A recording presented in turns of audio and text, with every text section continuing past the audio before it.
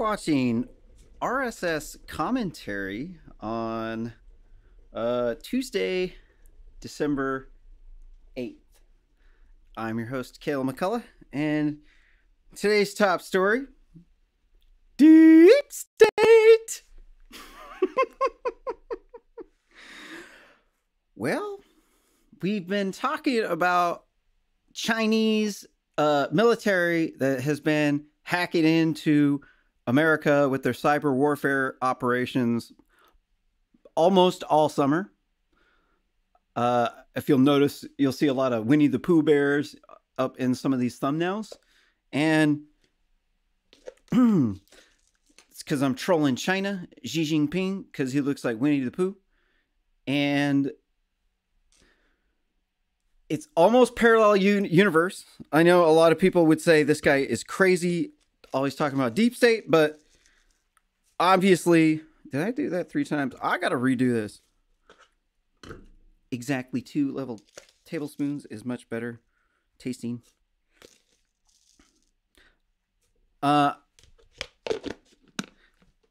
Obviously, I'm not crazy because it's up in the news. I'm just been following the news, and when you follow the news, you'll see China popping up all over the place, and that's because they say they're communist, but when you look at the hierarchy of China, it's actually National Socialist. They want you to think it's a more evolved form of Marxism. It's like a hybrid of capitalism, but that's what National Socialism is. It's a hybrid of capitalism and communism. It's where you can own private property, but the state still owns the means of productions, where you have a dictator and where you have a competition to get the top slot in the top of the ivory tower. And so they say they're communists, but they have money, right? So there's obviously a problem with China saying that they're communist and them having money, because the two things are mutually exclusive. All right, so you probably don't know too much about the Chinese social hierarchy. I'm not an expert in this either. Most of my information about China comes from that YouTube channel, Adventures in China, or ADV China, which is a great YouTube channel. Those guys are top notch. I highly endorse their style and their documentaries, and they they do a very good job of explaining how the people in China work on their adventures on their motorcycles. And something that I've learned about China is that they're extremely xenophobic there, especially in the areas in the countryside that have the Uyghur Muslims. And they really, really, really, really, really don't like people coming in there, because you'll be able to document what they're doing to the Uyghur Muslims and other Muslims too. It's not just the Uyghurs. And they have an extremely steep social hierarchy there. They have like 300 million impoverished Chinese people out in the countryside. The big reason why they're polluting so much is because they're burning really dirty coal, which I have a cool invention that allows you to sequester waste heat and CO2 from your house.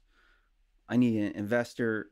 We can't really sell in China because I've been trash talking Xi Jinping too much, but this thing could help out over there, because most of the pollution is coming from the dirty coal because the people are really poor, and the Chinese Communist Party is living high off the hog in the city, and they have like family members give other people access. And so this is what you call a steep social hierarchy.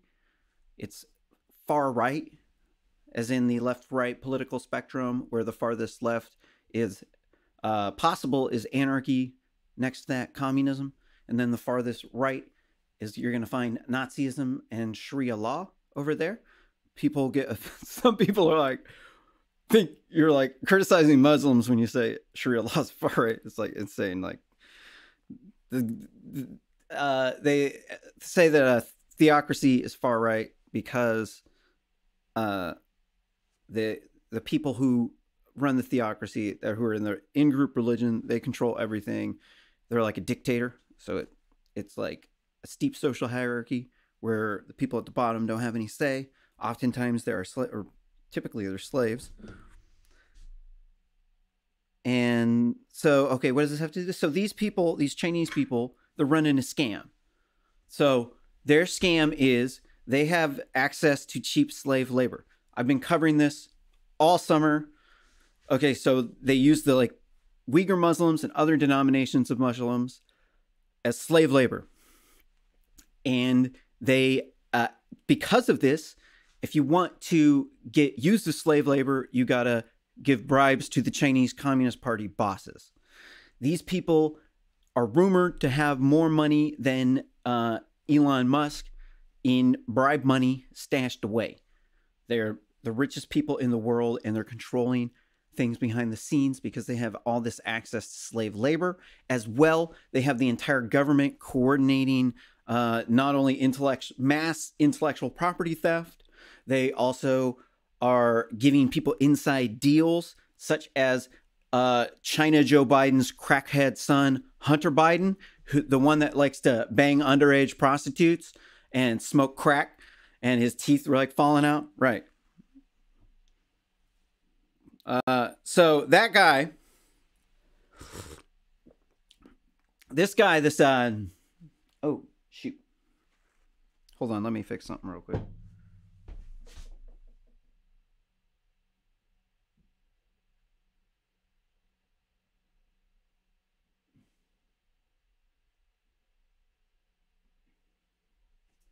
So this guy's he is a high up individual in the Chinese Nazi Party, and he has been bragging about having inside connections with all the top people. He's high up in the U.S. So what exactly did he say? Let's go over here. All right, so this cocky asshole. So these guys are so cocky. They really don't like capitalism. So I would highly recommend you checking out the Adventures in China YouTube channel because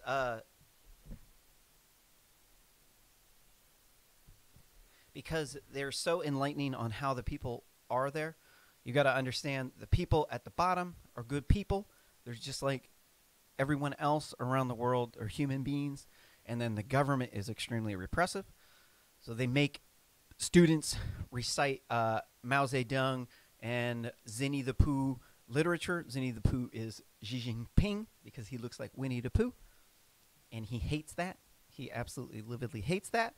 I probably got arrest warrants out from arrest in China for me encouraging Hong Kong to commit sedition against the Chinese Nazi Party and to bring democracy to the people of Hong Kong and Taiwan, maintain Taiwan as a democracy. But you got to understand the Chinese strategy, what these people are doing. We're going to watch the video here in a second, but the strategy is rob, replicate, replace.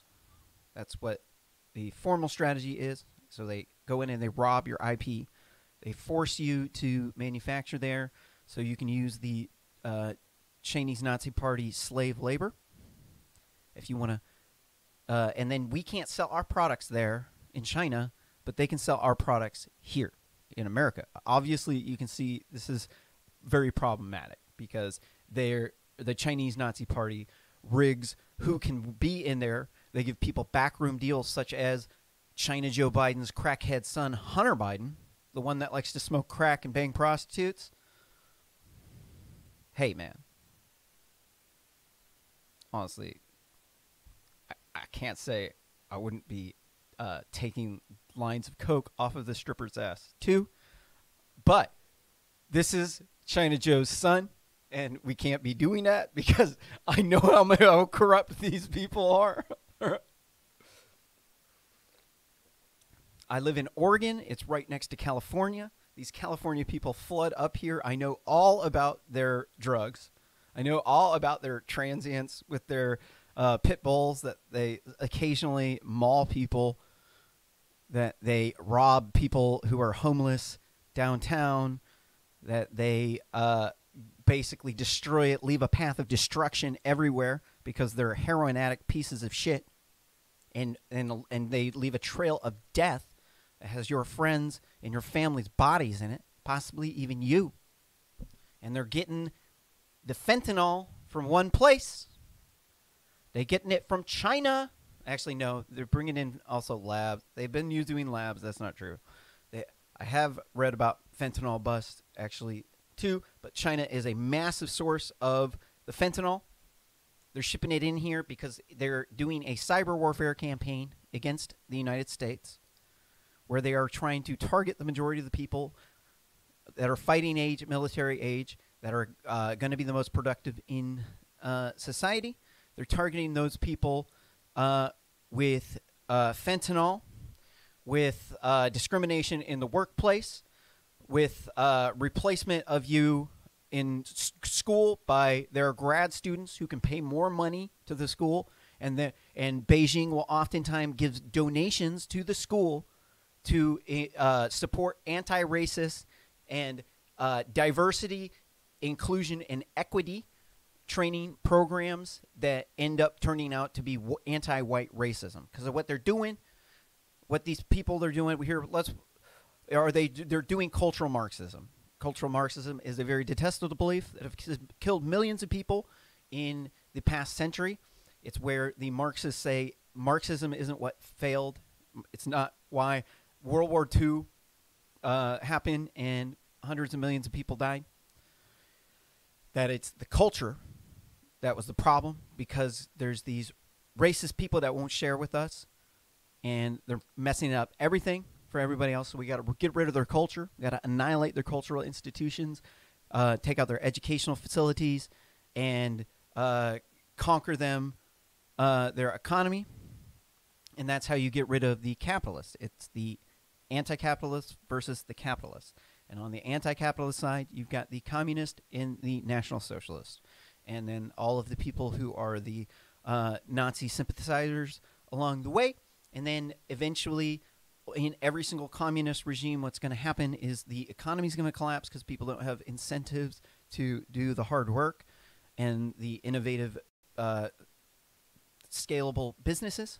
And you're going to end up with a lot of poverty, and then it's going to turn into some hybrid of capitalism. And then they're going to say, oh, no, this is just a better form of socialism. And then, but what they're not telling you is that the entire socialist thing is a scam, that it doesn't work. It's like a good idea, but it's like a pipe dream. It like sounded good on paper, but then you put it into actionality, and then, well, turns out that the rich guy is orders of magnitude better at running factories than poor people that they took the factories from the rich people and gave them to. Those people don't know how to manufacture things. The people who do are really, really, really good at bringing you the modern world that you see today are the rich people. It's kind of the lesser of the two evils. Like, who do you want to hang out with? Do you want to hang out with Adolf Hitler, Stalin, or Mao Zedong? Or do you want to hang out with Elon Musk, Bill Gates, Jeff Bezos? I mean, there's no comparison. I mean, obviously one is horrible. The oligarchs that took over after the communist regime fell, those people have, I'm not going to say they're horrible people. They haven't been doing that bad. Okay. They've been a nemesis in areas, but maybe they're pushing back. I don't know the entire story. It seems like Russians aren't bad people, that they are, kind of a boogeyman. But then China's a real big bad wolf. Like, China's like straight up coming at you to huff and bluff and pull your house down, turn you into some far leftist commie that has to rise up in the diversity trade community where people have different levels of victimization, because one of them's like, there's a this person's like a black woman, and then there's like a black lesbian, and then there's the black transsexual, and then you've got the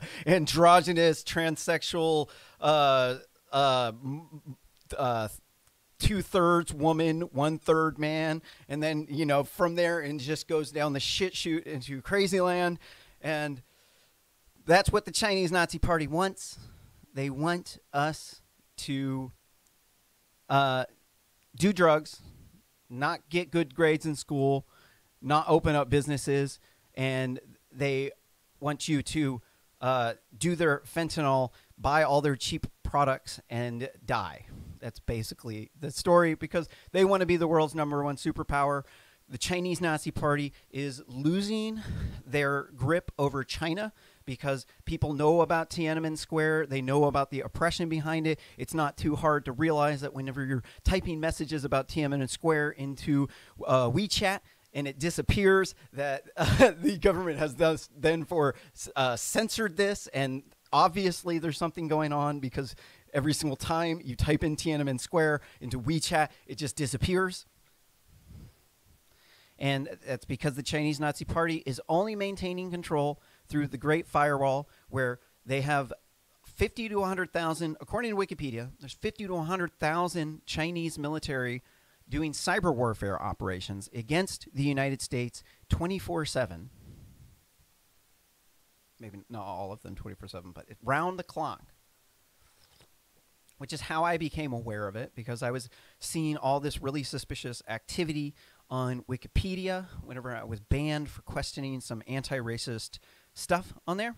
And this is when I kind of picked apart their strategy of how they turned into National Socialism, and how it was, if you look at, if the communists just all turned into Nazis and they told you that they were communists, and you look at how much land they won after World War II, it actually paints a opposite narrative, where the Nazis won World War II. They just told you they were communists to put the blame on the other side, so they can just let everybody die off into the future, and then later on they can just return as Nazis. And this is what China is doing.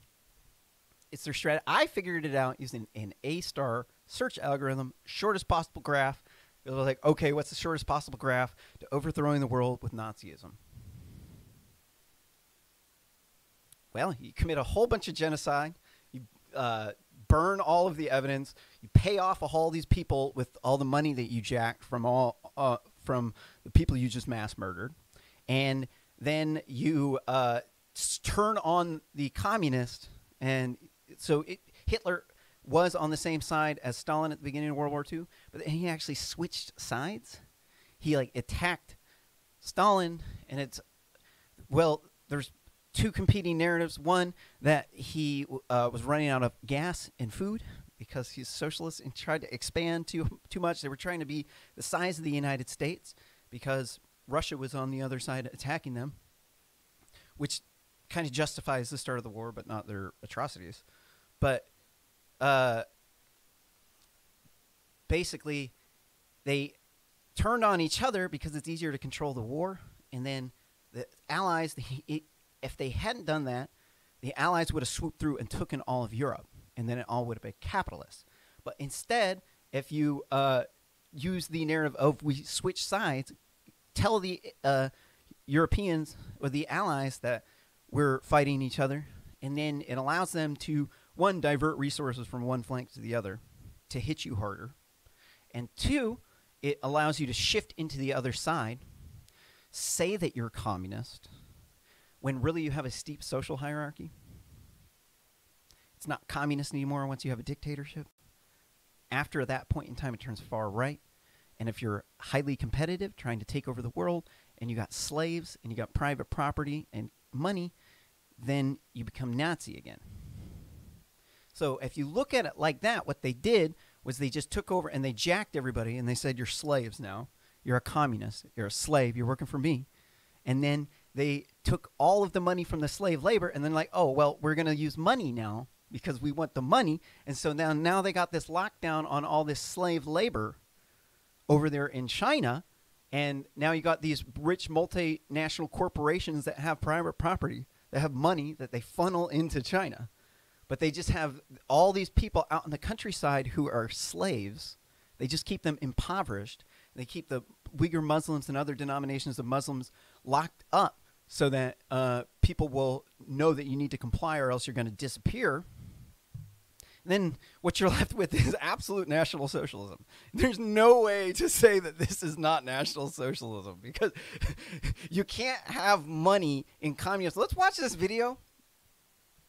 I know that's a little bit hard to grasp there for a lot of people. It was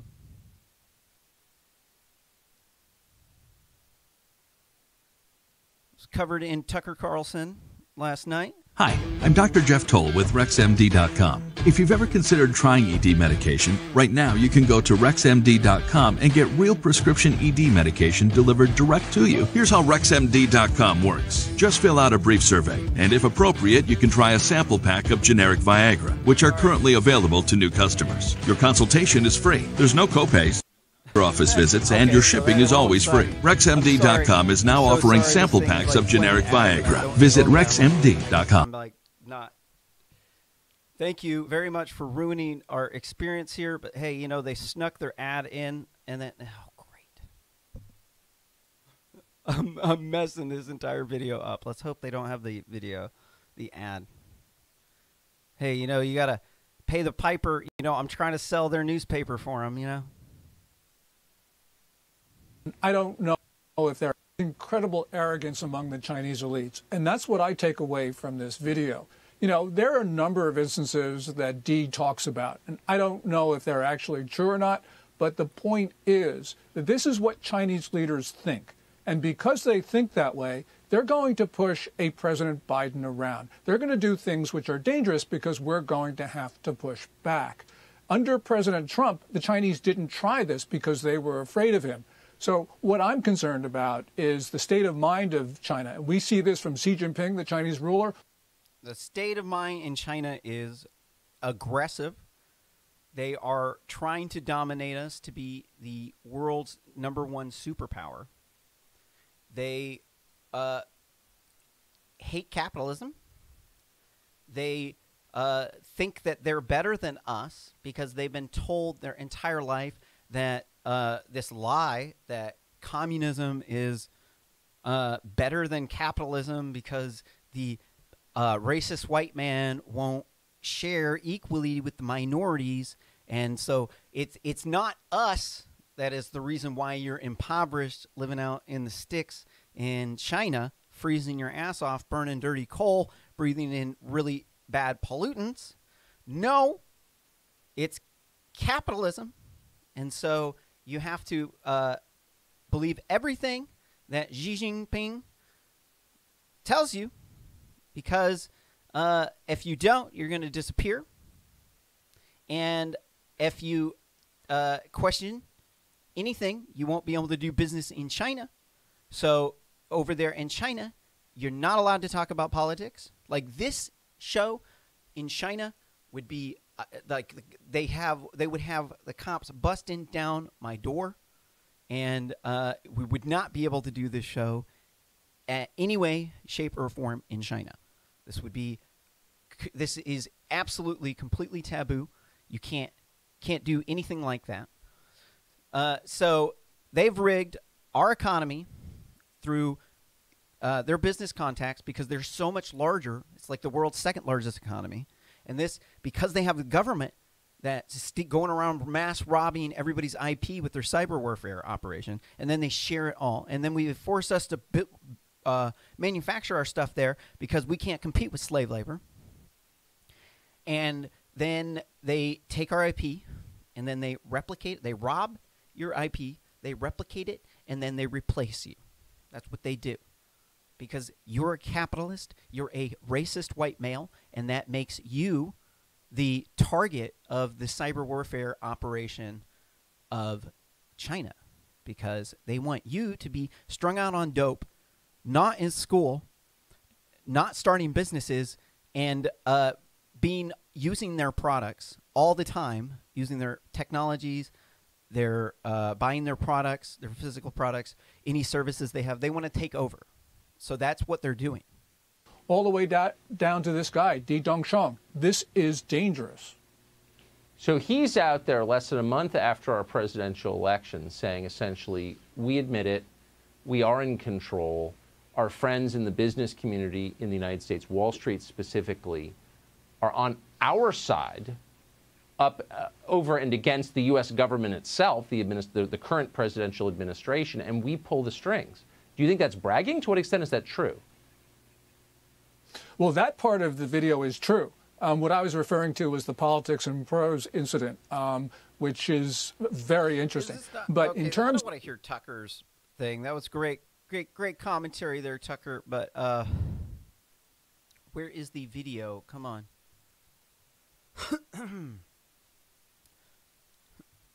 Excuse me. Let's go over here to Twitter.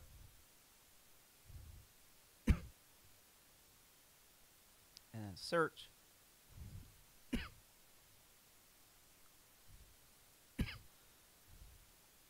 Ooh. I'm so sorry they didn't have the thing. I'm biffing it hard on this one, huh? Just want to see the video. Here's the video. In fact, they were doing precisely what they claimed and threatening to all of us. It's great, with a remarkable that's not what we're here appearance for. that he made on a Chinese television show about Wall Street and international trade. Di Dongsheng works at Renmin University. 前边是不是？大家发现没有？所有的危机不，为什么以前1992年到2016年之间，中美之间各种问题都能搞得定？是不是？大家发现没有？所有的危机，不管是银河号事件，还是炸大使馆，还是撞了飞机，所有事情全部是床头吵架床尾和，2个月之内搞定。什么原因？啊，这儿我抛出一个可能又要是暴论了，就是因为咱们上边有人，啊，就是我们在美国的权势核心圈啊，我们有我们的老朋友。There's a lot of garbage floating around the internet right now, a lot of fake things. Tells to the man the Chinese actually use it. The Chinese government doesn't allow suggest they help. 我前面讲过，华尔街在1970年代开始对美国它的内政外交有非常强的影响力，啊，所以我们有路径依赖，是吧？但问题是08年之后，华尔街的地位下降了。Well, no shit, you would have good relationships with Wall Street if you were letting them exploit your slave labor. I mean, really, this is just a shameful indictment of the greed of Wall Street.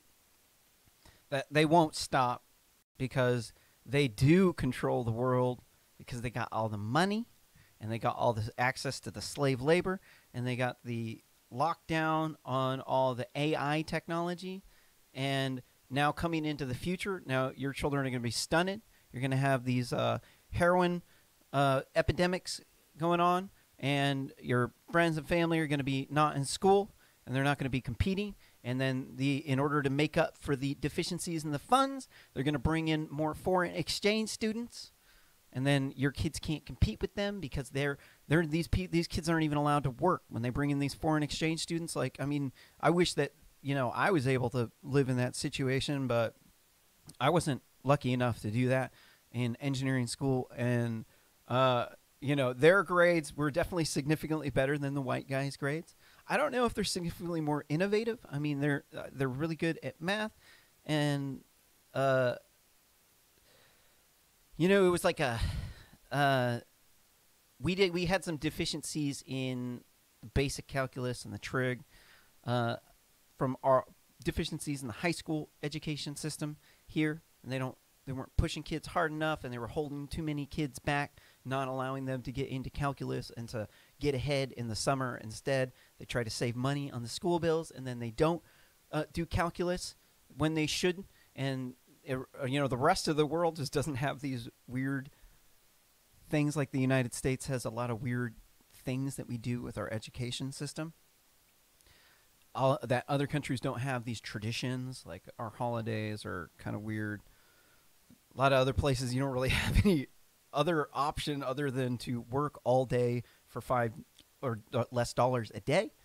So, we oftentimes don't really think of this, and then they just make up for it by saying, oh, they're communist.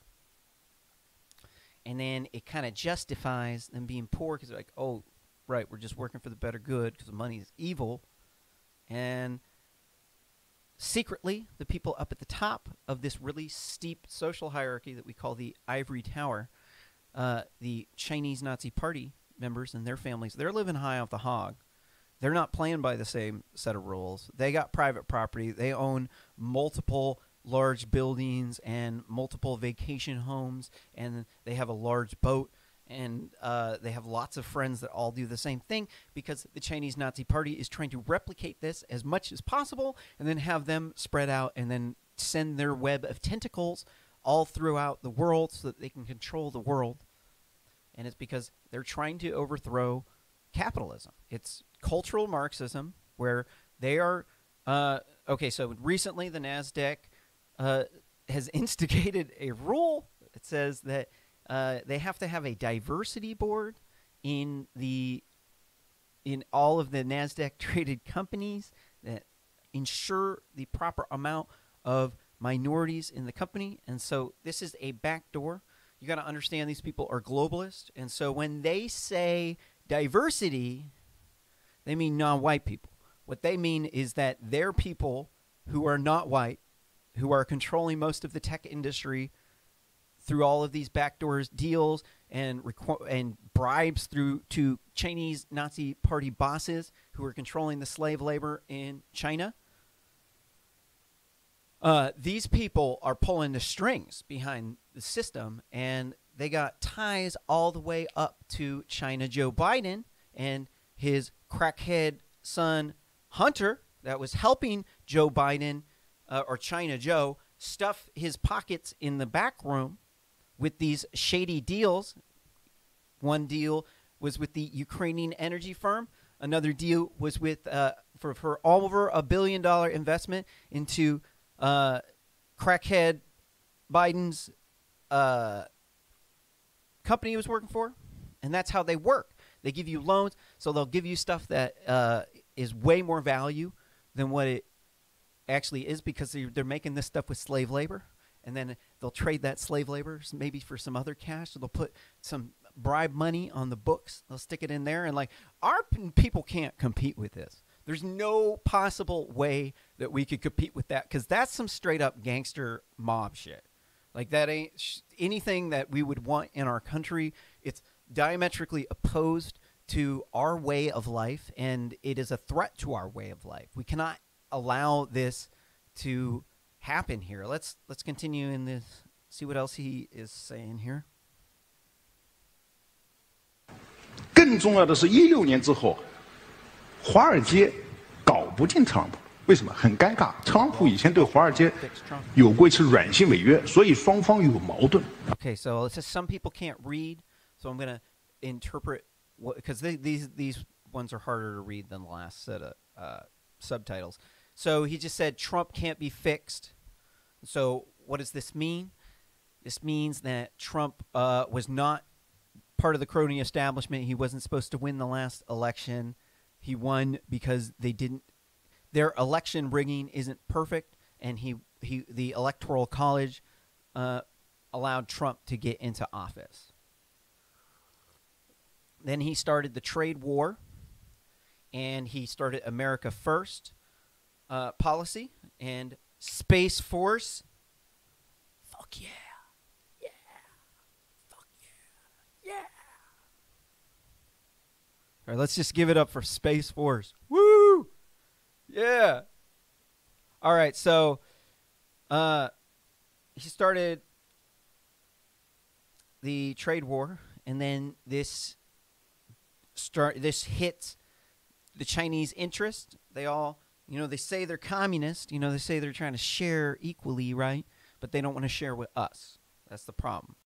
They're speaking out of both sides of their mouth. They got a corrupt group of people that are paying off. Anywhere you have a large number of Chinese Nazi Party controlled companies, you're going to see a massive amount of corruption around these people.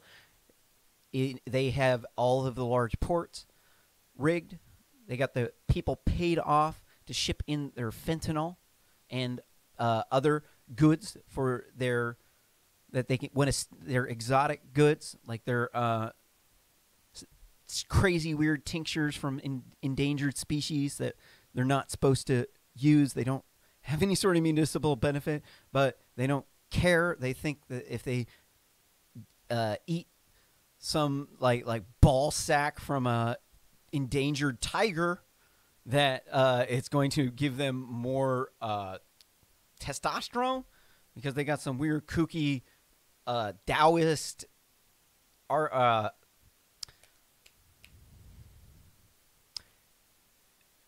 archaeopathy. I can't remember that thing where you're like making medicines with those, mixing different herbs and things and bowls and mashing them up to make like some sort of potion or something. But these people, they have, in China, they have this attitude where they grew up, most of them grew up impoverished, and then whenever you had resources, you had to get as much as you could, because you're probably not going to see that stuff again for a while. And then whenever they started getting money, they didn't stop this. They overconsume. They take everything. Like if they come through and they fish, they'll take all the fish and they won't leave any fish to replenish the stock. And if there's any food on the seashore, they come and they take all of it, because that's how they work in China. That's how they're such good business people. And it's a it's a threat to our people, because they're trying to take out the capitalists. They're trying to take out our way of life. They say we're the racist, privileged white man, and we got this white privilege, and we don't deserve it because we took the land from the American Indians, which is a load of shit, because most of them died from smallpox. Nobody lived here. They didn't have a government. Nobody said we couldn't immigrate here, right? If it's open land, nobody's there. No government's there to tell you no. Don't tell me you can't. It's not okay to move out there. If it wasn't us, it would have been the Chinese, and it would have been the China virus that the American Indians died from instead of smallpox. Most of the American Indians never even met a white man. They never met one. They died from smallpox, from interactions with other people. But they tell you that it's the white man and that he's bad because they own slaves, and I'm responsible for all of the atrocities to the black people, the African Americans. I'm responsible for the African slave traders who enslaved your ancestors and sold them off to the white people that then freed them and brought the world democracy. I mean, no, we're such bad people. But that's the narrative, and it's because we fought the Korean War with them. And first off, hold on, only 6% of white people owned slaves. Not everybody thought it was right, but also they got them from Africans. So, maybe we should stop playing the victim card. So this narrative works because we fought in the Korean War. We fought in the Vietnam War. And in those two wars, they used white supremacy as the way to get them to kill us. That's how they told them that the white supremacists were coming, and that it's a fight with the capitalists. Capitalists are trying to come enslave you and take your fruit of your labor away. And so you had to side with the communists because they were with the people, with the workers, and that you would just share with your people, and you wouldn't have any of these problems with capitalism. You wouldn't be poor, which of course is all a load of shit, but it's a good way to get people to want to kill you. If you say these people are coming to take everything from you, they are diametrically opposed from us, and they're a threat to our way of life because they have this money thing, and it causes them to be rich, and then the rich people are racist. This is the story, and this is the cultural Marxist bomb that these people hit us with. And I have been up here working for free, putting this information out here because people don't know about this shit. Most of my friends think I'm crazy and ghosted me, but it's not true. I just know a lot about China and about the geopolitical situation. I've been following these people, and I know that what these people are saying here is true. They got people paid off all the way up to the top, to the tippy top, all the way up to China Joe Biden and his crackhead son Hunter Biden, who does all the shady deals with the Ukrainians and the Chinese Nazi Party. And then they got the a web of people paid off on both sides of the aisle. Anybody with business ties to them, they're paying them off. They're giving them shady backroom deals. They're giving them special prices on labor. They're giving them access to sell their goods in China because they don't allow people to sell their goods in China unless you're doing really, really shady stuff for the Chinese Nazi Party that could quite possibly count as treason. But people don't care because they think the white man is racist. They have bought the poison pill from the Marxists, the Trojan horse that came in through the Human Resources Department with the people that got these bunk degrees to where they're the only thing they're qualified to do with their African American or woman studies degree is to replace white people in the workplace because we so racist because we freed the slaves that we bought from the African slave traders. And that we're so bad for passing the Civil Rights Act and for race rioting over fake news all summer with the black looter mob Antifa Nazis or Blaman. And they start to believe this stuff. And so there's part of what they do is they rig Wikipedia. So they give donations to universities to push anti-racist propaganda and feminism, diversity, inclusion, and equity is what they call it, or DIE programs. And they come in through this Trojan horse of saying, we're trying to help you. We're going to reduce the racism because these privileged white males are holding down the women. They're underpaying them. They're locking them up. They won't let them work. They won't let them vote. They won't let them have friends, won't let them go to school. They beat them, rape them. Then they put burqas over their heads. And that the white man is they put the glass ceiling over top the burqas. And they're preventing them from being the boss and owning everything. So we have to target the white males. And it's because it's all part of this cultural Marxist target. They're trying to target us for war purposes. They want to target all of the fighting age military men, the majority of them white males. So this puts the target on our backs. And so they hit us with the fentanyl. They push anti-racist and anti-immigration enforcement policies. They push media articles saying that we're bad people. We've covered a number of these on the show. That the Chinese Nazi Party will say that we are being racist by not enforcing our immigration policy, and it's because they are hardcore xenophobic over there. So they don't want anybody going near those Uyghur Muslim areas where they got those people locked up. Like if you a white man, like they'll be trailing you with military, bro. Like these people, it's like the pot. It ain't the pot calling the kettle black because we are not black in this situation. Like we're rainbow warriors, actually, like good people. But it works for their narrative because what they can do is the illegal immigrants, most of them can't work. So what do? A lot of them sell drugs. 30% of federal drug trafficking convictions are against illegal immigrants. And 50% of them are Latinos. So you do the math. Obviously, we know where the dope is coming from. So they get us strung out on fentanyl. They provide dirty cheap, got government people letting all the shipments go through, letting the shipments from China come in with the dope.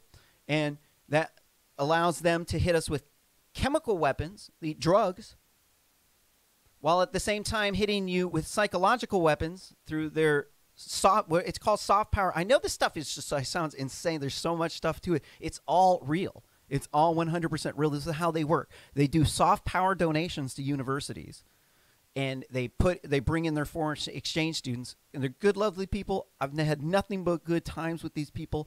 They're a lot smarter. They're like,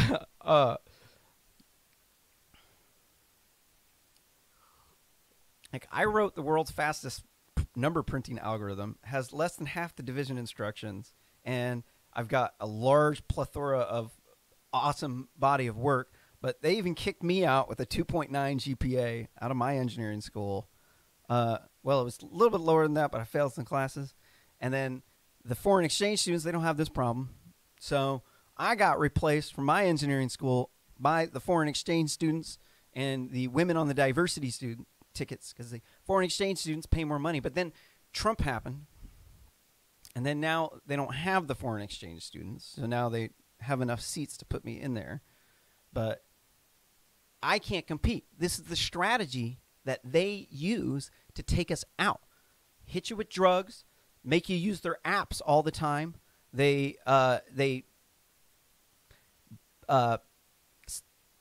make anti-racist and feminist messages pop up to the top. It's all part of this diversity, inclusion, and equity. And then what does it do when the women and all the minorities rise up the social hierarchy above the white guys? It makes us go down to the bottom. It makes us low income, which makes it so our children don't have access to the same learning and economic opportunities, and it allows them to dominate the world through this strategy. And it's you got to give it to them. I mean, these Chinese Nazi Party people are ruthless. Ruthless. They are very, very smart people.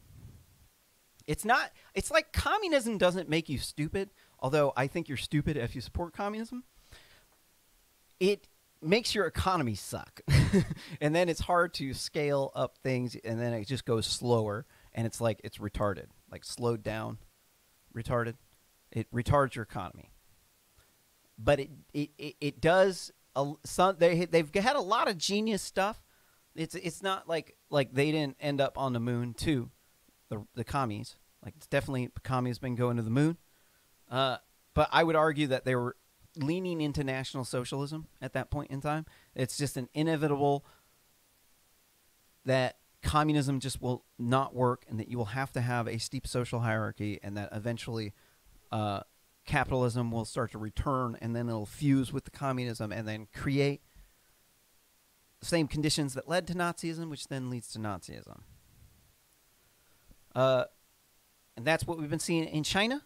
We've been seeing it creep in. They've got all the businesses on lock because they just jack our IP with their armies of cyber warfare agents there in China working behind their great firewall from the VPNs. And then they get your people strung out on dope. They profit off of anything on the internet that they can to get as much of the market as they try to replace everything slowly, bit by bit by bit, until your companies cannot compete with them, and their children are much more competitive than you because they have secured all the access to the best educational and economic opportunities for their children, and then capitalism then dies. We're then under the control of an authoritarian dictatorship from China, and that is deadly serious. It is definitely not a joke. I'm not trying to blow this out of proportion. It is actually that bad. Let's continue this. What else is he saying? 当然，这个细节我就不多说了，时间可能已经来不及了，是吧？那么，这个中美贸易战过程中，他们也试图帮忙啊。据我所知，美方的朋友跟我讲，这个试图帮忙，但是啊，力有不逮啊。So he's just straight up saying, we got connections all the way up to China Joe Biden through his crackhead son, Hunter Biden, and all of the corrupt businesses that are doing business with them and their Russian counterparts.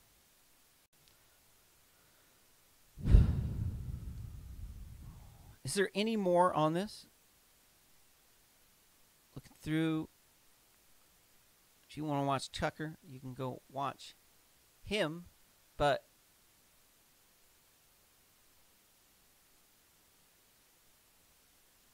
see.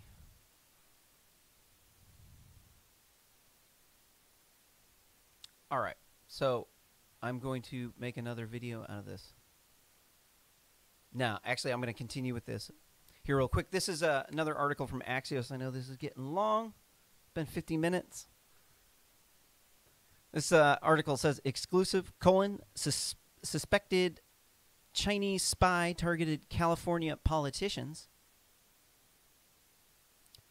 A suspected Chinese intelligence operative developed extensive ties with local and national politicians, including a U.S. congressman in what U.S. officials believe was a political intelligence operation run by China's main civilian spy agency between 2011 and 2015. Axios found a year-long investigation. And in all bold, it says, why it matters, in that bold.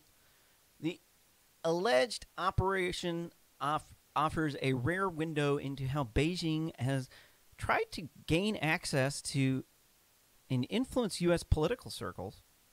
While this suspected operative activities appear to have ended during the Obama administration, concerns about Beijing's influence operations have spanned President Trump's lifetime, through President Trump's time in office, will continue to be a core focus for U.S. counterintelligence during the China Zhou administration. That hopefully will get shut down. We'll cover the Supreme Court case that might block China Zhou from the 270 electoral votes he needs to win. Here's a picture of the woman. She's very pretty. I would definitely date her. This is clockwise from left. Fang, then Dublin City Council member Eric Swalwell, and at October 2017 student event, updated photo of Fang, now former Fremont Mayor Bill Harrison, and Representative Judy Chu. Fang, and with then Rep Honda, then San Jose Council City member Ash Carla at March 2014 event at Chinese Embassy in D.C.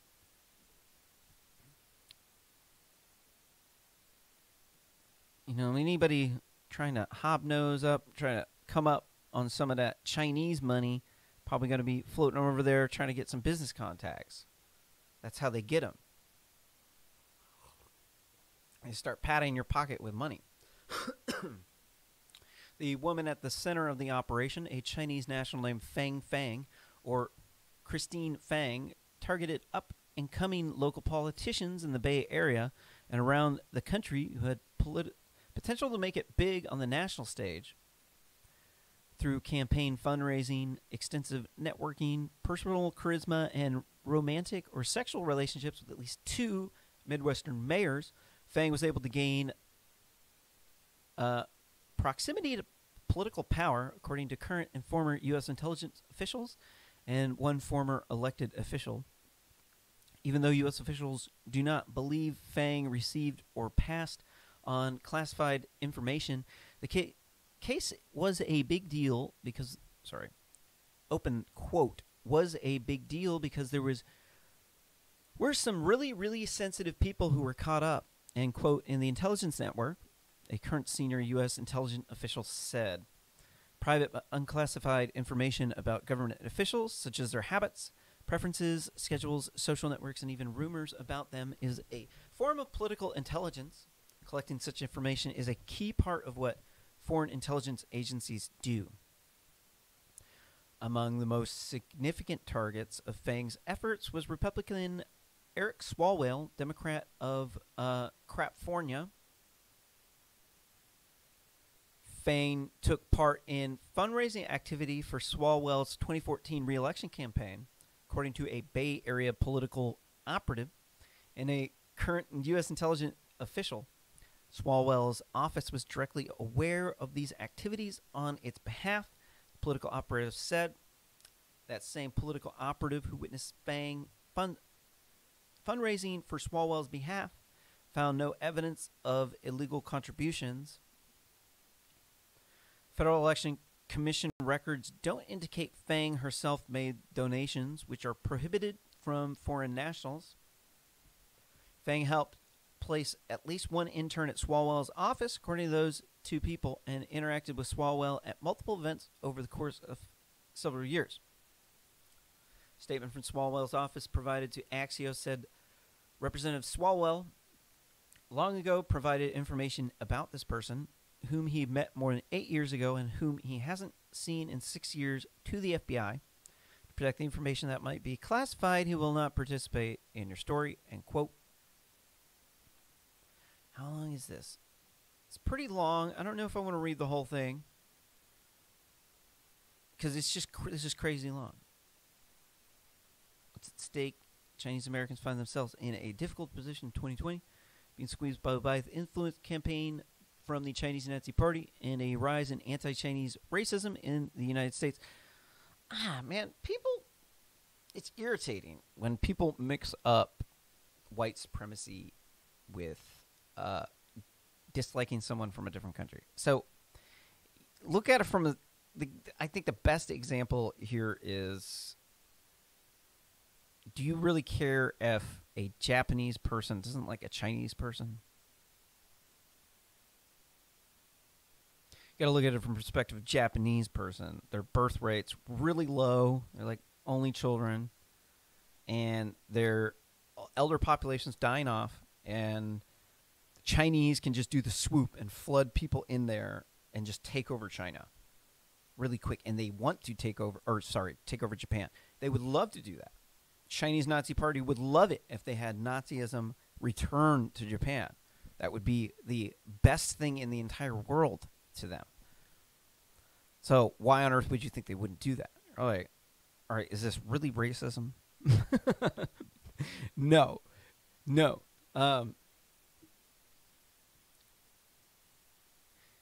Does everybody have to deal with some bullying every now and then and somebody denying them access to something? Everybody does. I'm a white male. It happens to me. It's like these people are crying wolf all the time. They're like, oh, I was discriminated against because I didn't get the job, or this dude didn't want to hang out with me, and this person kicked me out. This person fired me. And then the reality is doesn't really hold them down. There's a bunch of doors that opened after that, and then everybody's got some story of how they've been oppressed and how they overcame adversity, because that's just kind of the human story. I've been repeating this story over and over and over again pretty much since the dawn of time. Not going to be stopping with this story of overcoming adversity, because it's just part of the human spirit. So boo-hoo, cry me a river about how somebody calls you some racist name, because I've had people call me a bunch of equally hurtful things. So just because somebody called you the N-word does not mean that you've been hurt any more by words than me when I was a butthurt pussy. But fear not. Here, take a tissue so you can cry rivers of lip tears about how victimized you are and about how horrible it is to be one of those Asians that makes more money than white people, that has high standards and is kind of shy. And because you're shy, probably has the same effect of being discriminated against because of your skin color. So maybe it wasn't because of your skin color. Maybe it's because you're shy. Maybe there's other reasons other than racism as for why everything isn't 100% perfect, because most of the rest of your life is mostly perfect. You might say, oh, but I'm not as good looking as these people. I don't make enough money. I think that's kind of a bullshit attitude. You're looking at the grass across the way, saying my grass ain't as green as that. So I'm going to boo-hoo. I'm going to cry me some rivers of lip tears, feel bad about myself, overeat and gorge and get really fat because I can't take any sort of criticism, and I'm comparing myself to other people that I shouldn't.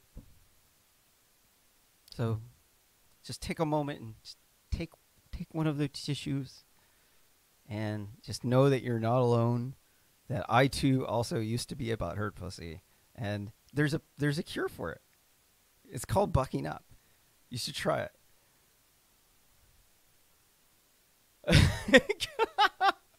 All right. Is there anything in here? This thing is incredibly long. If you want to find it, the rest of it, you can read here. There's also, covered another story on Real Simple News about a Chinese foreign exchange student who was doing intelligence operations on military contractors through hiring them for jobs, making them write stuff, because people love to tell you about their job, and they'll tell you more than they're supposed to.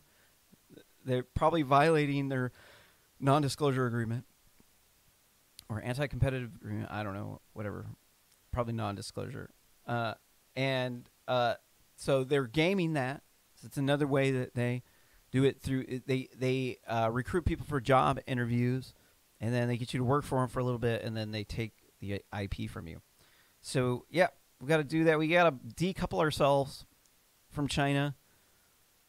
I know it's a horrible thing to have to do, but, maybe buy one last batch of stuff from the China people and then cut them off. Be like, sorry, we're not buying goods that are made in communist countries anymore. And then maybe this stuff will stop because China needs us more than we need China. We don't really need China. We need China to go away. And then we need to be able to do business in China. If we can't do business in China, they shouldn't be doing business here. But our laws prevent us from doing that. So we have to do something.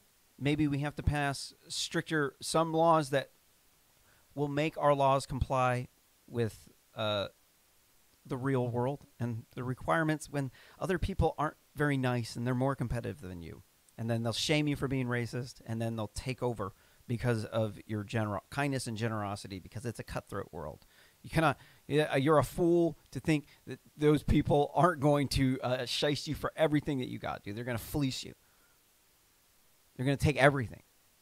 And it's because they hate capitalism, and they're better business people than you, and better business people than us. But they got access to slave labor, We can compete with business, but we can't compete on that access to that Chinese Nazi Party bribe money that gets you the slave labor and the inside connections into selling your goods in China. This is this thing that we can't compete with. So if you like this content, don't forget to smash that like button. There's also a subscribe button over there, and then that's going to give you access to our 18 plus, or hold on, no, you got to log into there's some of the videos that are 18 plus, and then hit that notification bell for notifications as to when I go live. Don't forget also to drop a comment down below. What do you think about this? Is all this shit just crazy? Are people blowing this out of proportion? I don't think we're blowing it out of proportion. Not at all.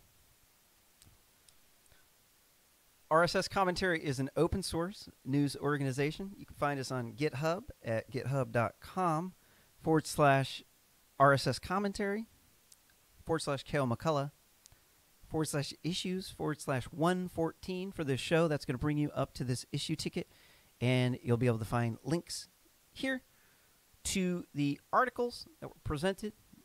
And if you want to drop a comment down below, if you find any sort of factual errors, you can just reference them. You see 1: put them in brackets like that.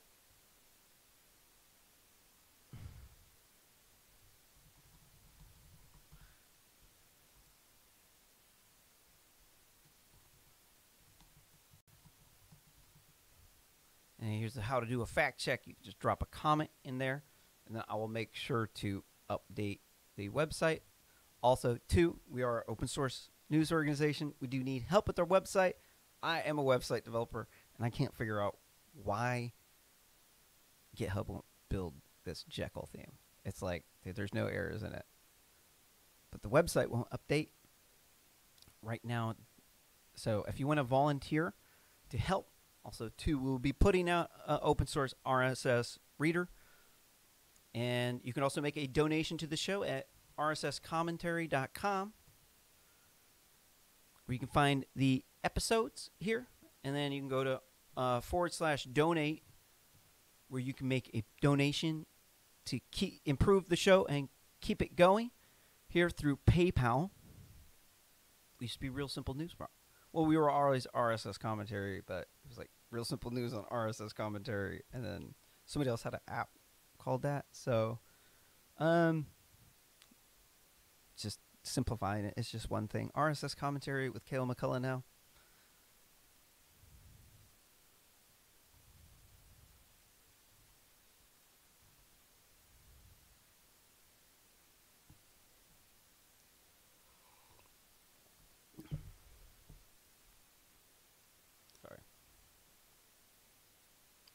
Gotta clear the energy. I just went on a soapbox about China.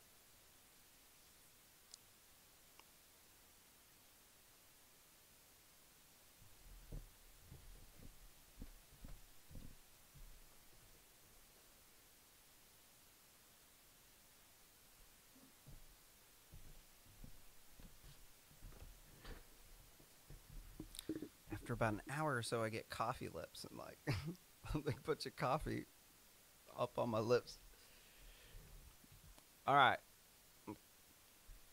Starting this back up.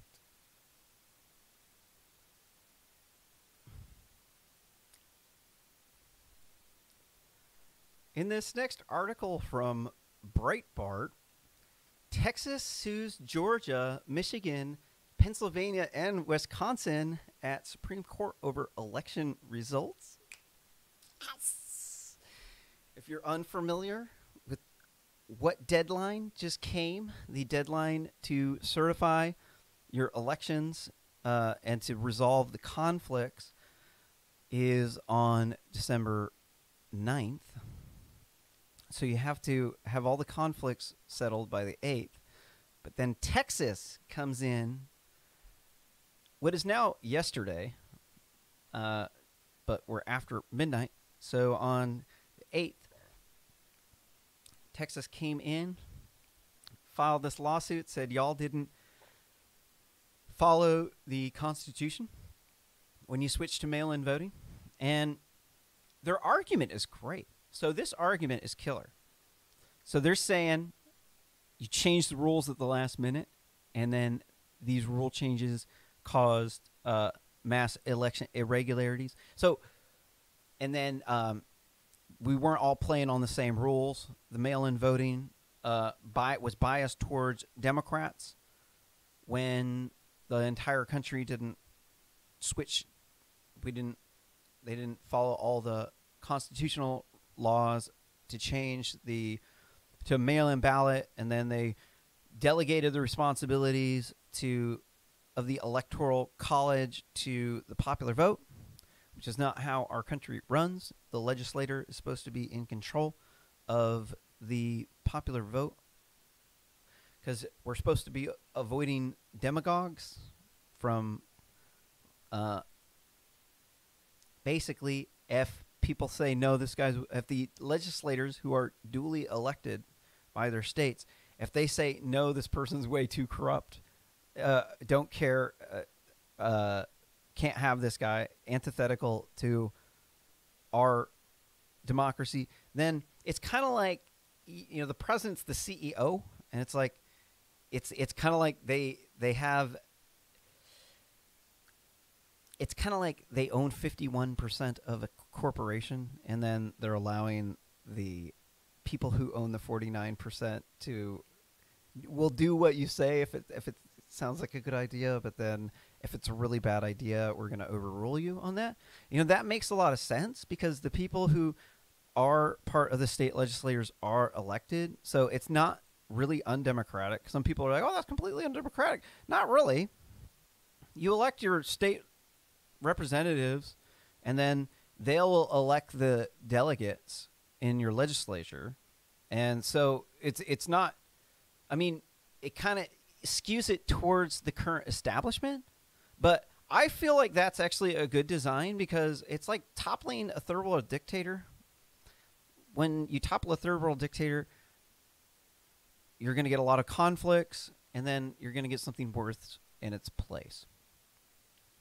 And that's because whenever there's power vacuum, people will come into the power vacuum in order to try to gain that power, and then you will have conflicts between those people during that period of time. So that's why we have this electoral college thing, which people say is racist. They started it for racist reasons. No. This is silly. It's nonsense. No. The electoral college exists for one reason. To deal with people with diametrically opposite opinions. That's why they gave the less populous states a little bit of extra say, and it's because they're trying to make this country very large so that we can be the world's #1 superpower. And because of this, there's a lot of large landmass that's rural, and we need it to keep our country as prosperous as possible. But if it was just a direct democracy, you'd get these people in the city controlling everything. And why would the rural states want to be a part of that if they don't get their way? Like if they don't get a little bit extra say to compensate for all the droves of people engaging in groupthink echo chambers in the city, the people who are like get all aggro, they have a lot of gang problems, they got a lot of crime, a lot of drug abuse problems, and they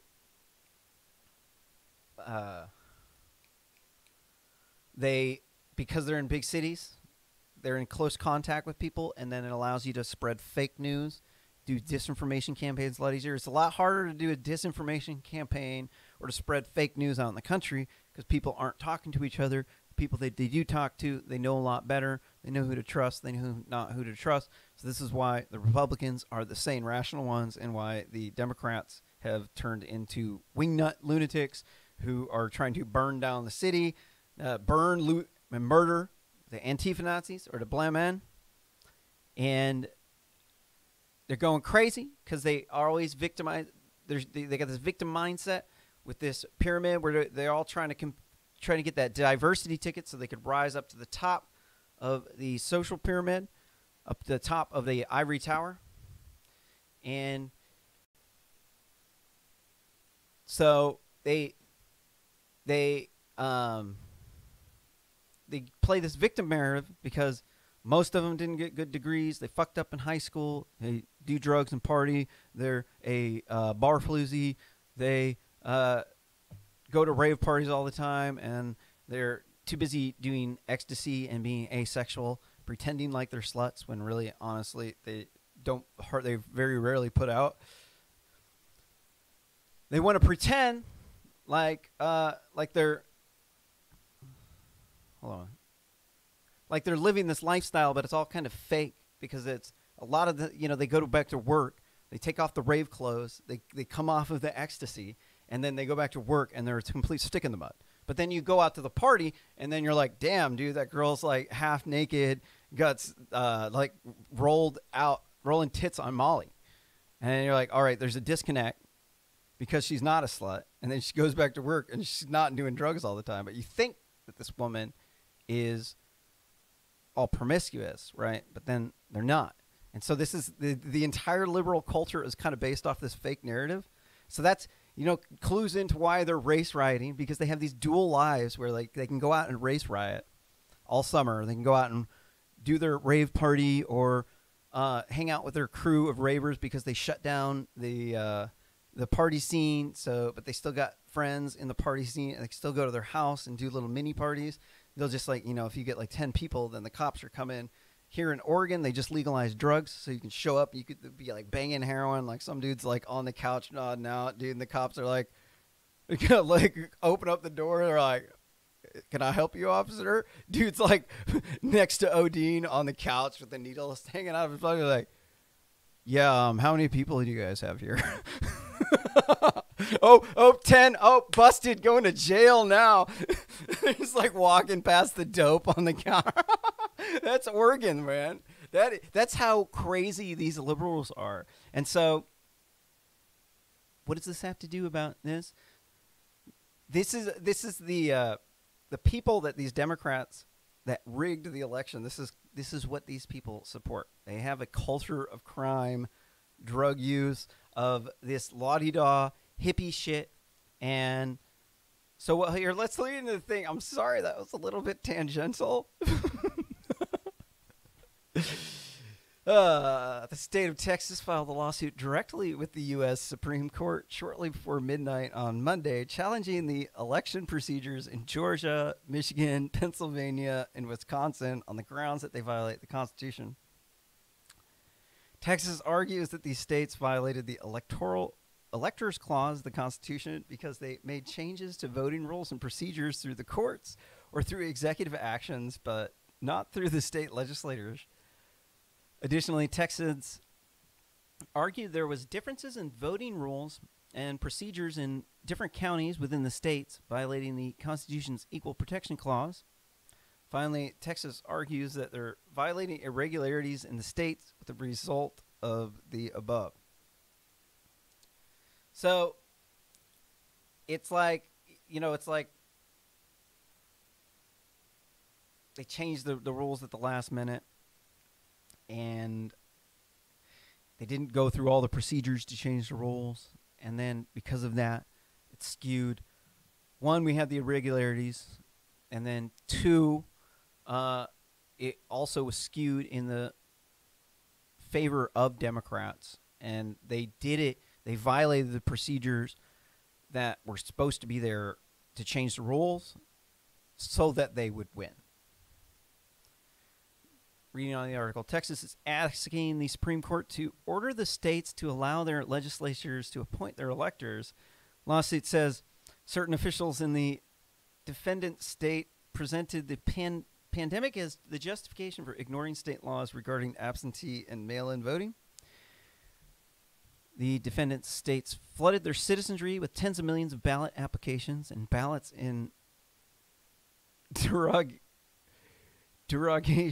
derogation of statutory controls of how they're lawfully received, evaluated, and counted. Whether well-intentioned or not, these unconstitutional acts had the same uniform effect they made in the 2020 election less secure in the defendant states. Those changes are inconsistent with relevant state laws were made by non-legislative entities without any consent by the state legislators. The acts of these officials thus duly violated the Constitution because we're a representative democracy, and the people who control the ascendants to the highest office of the land are the duly elected state legislators. So it's not anti-democratic because you democratically elected these state legislators, and you democratically said, we want this guy. This is who we voted for. We voted for China Joe over here. They voted for Trump. And then it's up to your legislators to determine how they want to play the Electoral College game. What do they want to do? Do they want to, because maybe this guy was just, maybe it was like they got 50.05% of the population that voted for China Joe. And like, okay, right. I could kind of go either way. It's like 0.05% of the population, like, he just won by like 1,000 votes or something. It's like something that, like, it's a game of chess. It's like 3D chess. You're like, where are you gonna take some losses at to get some gains? Because maybe Donald Trump is better for your state. Like, you might be a Democrat, but Donald Trump's policies might be more beneficial financially to your state. So it might be worth it for you to flip over to the other candidate. If it's going to cost your state some money, even if you are a Democrat, because, not all of them are complete partisan hacks. But the ideological line has been drawn because people don't really just look into too much of it. It's like when I was going off on the tangent about the liberals and how they have these dual lives and how they have these contending beliefs. So once you start looking at the way liberals think based on conflicting belief systems, you're going to start to see the patterns in their insanity will start to emerge. You're going to see, okay, so there's like people that are like calling Jeffrey Epstein a sex trafficker because he was John, and then he had a referral network of hookers where most of them vast majority were over the age of 18, and then but they would refer girls. One girl would refer the next. So if you want to look at, who is the sex trafficker, it's the girls who are actually in the network. Aside from Ghislaine Maxwell, who definitely appears to be more of a sex trafficker than Epstein. Epstein seems to be more of a John, but they'll go off. They'll say this person is a sex trafficker. They're horrible. And then they'll say we need to legalize prostitution. In the very next breath, it's like, wait a minute, hold on. How does this work? So how is it that it's like okay to bash somebody as a sex trafficker, but then endorse and you say it's okay to be a hooker, a prostitute? It's like they're contending beliefs. The belief systems, they have tension with one another.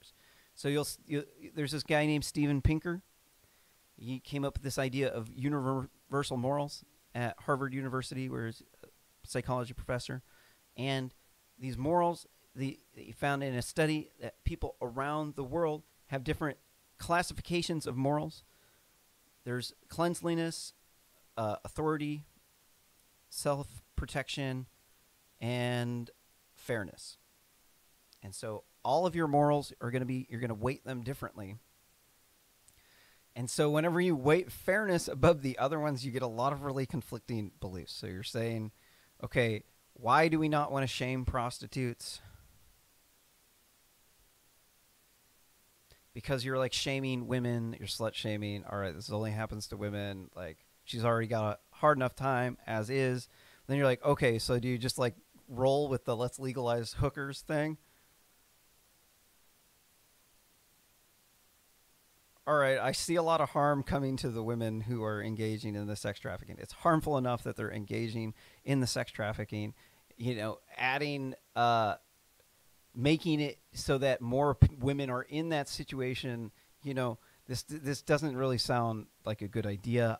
As a man, I don't like it when a woman looks at me like a dollar sign. She won't have sex with me unless I'm like shelling out dough for her. That personally demeans me. I want a wife who's a mom who can provide me with a family, and I don't really want to ever mess around with anything that's bad like that.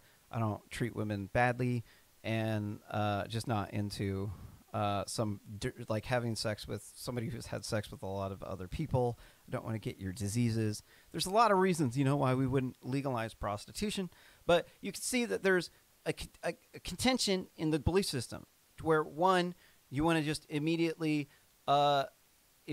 go into making a pimp or even like somebody who does drugs, like does heroin or crack. You want to just make them feel horrible for everything the way they did, but then you'll cry river about all the oppression from the system, and it's because people are like, oh no, we have to be fair to people. That's why we have to have all these really hyper liberal morals. Why you have to have Trump derangement syndrome, because he said grab her by the pussy and build the wall, and Mexico is not sending us their finest people. So that means that he's a racist, sexist, xenophobe. It means that you have to attack him because he's not fair to the minorities. He violates the concept of fairness. And when you violate the concept of fairness, you're violating group loyalty. That's the other classification of morals that you are violating. And when you do that, it causes them to cancel you. It causes cancel culture. But they're conflicting beliefs, because they're like, on the one side, they're like, their entire belief system is based around being fair. But then to the people who violate the groupthink, they're extremely unfair to these people. They ostracize them. They will target them for violence, for ostracism, for retribution, and then they're saying that you have to be nice to them, and if you're not, then you're toxic masculinity, you're a hateful person, and it's like a one-way street with them. It's like it's the only way. They won't do this to white women. It's just the white males, because they're part of the dominant class of people, and they're oppressing the minorities into women. And so that's why they need to rig our elections to stop Donald Trump, because he's a bad man. All the Democrats who hate Trump that I've talked to said they don't give a fuck. They don't care. They don't care at all that that the re-election's rigged. They don't care. They don't believe anything from non-liberal news sources, because they've got their own set of facts that sell their media ad spaces and their subscriptions, and they don't care about the facts. You got to understand the mentality of somebody who does a show. I do a show. I'll get up on YouTube. I got my political facts from the news. Got all my facts from prior shows that I've done. And so when I am up here, if I'm constantly up into the news, like if I have to do this show every single day and I don't take a break, well, I can get caught up in the media cycle, in what people are saying. I could get enraged by all of the fake news, because you gotta look. Let's look through just what they got in the news feeds. This is the RSS news feeds. This is the point of this show. You can see here we got Russian woman electrocuted, self-hosted open source, because I'm a hacker. Police arrive at flat where a woman killed, find covered in blood. Leaked government UFO photos. There's lots of UFO stuff coming out recently. So let's see. I'm trying to find something. Trying to find an example. It doesn't take too long to scroll to find. So here's one. Here's a follow-up story. So we covered this story just a moment ago. The Swalwell China spy, the Chinese Nazi Party, got our economy pawned, and the politician paid off. And so they do follow-ups. So this is a follow-up. It says Swalwell's office refuses to say if he had sex with a China honey trap spy, and Carlson's claims he did. Right. So what this is this media story is trending. And so they want to put out as many copies of these media stories as possible to hit this set of trend words, because they don't know which of these articles is going to take off to bring them in that ad money. Right. You read these articles for long enough, you start to figure out their game plan. Right. You're like, okay, this isn't just free news. Right. Right. No, I'm paying for the news somehow. How am I paying for the news? All right. Ads. I'm paying for it with my time. So what do they want to do? It's my time. They want me to click. Say click over here. So what they can do in here is they can really piss you off. When they say a response, so there's a news story, and then you read that story, and then you got an opinion on it, and you're pissed off at the people who are not doing things right, or they're corrupt, or they are always mouthing off about something you don't like, then you can get caught up in this cycle where every single time you go through here and you see this thing, oh, this person responded, and then the other person, it's like they're trying to hit you with as many of these as possible, because it's a numbers game. They don't know, first off, if you even got the first one. So they have to this might be the first time you even read this story. So it's like growing on YouTube. There's like, you could either have a network of people who like bring you lots of clicks, and some people will just have these networks of people they magically accumulated. And then for the vast majority of people, they can put out a really good video that's way better than the person with a really good network, but it's like a ghost town. You get like maybe 13 views. Maybe you might get 1 or 2 views on a video that you worked really hard on, but you don't have the network and the way the algorithm works. They're not showing your video to enough people to help you take off. You don't have the name recognition that where even if it was something that they would click on, other people have more name recognition than you, so they'll click on their thing because they recognize them. They didn't recognize you. They both kind of looked about equal interesting, but they picked based off of what they're used to. So this is kind of like a classic thing with this. And so when you get caught up in these news cycles, it can like cause Trump derangement syndrome. And I used to have Trump derangement syndrome from reading these news feeds, and eventually figured out what was going on. Now I'm totally no longer brainwashed. I'm trying to do a show to help prevent you from getting brainwashed. Because okay, so let's get back to this. I'm on a tangent. We're going back to sorry. This is why these people. I'm going on this tangent for a reason, and it's to show you the mindset of the other side, right? Because I used to be a radical feminist, and I hated Donald Trump. I helped start the 2016 Portland anti-Trump protest. So I really hated Donald Trump. I thought that he was a misogynist because he said, "Remember my the pussy," and he's trying to build that wall. So he must be a racist. And he said Mexico's not sending us their finest people, so he's got to be a xenophobe. That makes him a racist, sexist xenophobe. That means he's the devil. That means that he's Adolf Hitler incarnate. He's the fascist, and we have to stop him with everything that we can, all the firepower that we can muster. We have to do anything to take him out, which includes bribes from the Chinese Nazi Party.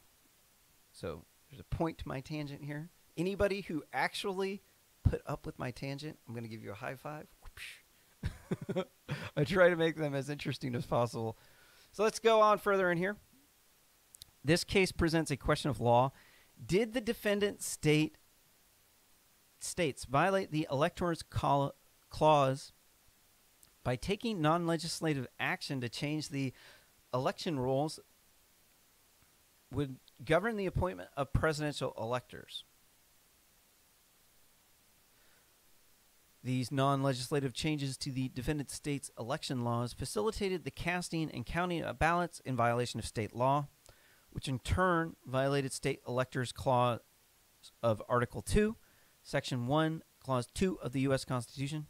By these unlawful acts, the defendant states have not only tainted the integrity of their own citizens' vote, but their actions have also debased the votes of plaintiffs, citizens in plaintiff states and other states that remain loyal to the Constitution. What is this?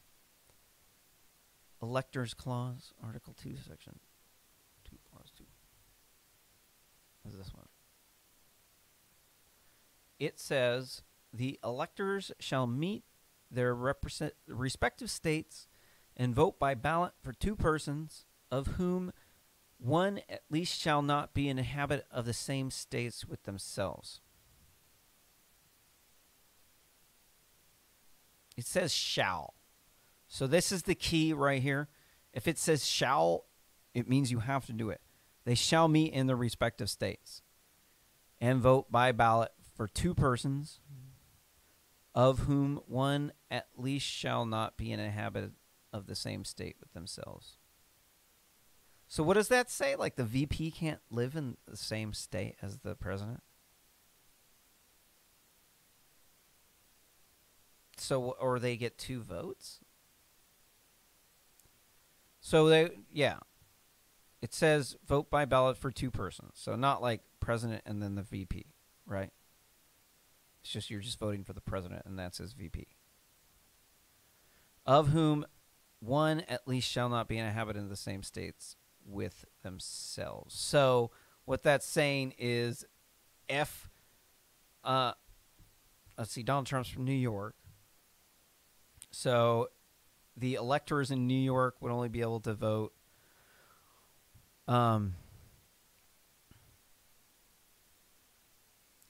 if they wanted to vote for Donald Trump, they'd have to vote for somebody else too, I think is what that says. That's kind of weird, but yeah.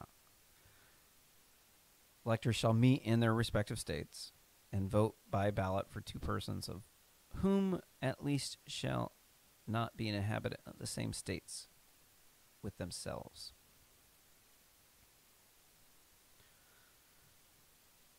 Yeah, maybe.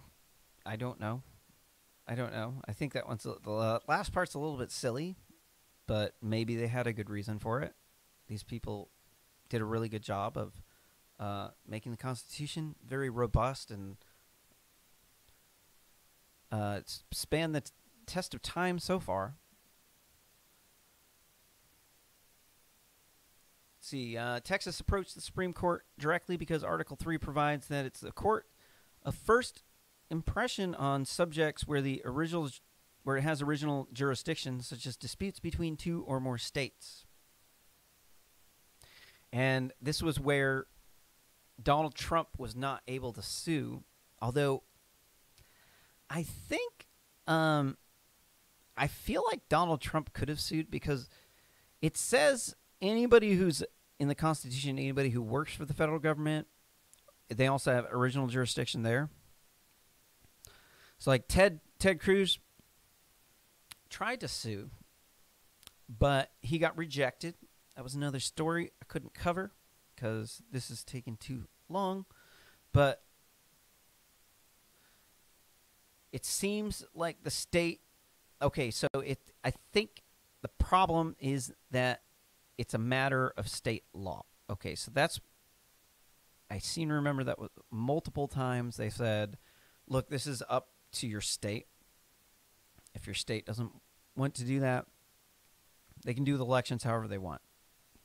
This is up to state.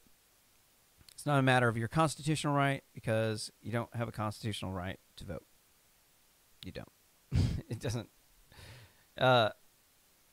Your states are allowed to do that. They can also take away your right to vote by incarcerating you. So you have a privilege to vote. It's not a right. Makes sense? Okay, so what did they say? Anything else important in here?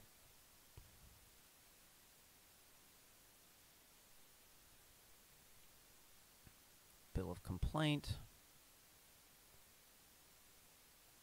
The complaint says our country stands on an important crossroads. Either, you know, I can't really read this right now. I gotta continue on into the next article. If you want to find this link, you can find it at github.com/RSS commentary /Kale McCullough /issues/114.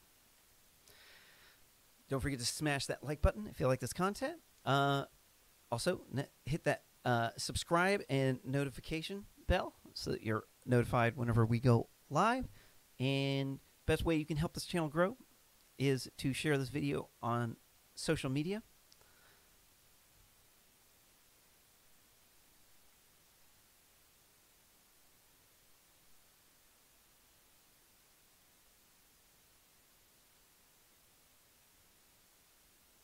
Damn, I was supposed to read this one on that one. Oh well.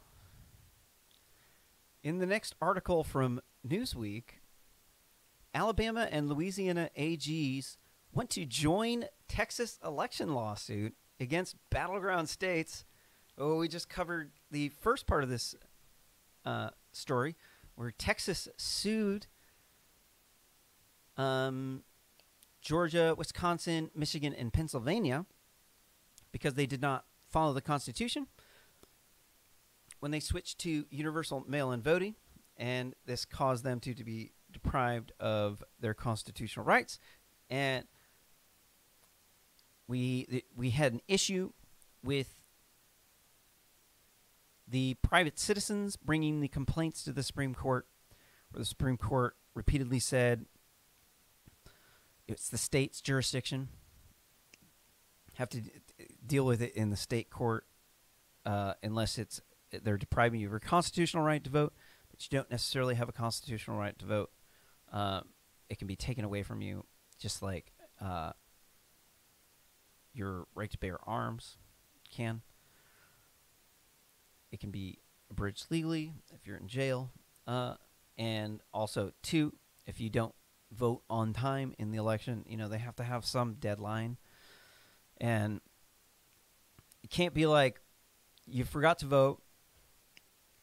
2 months later, you're like, oh, I have a right to vote. I wasn't able to vote on that.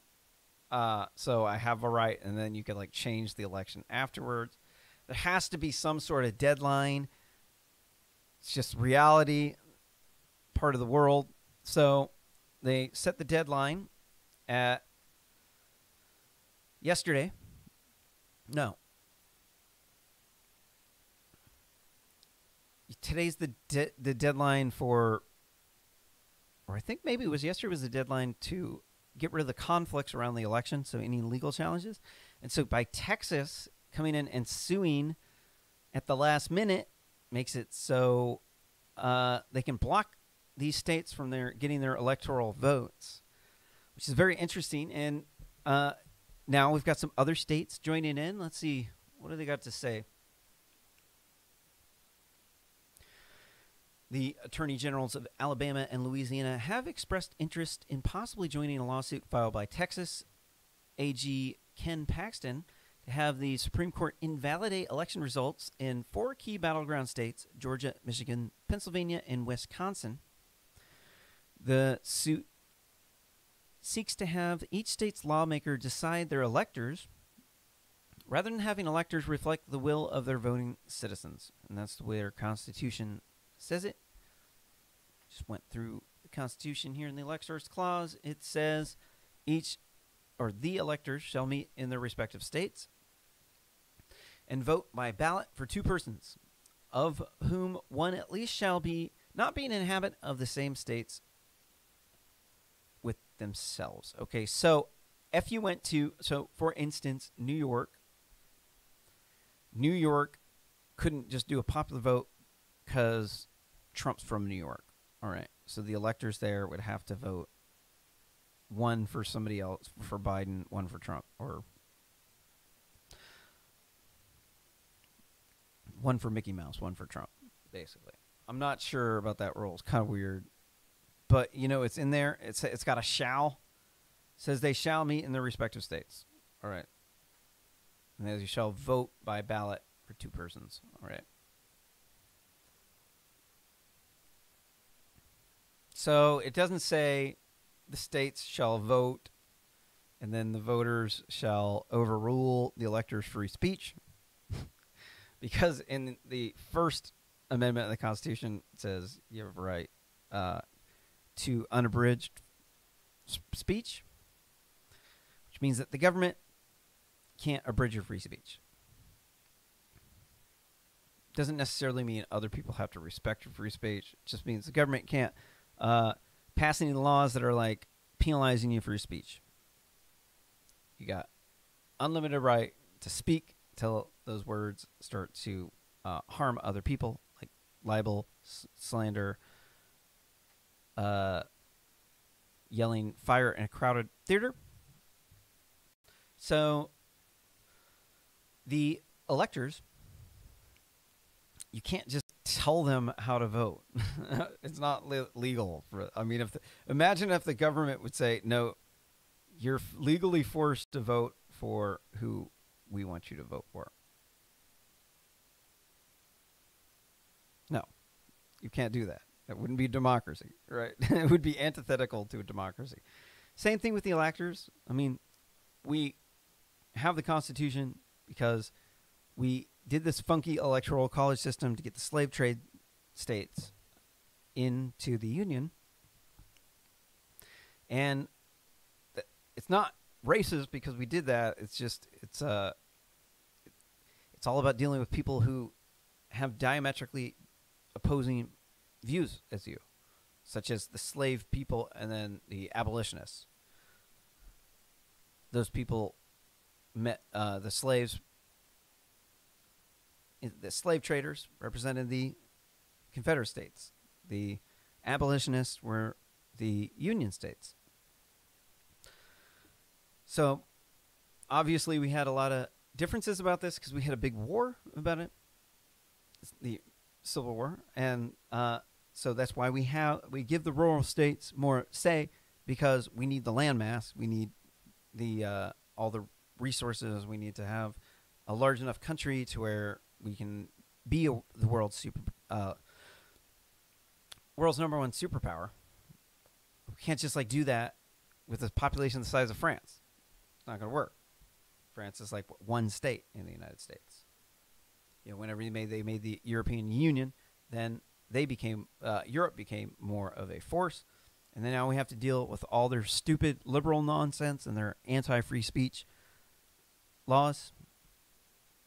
And the problem with these anti-free speech laws is once you've made hate speech illegal, people don't say hate speech because it's illegal. And then you get goalposts moving. Once what used to not be racist now becomes racist. And then it's like does the same thing with cuss words. So like what used to not be a cuss word now all of a sudden becomes a cuss word because they've broadened the definition of what cuss words are. And then so where it used to be you could say shit, now you can't say shit. Now you have to say poop. And then 10 years down the line, then again, now poop becomes a cuss word. And now all you're allowed to say is number 2. And then so on down the line, down the shit chute into crazy land. And this is the fundamental problem with banning hate speech because it really does go down into madness. It goes down to hypocritical, where they're trying to say, "Oh no, we're just trying to get rid of this hateful speech against the minorities because people want to kill the Jews." And first off, who helped stop that? The racist people from America. And then after World War II, was America racist or not racist? America was racist after that. So they banned hate speech. And so the people that they banned were like Americans. Like Americans would be just banned in Europe. You'd go to jail for just believing in QAnon. They think it's a racist anti-Semitic conspiracy theory because it has an element of the secret cabal of people that control the world. So that's the same thing as anti-Semitism, right? It doesn't make any sense. But that's the logic that these people have because they don't explore these ideas. They label them as hate speech. They label them as racist, sexist, xenophobic, and then they never deal with it. So what does this have to do with the article? And then we end up with this batshit crazy situation now where now there's a lot of evidence that showed that these states rigged the election and they just did not care. Okay, you can't just look at that video from Georgia at the TCL of the woman stuffing the ballot boxes. Suitcase gate. Watch the suitcase gate video. Watch the woman.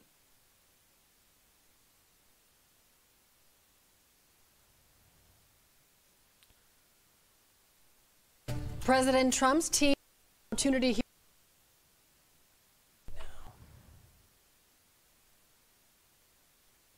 Suitcase gate. We call it a suitcase. But those are not suitcases. 11 Alive has confirmed they're the standard ballot containers used by Fulton County. The video shows is that they have pulled out plastic bins from underneath the desks.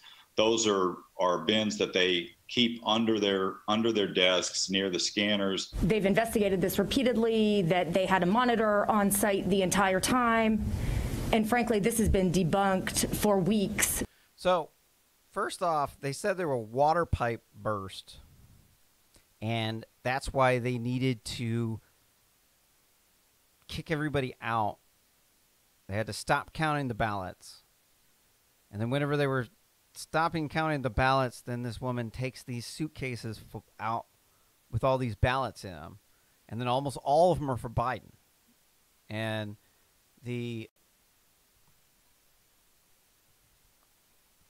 pull up the other image real quick.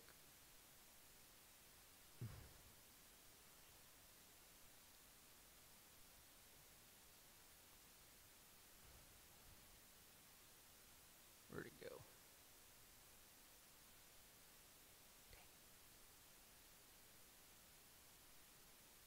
It's missing.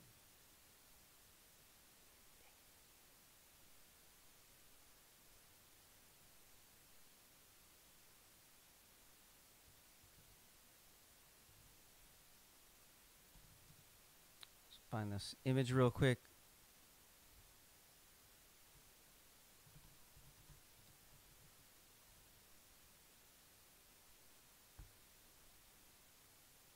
Yes. All right, so here's the votes in that batch. You can see 225,196 were for Biden, 99,036 were for Trump. So either Biden just hit the lotto right there at the same time that woman's pulling out these suitcases for votes for that almost all of them turned out to be for Biden. And then after they said a water pipe burst and they need to kick everybody out, and then they brought in some people to fix the water pipe, and then they want you to just accept this. And if you question this, then you're some quack conspiracy dude, and you can't question anything about this because that means that you're like one of those conspiracy theory lunatics. Like, nah. A normal, rational person would say, you just pulled out some suitcases with a bunch of ballots for Biden underneath a table with a tablecloth on it that we don't know exactly where these came from. You said, oh, no. We separated the ballots from the signature. And no, that means, no, the repair people came in and they did the repairs, and then no ballots were affected because we asked the people. We called them up and we said, hey, did you all rig the election when you came in to do that bunk repair on what it turned out to be a toilet was clogged? And they're like, oh, no, we didn't rig the election. We didn't commit the crime. No. They're like, all right, we debunked it. All right, then they're like, oh, yep, they put up all their posts. We debunked it. It's a false claim. No. These are people are stupid. People would a lot of people would believe that. I wouldn't believe that. And then they're like, you're a quack conspiracy nut. You're like, why? Because you don't believe them. So let me get this straight. The skeptic is the person who's the quack because they don't believe everything. See, this is what I think that's what they're not understanding about this conspiracy, quote unquote, theory is that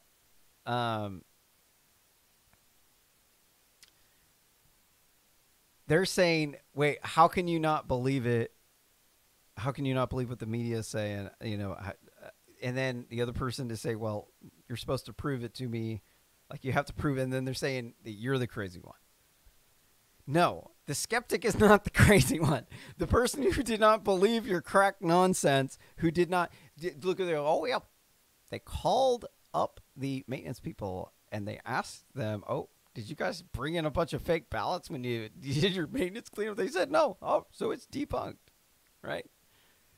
No, we called up the Secretary of State who's who's controlling these debold voting machines that allow the weighted race that allow you to give people from some precincts less votes, like 2/3 of a vote or half a vote. Like we just called them up and said, did you rig the election? Are you getting paid off by China? Nope. No, I'm not getting paid off by China. Like, okay, all right. Well, I guess we debunked this one then. Oh, got to post it up all over the internet that all these people are quack liars. And it's like, obviously, we don't have a good enough verifiable method to check to see that our elections weren't rigged. It's just obvious. You know, we need to have have multiple different ways to check. We can't be hooking up the voting machines to the internet, but we can put out the results through QR codes that you could scan with a camera. I mean, there's ways to get around the access to the internet so we can get live poll results, but it's like we should be able to just look through it. Every skeptic should be able to look through the data in like a blockchain, access it on the internet, and go down to the courthouse, city hall. They got the data. And you can check up on all the anonymized ballots. Like, how did these people vote? I mean, you want a secret ballot so people don't track you down to try to pay you off to vote or threaten you for your vote. mean, that's, seems reasonable and obvious, but not giving people access to the ballots after we've cast them is kind of silly because we can get all kinds of good analytics from those. It could possibly make politics a lot better if we could see why people voted a certain way by analyzing their ballots in a blockchain. Then it could possibly yield a lot of beneficial results. It doesn't make any sense to just get rid of the ballot images. And like, for instance, in the Georgia runoff, this Secretary of State guy was, okay, so they had another runoff ballot, and they were going to delete the ballot images. And so the people are claiming that this guy's doing a weighted race on these ballot machines because they have the feature in the software. You can literally, the machines that they use are literally intended to rig elections. That's why they're making all this fuss about it. And then you can, because it's set up to do that, you wouldn't really know, you wouldn't be any evidence that it had been hacked because the machine is just set up to like put fake votes in.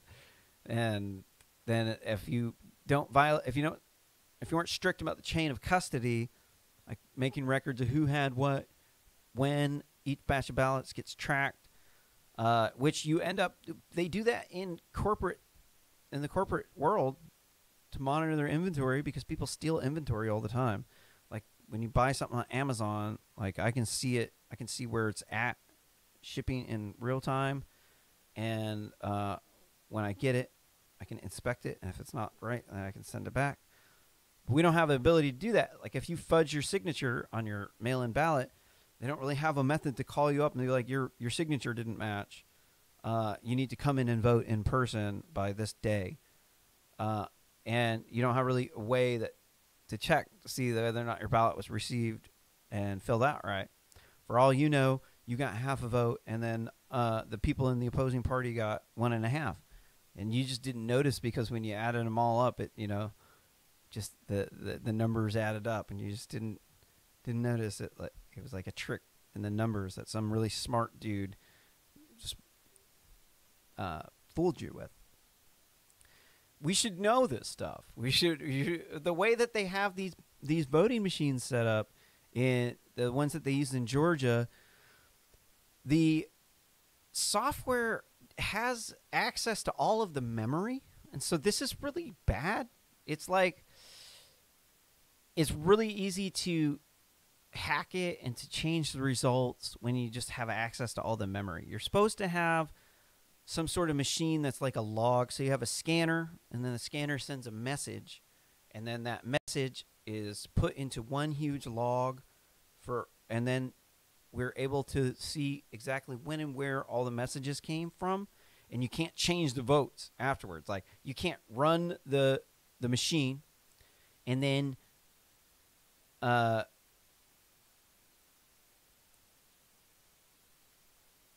change like the weights of the votes to get whatever result you want. Like you have this big long record, and then you could run the algorithm on the entire message, all the messages, and then you should be able to get the same results instantaneously or very quickly. And you should be able to have access to all the ballot images. You should be able to download every single last one of them. And then there shouldn't be any sort of question. If you have any sort of questions about it, then we do a random, always do a random audit on X% of the ballots on every single election, because you can't check up on every single one of them. But if you check up on a random sample of them and then it's good enough, then, some people might say, oh, that's not the way I voted. I can see that being problematic. But, as of right now, it's like what they're saying is, no, you just have to trust us. And then, they're getting paid off by the Chinese government in order to turn a blind eye on the fentanyl shipping there in the ports. And so you're just like, oh no, you just believe me. I have access to the voting machines. I can set it up so all the Republicans get half a vote, and then our people get 1.5. And we just set it up so in the end you get the same amount of votes, and then you wouldn't even notice. It's just some sleight of hand by they changed some number, and then they got these fractional votes.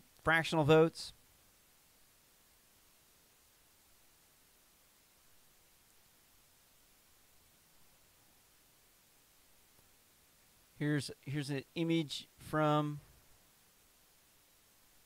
Dominion's direct feed.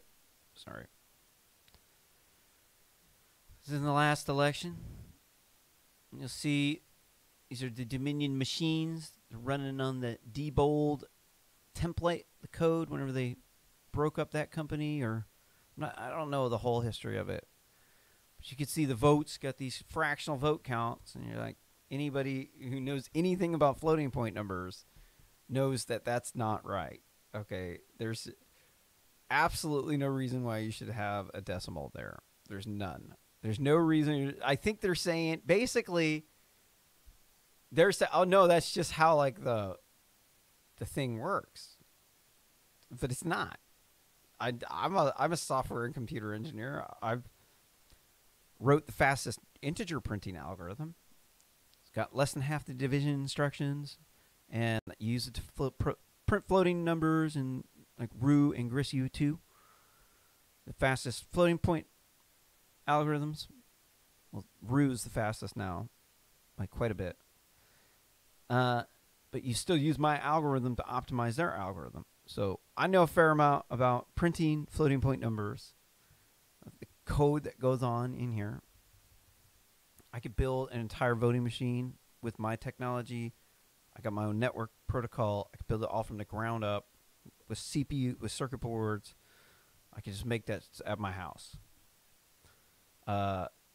So this is not the way it's supposed to. This should never happen. A 64-bit floating point number has 52 bits.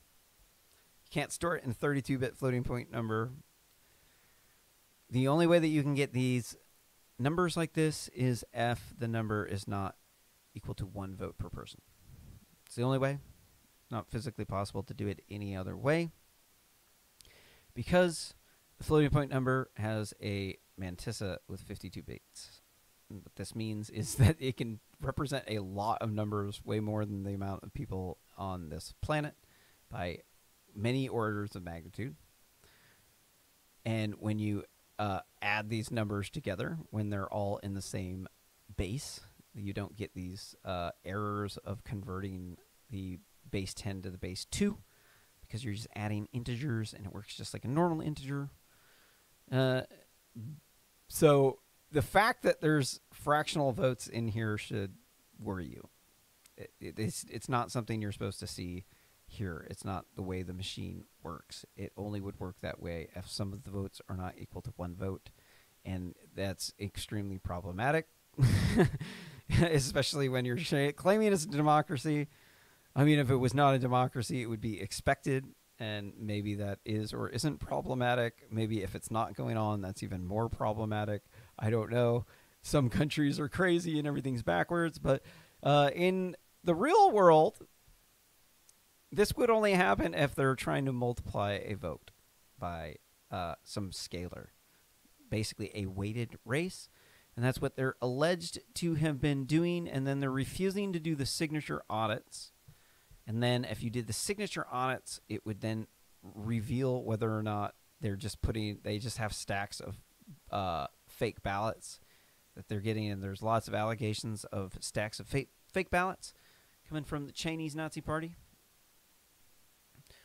What else we got? Here's the tweet from Attorney General Steve Marshall. Here's my statements on the state of Texas's motion filed with SCOTUS and the state of Alabama's commitment to fight and ensure election integrity. Says the state of Texas has filed a motion to the U.S. Supreme Court requesting permission to sue for 4 states for voting irregularities in those states during this year's presidential election. It's my expectation the court will act quickly in deciding whether to grant the state of Texas request. That decision will instruct me as to how the state of Alabama will proceed in our fight to ensure election integrity. So this isn't one of those situations where the state can just kick the 2 states out, or like they... Hold on. The other states have been filed by individuals who are residents of states.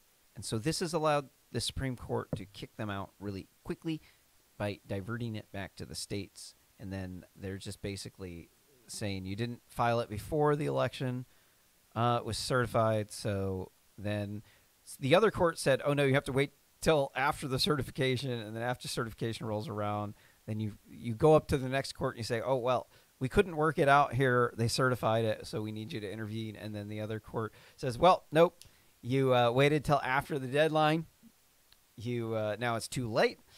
And so there wasn't really any way to bring the evidence into the courtroom. But Texas being a state, this does not apply to Texas. No, it's like they're suing somebody in a court and you have a right to have your case heard. Lawsuits between states are not very common. So it's just like you have a right to sue somebody else in court and your reason might be stupid, but as long as it complies with the law, the court has to hear your case. So that's what's genius about this last-minute lawsuit from Texas. It is a game changer. Reading on here in their tweet, says the unconstitutional actions and fraudulent votes of other states not only affect the citizens of those states, they affect the citizens of all states of the entire United States. Every lawful vote counted or lawful vote uncounted debases and dilutes citizens' free exercise of the franchise.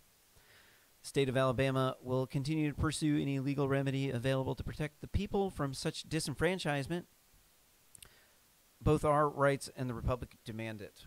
Signed, Steve Marshall. Thought that was a pretty good tweet. We got another one to read. Not going to read too much into this article. If you want to read more about it, you can read it over at... Where'd that go?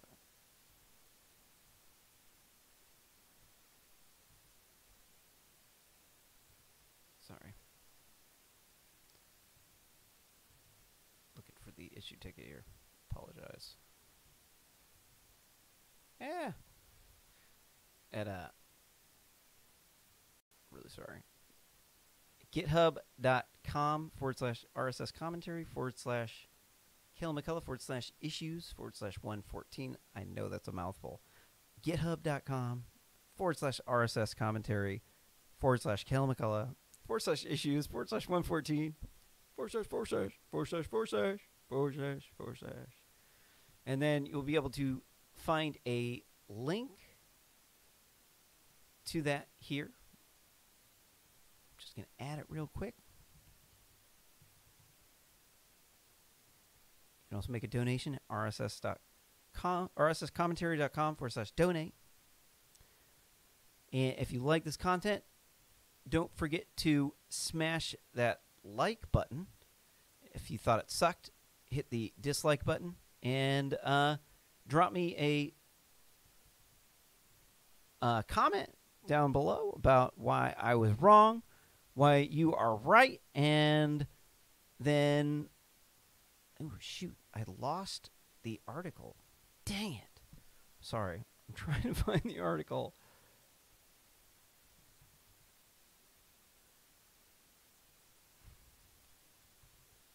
Just trying to add the link.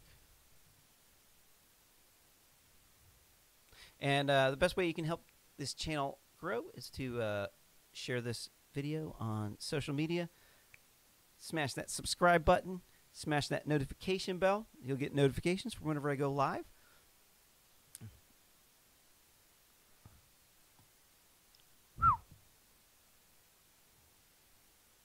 All right.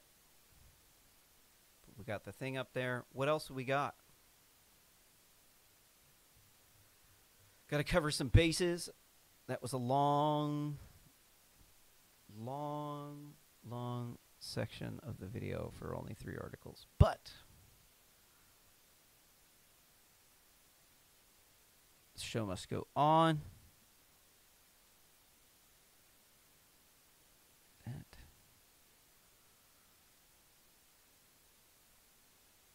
Got to go into some Facebook censorship here real quick.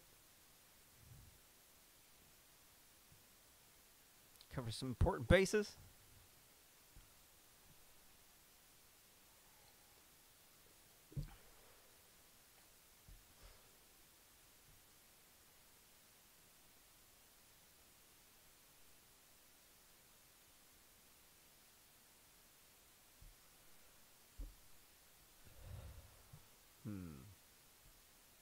Yeah, I'm pretty tired of this anti-white racism stuff, man. They keep saying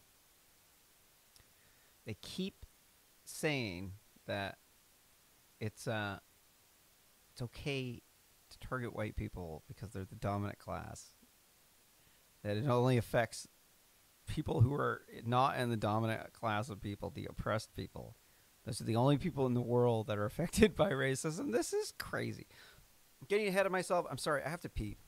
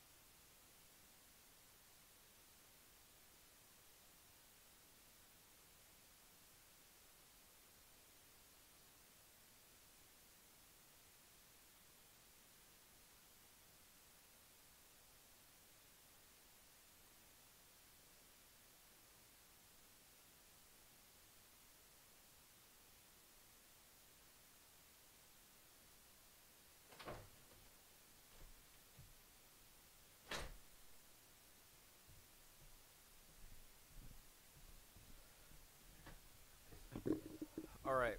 Sorry.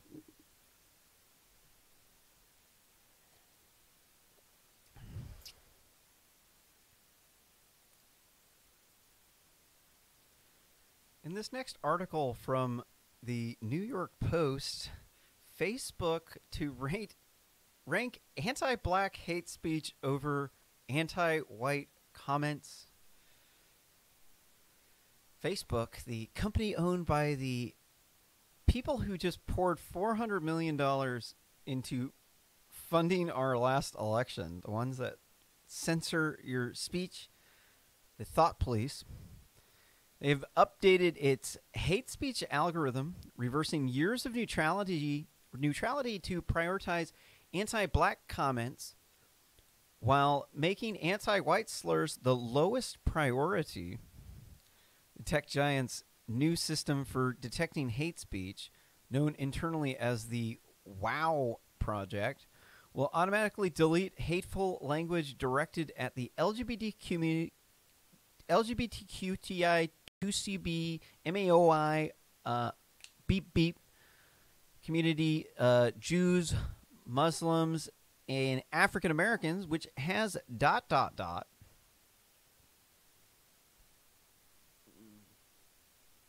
I get a headache just reading this, dude. So, like, I've got a really big problem with these people attacking white privilege. So what you don't understand is that there's a lot of really petty people who are always going to be jealous of what other people have. So they're going to look at you. They're like comparing themselves to you. They're resentful that your grass is greener. And this causes people to pick up this victim narrative where they're saying, you know, my grass isn't as green as their grass because I'm a victim, and that it's the privileged white male's fault, and it's because they got a patriarchy, and they're part of the dominant class of people, and they oppress the oppressed class of people, and the white man doesn't deserve to have what he has because they took the land from the American Indians. And even though 95% of them died from smallpox, or up to 95%, and they owned slaves that the 6% of white slave owners purchased from African slave owners who treated them a lot worse, because apparently every single slave owner in the entire world treated their slaves horribly, and none of the people who were not slave owners treated anyone else horribly, right? This is a fantasy world. It's where they're like saying the only people that can do any harm are the white people because they're part of the dominant class. Like every single white person is part of the dominant class of white people, right? This is the problem. It's so simplistic. It's like it makes you want to beat your head against a wall with how simplistic these people dial everything down to, because they're just there for the likes and for the experience and for the reputation. That's just what they want. They want money, sex, and power. And so people will constantly try to attack others so that they can come up in the workplace. So they're gonna be saying, "Oh, this white male is always taking the spotlight, cutting me off at work. I can't talk. I can't get my ideas up. I can't break through this glass ceiling that these privileged white male patriarchs put up above my head to I don't know who put the glass ceiling there. I think maybe just the guys built it first and then I don't know. Does that necessarily mean they put that there, or they just like were above everyone else because they like got rich and then their wives were rich too and everybody else was rich too? So I was like, okay, all right. Sweet. Sounds good to me, man. So it's okay to attack me as a white male because I have unlimited white privilege. I'm getting it from a white privilege factory that I own. I got from my white privilege family, and that I'm only sharing white privilege, and I'm only giving it away to the males, the white males, and I'm not giving it any of it to anyone else. Not the white women, not the Latinos or the Africans or the Asians. I just take all the white privilege for all the white people because I'm a bad racist person, because I don't believe that we took the land from the American Indians, or that all white people are bad because they own slaves. But to these people, like, this is like complete violation of the paradigm. So like these people flip out on me. I live in Eugene, Oregon, and I used to throw big raves, and I used to be a radical feminist, so like most of the friends that I accumulated over the years were, people that you would find at a rave who are pretty femmed out, feminist out. Like they're the people out rioting, burning our streets down, and so they think that the reason why the black people who are not taking advantage of all the resources and opportunities they have available, and instead they're spending their times partying, doing drugs, having sex, gangbanging, robbing, killing people, getting locked up. Like it's my fault because, well, hold on. I actually did do what those people were doing. So like, but it's my fault because the white people and the rich Asians weren't doing it what the people in the ghetto were doing. So I'm the reason why the minorities are getting oppressed in the big cities when they're out gangbanging and robbing people and getting whacked out on drugs and having the cops come after them. And then some of them get killed or they overdose on drugs. Far more of them overdose on drugs. Or they die in a home invasion robbery when somebody else pulls out a gun. Or when they're mouthing off to somebody else at a party and then somebody pulls out a gun and sprays the crowd down.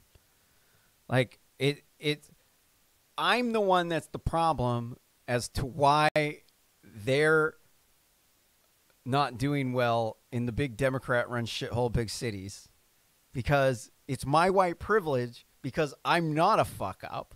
And so because I'm not a fuck up, that means I'm holding down the people who are fuck ups. with my white privilege from my white privilege factory that I won't share any of it with the minorities, the women. I mean, we just went down the shit shoot down to crazy land, man. Don't even get me started about what they're doing in the bedroom.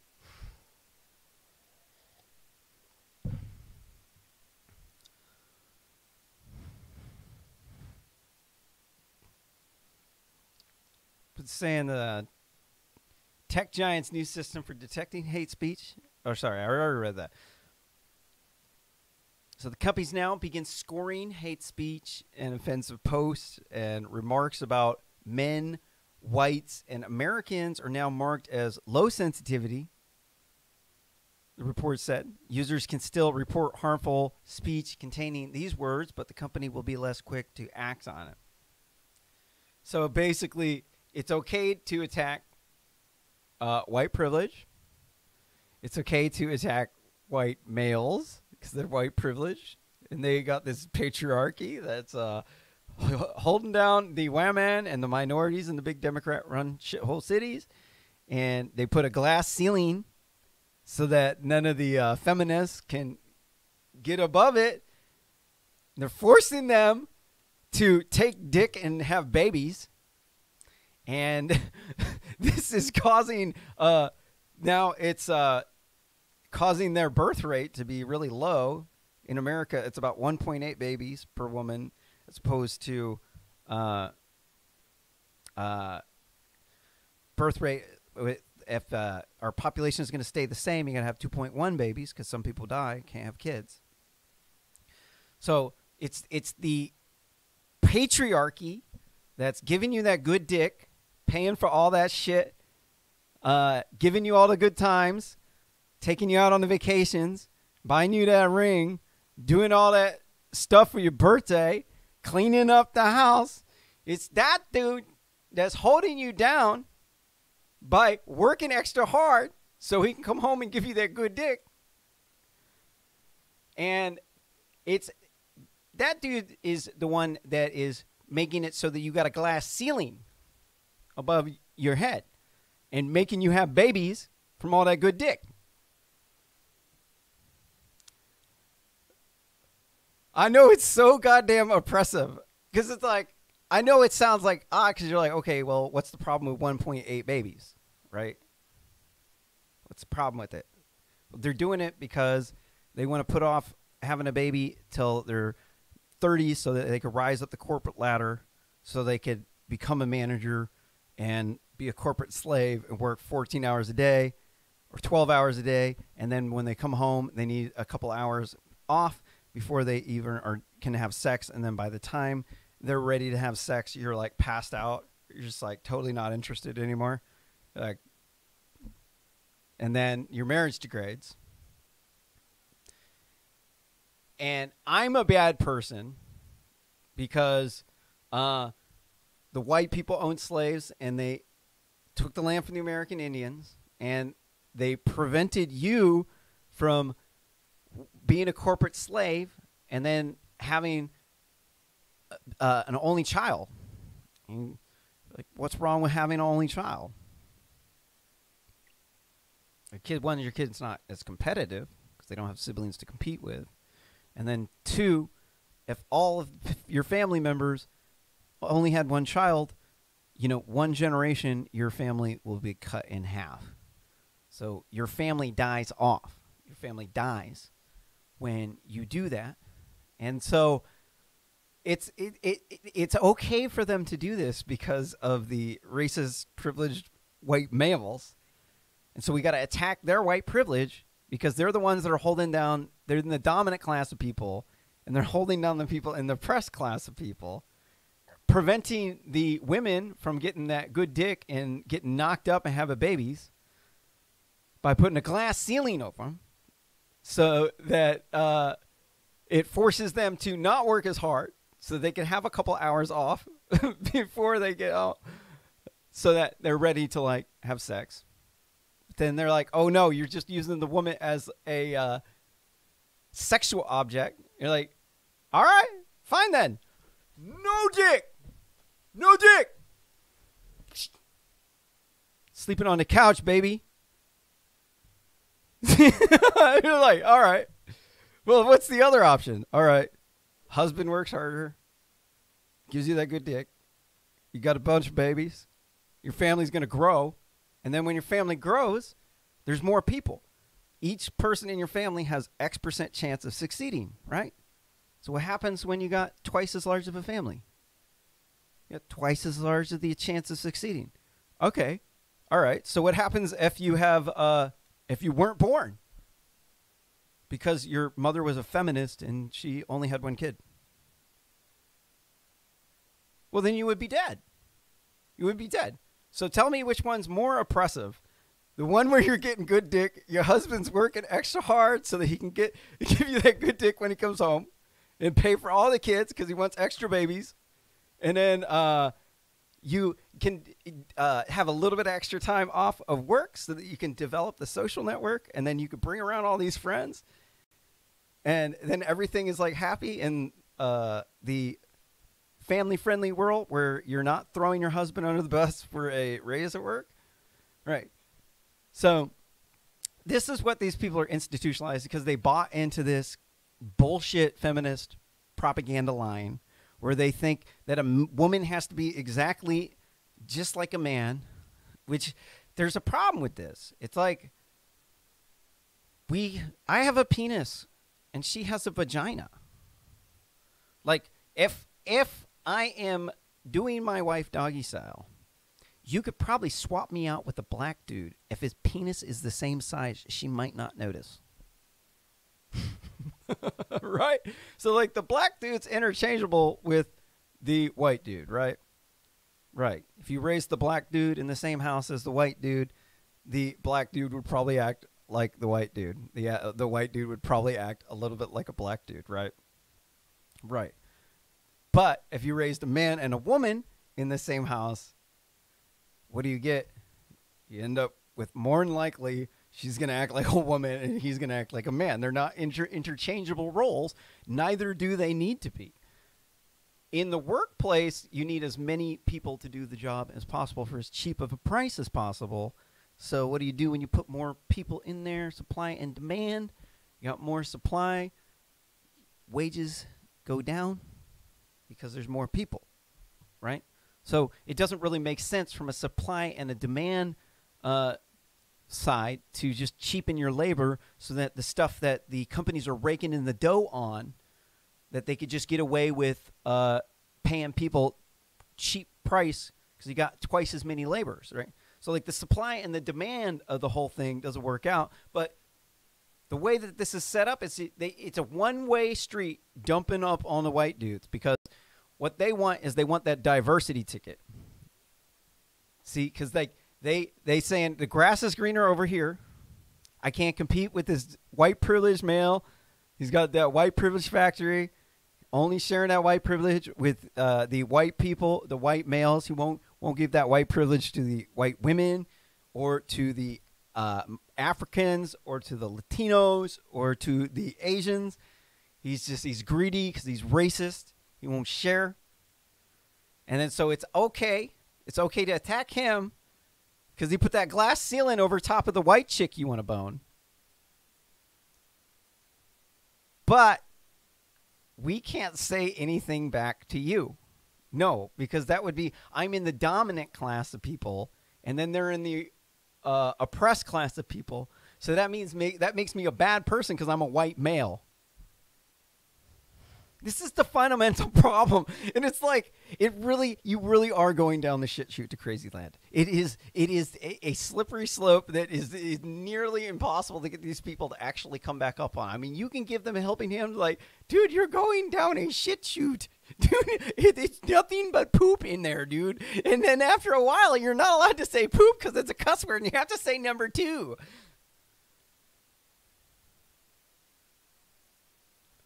It's like, all right, so what if a Japanese person doesn't like a Chinese person? What is that like horrible? Or are they like a KKK neo-Nazi racist white person? Do you really care? I mean, to really tell me, Do you really care if a Japanese person does not like Chinese people? You, as a black dude, do you care if a white chick that you want to bone is racist? Would you still bone the racist white chick? Well, the answer to that is hell yes. I would give that racist white chick the best dick she ever had in her life because it would be funny. That is what a dude would say. But if it's a white male and he says anything racist, oh, hellfire's just broken loose. You got the mob coming after you, dude. I have seen these people. I have seen these people come after me. I have even been in the hate mob coming after the privileged, racist, white male, conservative Republican who's oppressing all of those minorities who are in the big Democrat-run shitholes. They're oppressing them from the red states, the poor rural states, where there's not many minorities.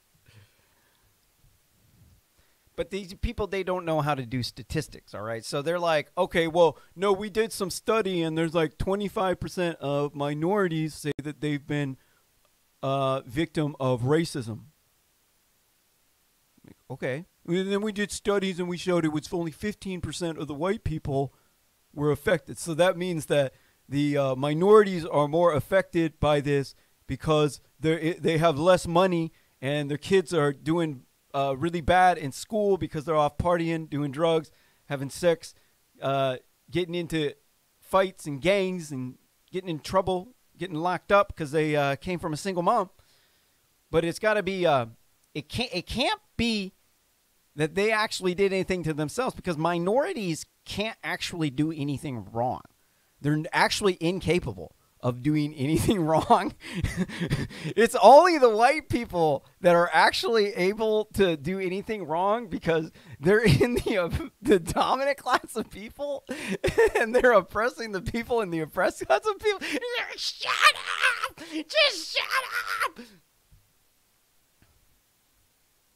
It's the only way that you can actually make them shut up. That's how bad this situation has gone because it's like they've gone. It's like the shit shoot going down to Crazyland. It just doesn't stop. It just keeps going. Just keeps going. It's like a water slide at the water park, and you're like, woo! And then you're like going into the Charlie and the Chocolate Factory. You got the Oompa Loompas and that like cave where it's kind of like Space Mountain at Disneyland, and it's just like white privilege, racism, xenophobia, Islamophobia is just flying by, dude. It's just, they're like it's like they're like a cat trying to like catch a laser pointer or something anytime they see racism, xenophobia, white privilege, sexism. It's like they just can't stop, man.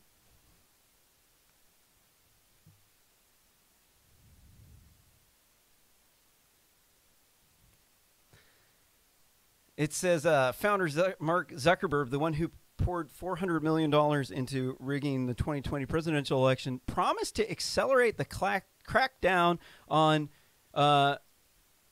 anti-black hate speech or non-anti-white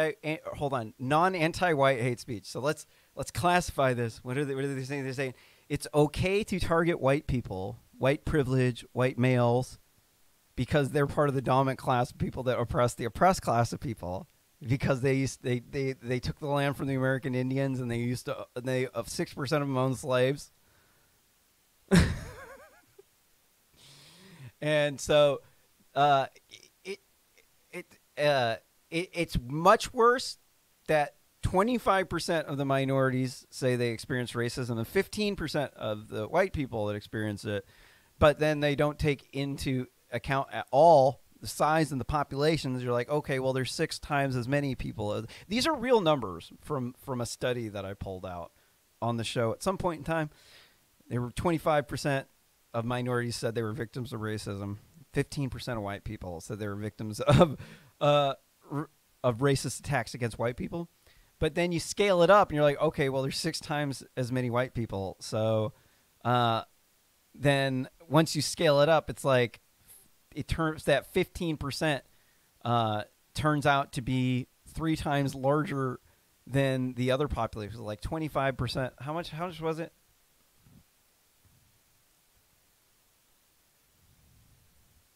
Right. It's like 330 million. These times 0.726% white people, and then you times that by 0.15, right? And then you get like 35 million, almost 36 million people. And then going off 330 million people, and then there's 16% black people, right? And then you times that by 0.25, and then you get 13 million people. And so what do? You take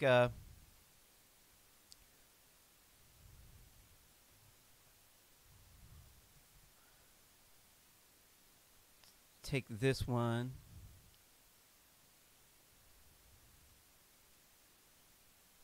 Sorry.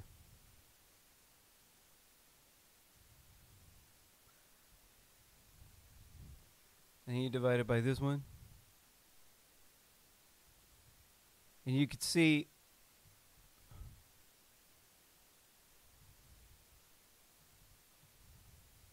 oops. Dang it.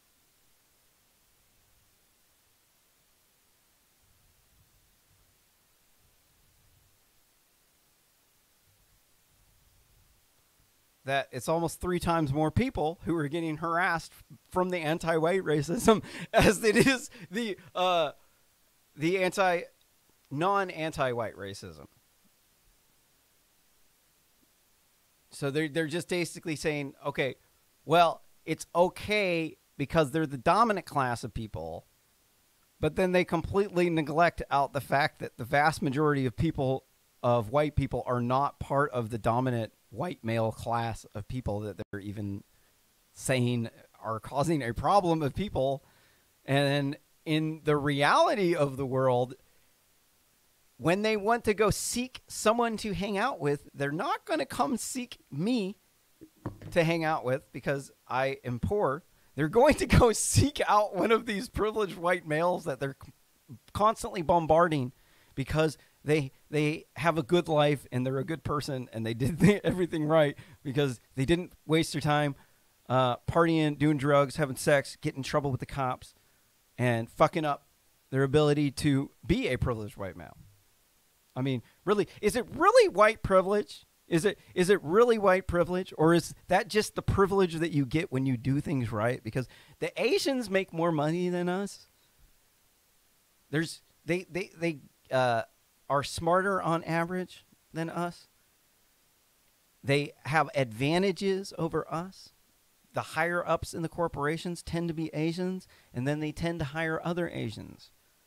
They give their friends and their family inside job connections. I mean, how is this racism being pervasive? Really, you go and you ask the black people, like, why are you being held back in society? And most of them, if you ask them, if you give them the options of it's racism or I'm not taking advantage of the resources and opportunities that I could, studies have shown most of them will actually say that I didn't take advantage of the opportunities and resources that were available.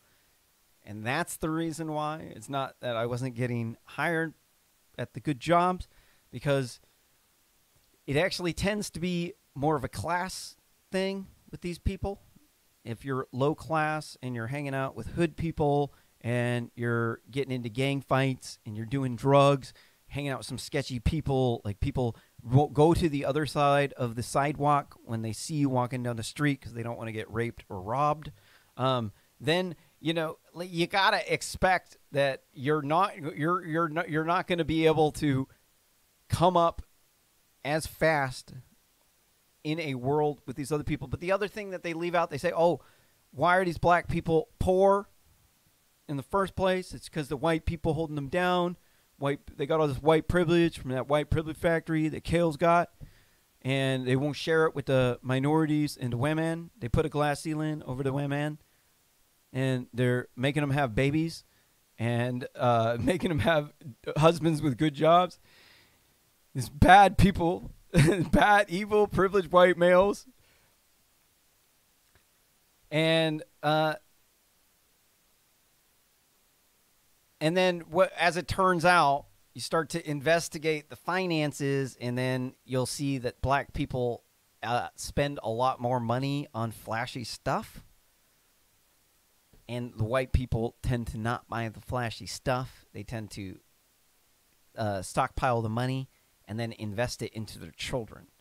And that's why their children have the white privilege, because their parents invested in them instead of buying a fancy car and blowing everything on the parties to try to make you look like you're a baller when you're not.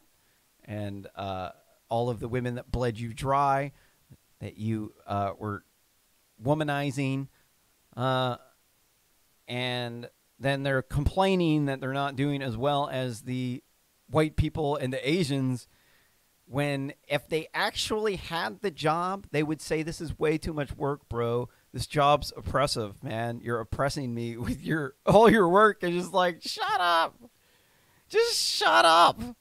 For real. Like, we've got a country to run. There's a lot more important issues that we need to be talking about other than racism. But this Facebook company just poured $400 million into our elections to rig our elections, paying the election workers, paying the election judges, buying the ballot boxes, buying the cameras that would turn off at night because they were solar powered, so that they could do their ballot stuffing, so they could take out Republican ballots and throw them away. And they have access to all this insider information about you. They know all about your voting preferences, and they're preventing you from getting jobs because they have this thought police profile on you. And if you go apply for a job with them, you're not going to be able to get the job because, first off, they're biased, insanely biased towards immigrants. We're going to cover this actually here in the next story. Hold on. They actually are biased against Americans in the favor of foreigners. Definitely pretty sketchy.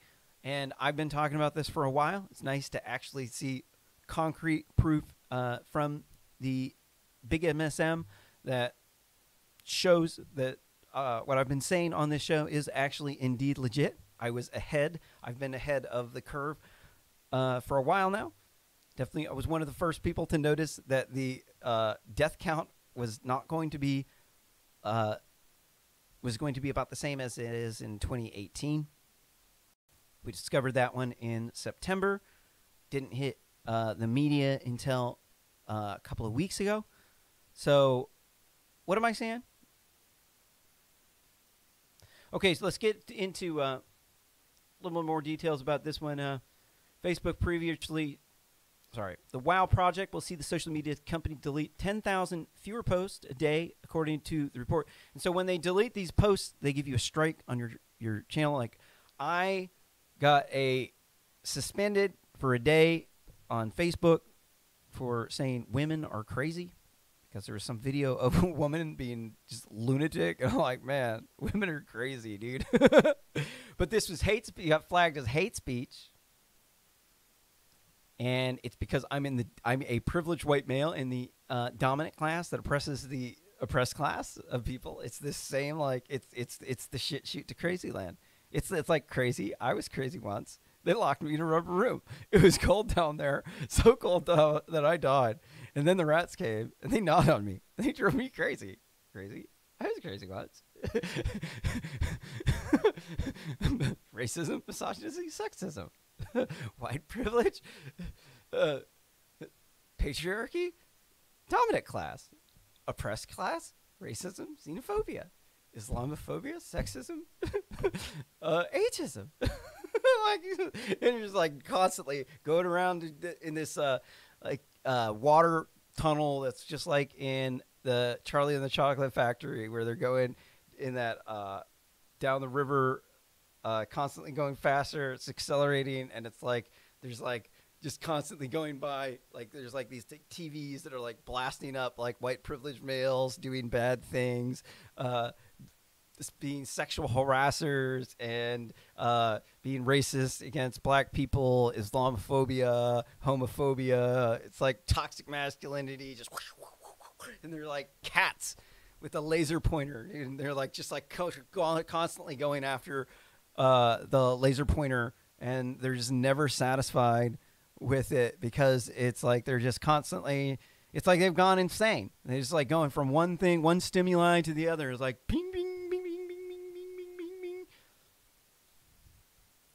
Facebook and other Silicon giants, including Twitter and Google, have been under fire for how they policed conservatives' commentary during the election, including Twitter's decision to lock the New York Post account for 2 weeks. That was insane. What he did, he tweeted out this stuff about the Hunter Biden crack pipe scandal because China Joe's son, the crackhead, he was like banging prostitutes, getting backroom deals with the Ukrainians and the Chinese Nazi party, the millions of dollars just put in the back pocket so he could funnel it up to his dad too, or it's just like a gift from his dad to his son. So Joe Biden, China Joe can't take the money and put it in his own pocket. So what he does is he gets his crackhead son Hunter to go bang a bunch of hookers and to put the money in his pocket while he's smoking crack. That's just the way these people operate. That's how sketchy Joe Biden is. You just get it, I mean, does it just blow your mind that this dude was vice president? But you got the dude that was the president was he really didn't act like most African Americans. He was a privileged person that came from a privileged background, and he acted way more white than he did African American. He definitely was an attorney who worked in the quote unquote white privileged circles, and he did not act like any of the people who would say you are skin folk and not kin folk.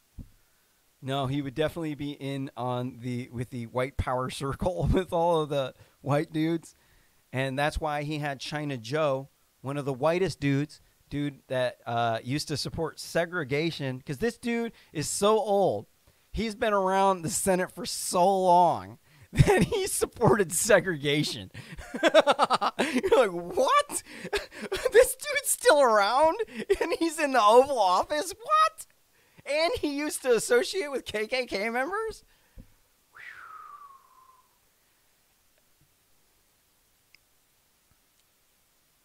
I don't know. Did Biden go to Epstein's Island? I know Bill Clinton was going to Epstein's Island. They were in with the Clintons. They were up in all that corrupt shit with the email server. Probably getting paid off by the Chinese.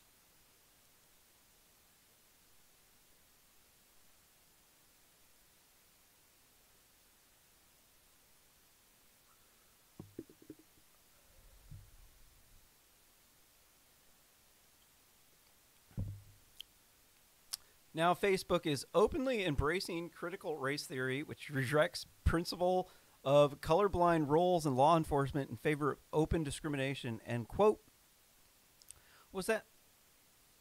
That was, again, from Senator Josh Hawley. Sorry, I think I missed the first part. First part of that quote is Facebook tipped its hand. Those fine promises and neutrality, unbiased moderation are now yesterday's news, said Senator Josh Hawley, Republican of Missouri. Said the new high-ranking he said of the new hate-ranking system. It's just, it's like, I don't understand how it can prioritize one harassment over the other, because it's racism when it's like bad. It's like you're harassing somebody. The reality of the world is that people share with their families, mostly. People don't just go share with random strangers. When they do transactions, it's usually typically in the best interest of their family, and they're included in their family, right?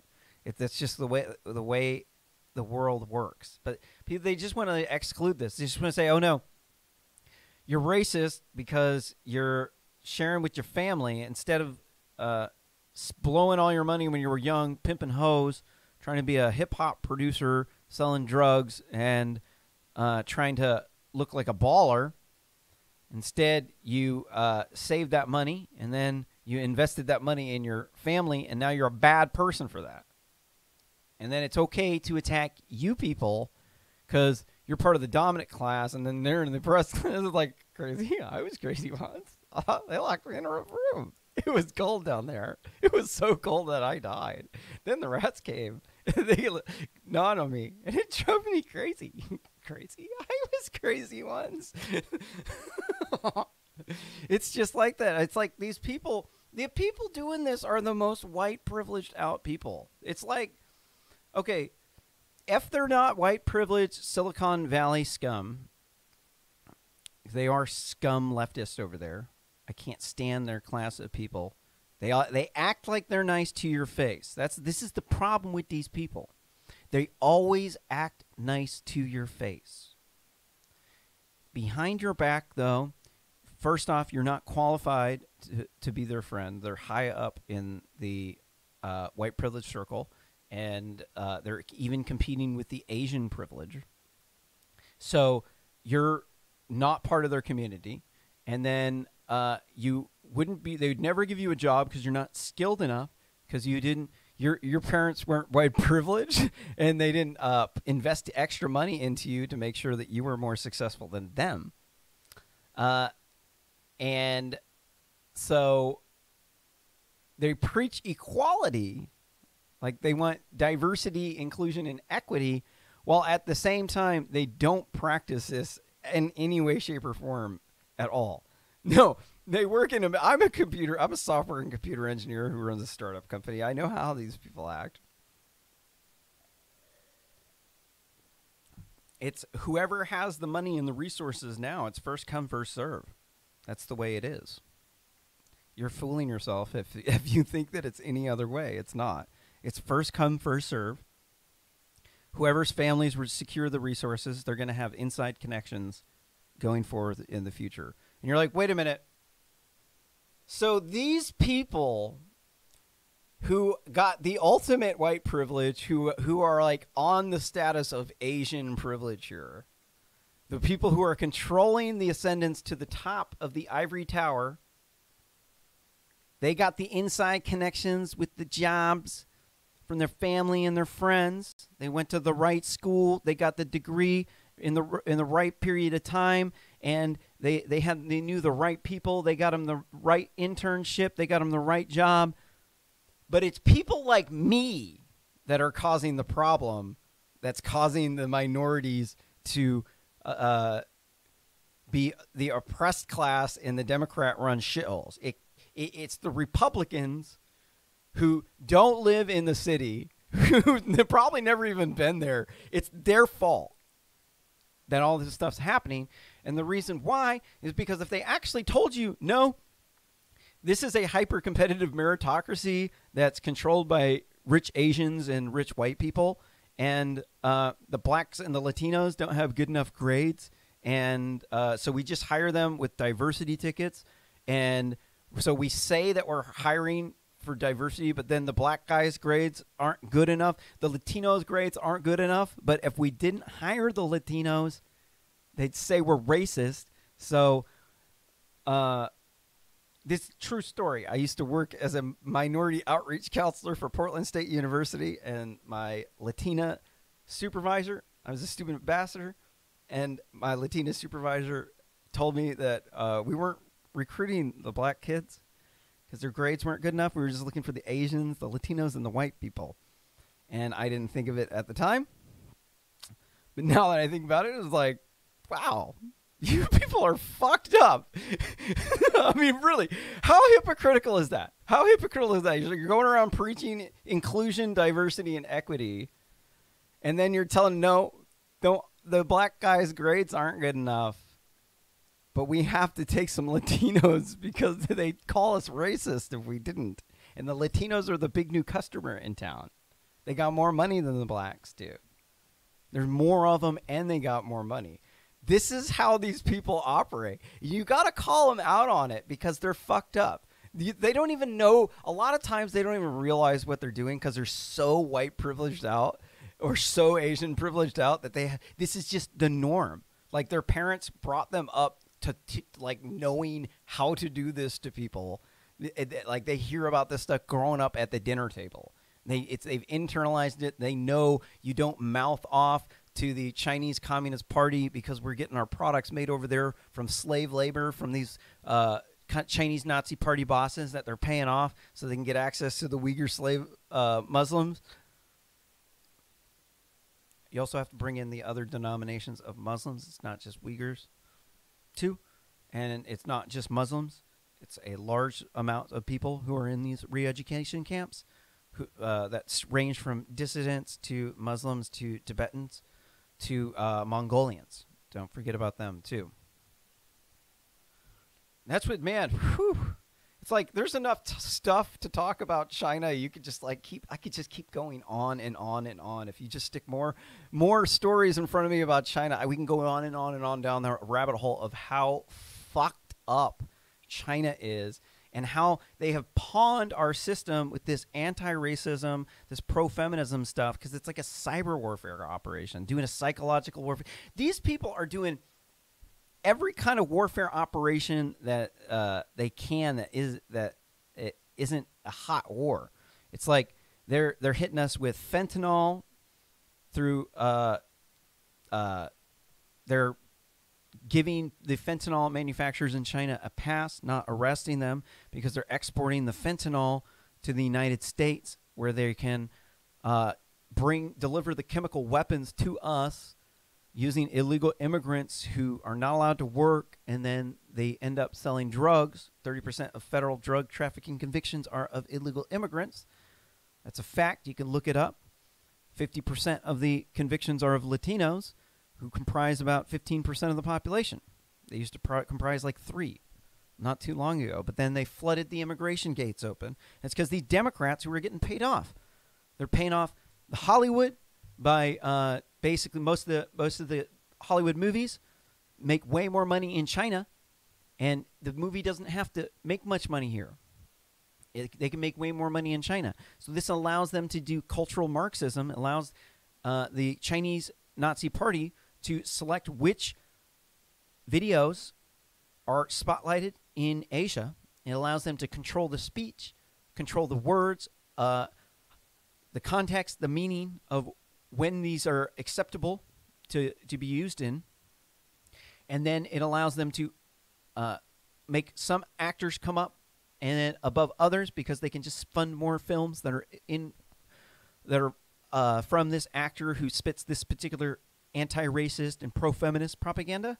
And then it allows them to do cultural Marxism in the United States to remove their enemy, which is the competition, which is the racist white man. That's the target. The target is people like me. I'm the people who do the free speech stuff, who go up on YouTube and who criticize the Chinese quote-unquote Communist Party that is supposed to be communist, but they have money. Like, how you got money in communism? See, anybody want to put down in the comments below how exactly do you have communism and have money at the same time?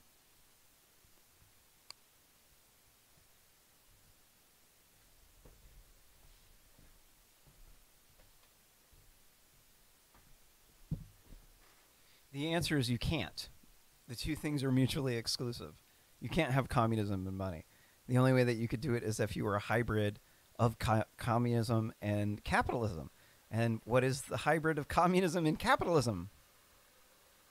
National socialism. That's what that was. Like, it was, most people don't see, this is part of the game. See, what they want to do is they want to whitewash our history. So they got Chinese Nazi Party has between 50 and 100,000 military people doing cyber warfare against the United States at any given time. That number is probably going up into the 100,000s now. It'll fluctuate up and down depending on their level of activity. These people, they'll access every single way into our system that they can. Every website that they can pawn, they will pawn that website And they will go through every single website and try to pawn every single one because they are that rigorous and they're that good at hacking. And they have so many systems pawned from making so much of this networking equipment. And they have such a sophisticated surveillance state that they can get away with it undetected. Not completely undetected, but they can break into most people. They've broken into most people's networks in the United States because they're like unsecured Wi-Fi networks and variety of sophisticated tools that allows them to crack one network after another going down the block, especially in big cities, man. If you're out in the country, it's not as bad. If you're in the big cities, they can crack one computer network after another in a Wi-Fi. They can take out the whole city pretty quick. I know a fair about. I'm a software and computer engineer. I work on network protocols. I know how they're doing it. It's they're using a variety of exploits, and they're all using people just not having any sort of clue about it, like the password's admin or something, or they use the same password for forever, and they're passing off the password via wireless. It's like basically like showing your password, like putting the password up on the door when you do that. Like there's no real good security practices going on in the general public. Vast majority of people are basically going to get pawned by Chinese at some point in time. So what? And China, Facebook has been pawned by China. All of these, Europe has been pawned by China. China has been utilizing. They've been having a field day with this ban on hate speech. Because what is a ban on hate speech?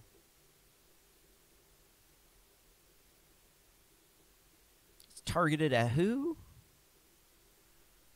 White people.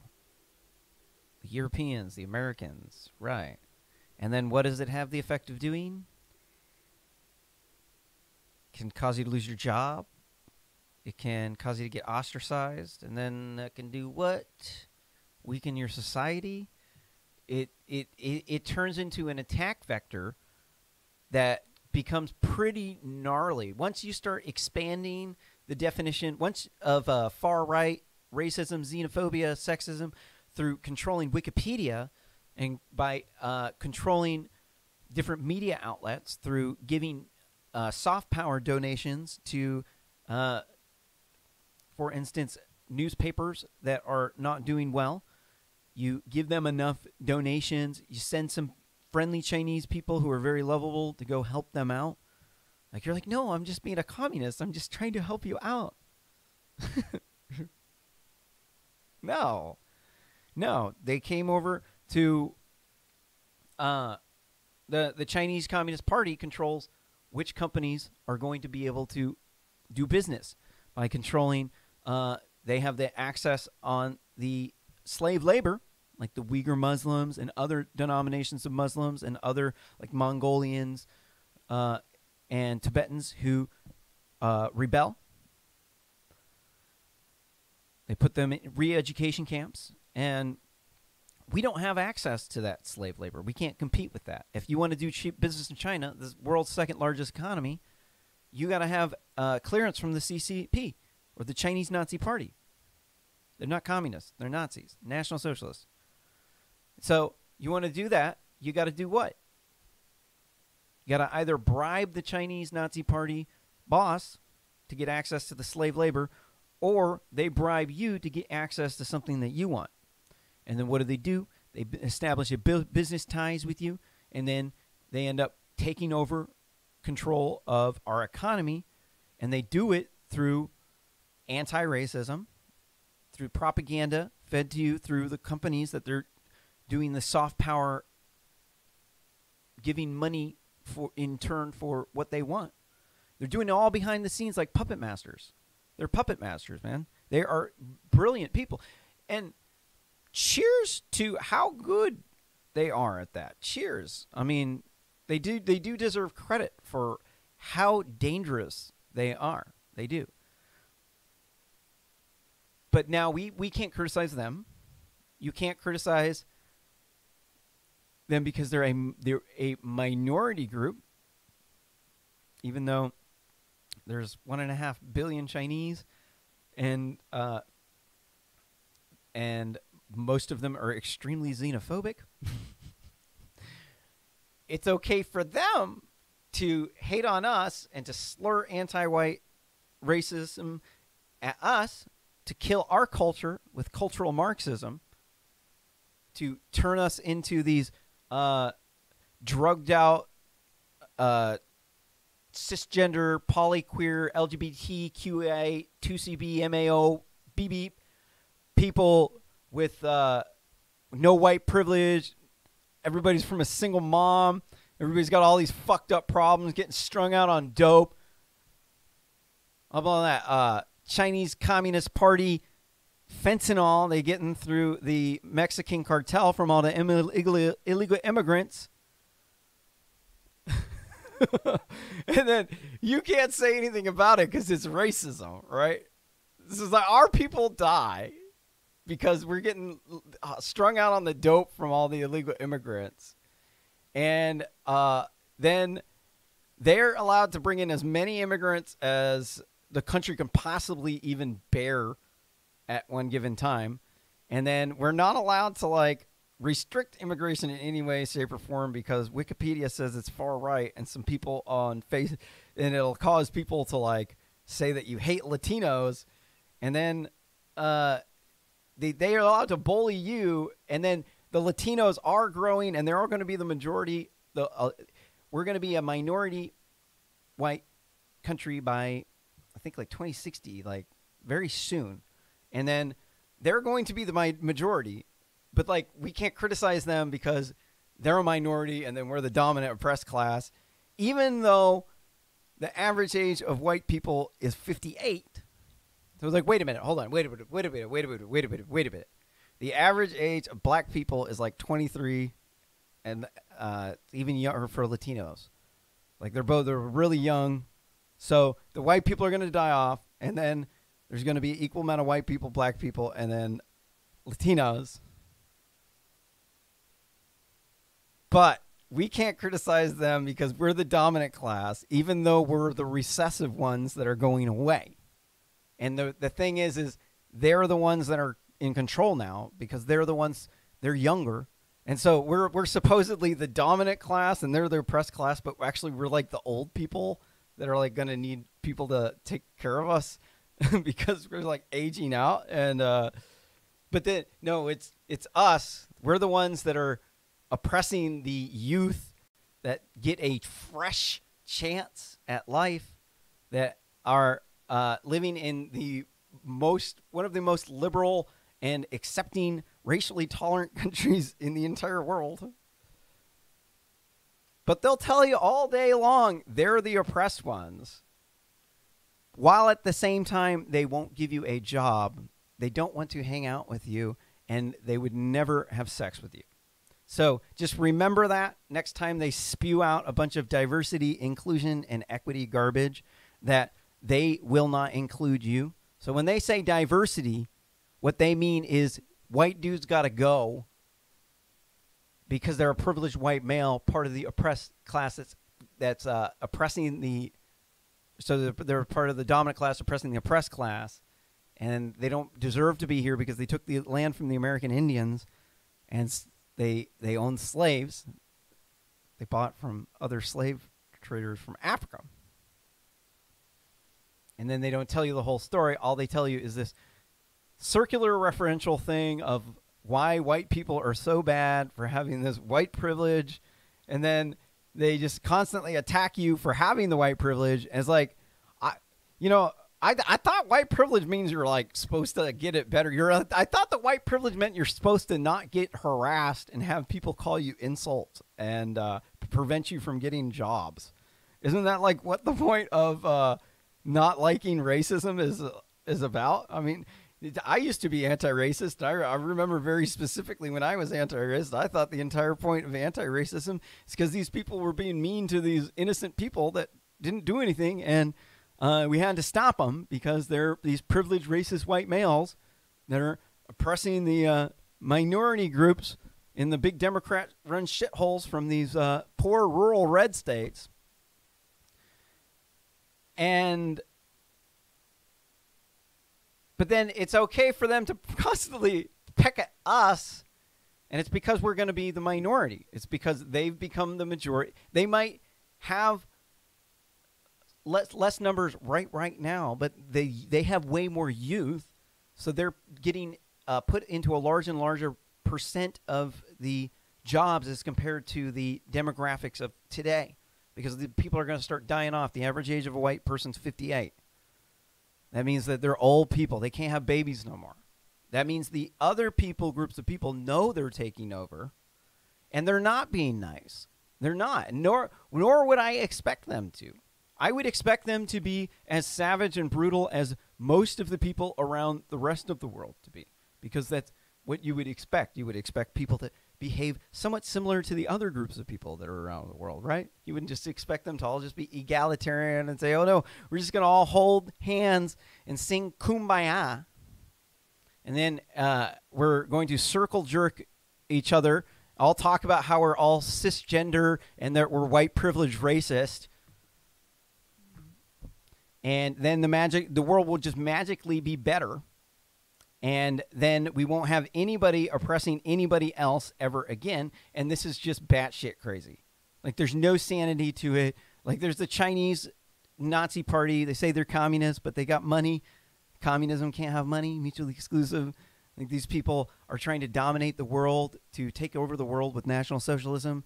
They say it's communism, but it's not. They're slowly but surely replacing the word communism with socialism. You got to pay attention to what they're taking out of the language. And the thing that they're taking out of the language is communism. They're slowly but surely replacing communism with socialism, because we have some money now. Obviously, these two things don't really work together, but they still say they're communists, and it's because they got these corrupt party bosses from the Communist Party, and they're controlling all the shots, and they're not nice to us, and they control a lot of these business interests in these big Democrat-run shitholes cities, like any of them with ports. If they got a lot of Chinese Nazi party companies that bring in their merchandise in at the port, you've got boat tons of Chinese people doing corruption scandals all over the place, paying everybody off, because they're trying to bring in their fentanyl with their chemical warfare operation.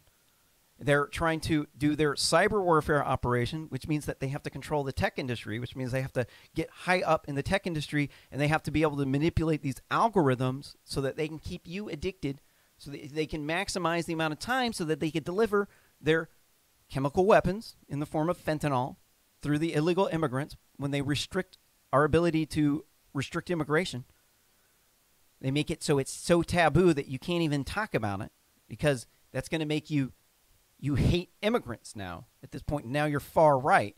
Then you're a Nazi. And that's what they do when they control Wikipedia, and you can just expand the definition, and then people start to believe it. All you got to do is just have some people pumping some universities up with some donations into their diversity, inclusion, and equity program to push this anti-racist feminist garbage, institutionalize it, because they got a lot of Chinese foreign exchange students there. They're paying top dollar. And they give you some donations. And we're just trying to end racism, man. Trying to promote diversity, inclusion, and equity, man. Like, there's nothing wrong with it. It's a Trojan horse. Ends up turning out to be a cyber weapon. They're pulling a psychological warfare operation in order to do cultural Marxism through the delivery of chemical weapons and through the control of our social media networks, in order to push anti-racism and feminism, in order to target the white males, to make them go down the social hierarchy, to replace them with non-whites, because those are not the enemy to them. The enemy to them are the capitalists who are preventing them from having socialism. That's the enemy. It's the white males. It's the capitalists. It's the Republicans. It's those pesky people who believe in this Constitution that has this pesky free speech thing.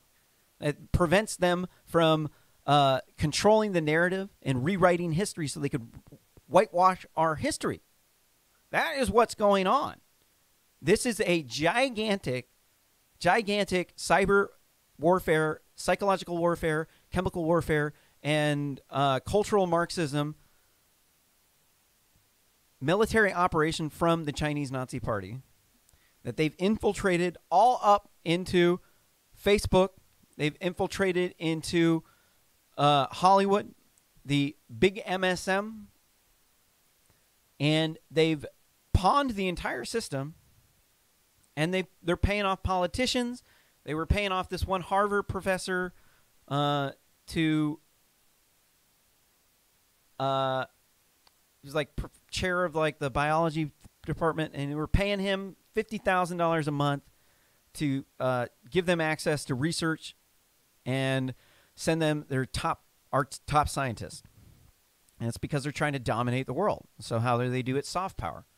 That's China's game. China's game is to use soft power through all the slave labor from the Uyghur Muslims and from the corrupt Chinese Nazi Party bosses that take bribes, even though they're communists, quote unquote communists, but they take bribes in cash only. And then they want to control our free speech. They want to control the town square. They want to control the president's accounts. They want to control every single. They want to control every single politician, and then at the same time, they want to micro-target advertisements to these politicians and track them all around the internet. This, at a certain point, becomes a gigantic national security threat to us. The existential, bar none. But hold on, an asteroid is more existential of a threat than this. This is up there with asteroid impact. This is like Nazis taking over the world. Not quite as existential as an asteroid impact, but definitely, certainly devastating. Definitely do not want to have the Chinese Nazi Party controlling the entire world. I have spent too much time on this article. Don't forget to smash that like button if you like this content. Share this media on social media if you want to see us grow. Don't share it on social media if you do not want to see us grow. Unless you really are pissed off by something I said, in which case, knock yourself out.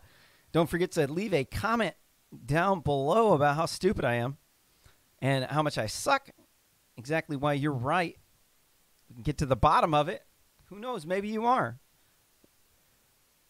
So also, too, don't forget to check out rsscommentary.com. You can make a donation at /donate. But don't forget to hit that notification bell for notifications when I go live, and smash that subscribe button.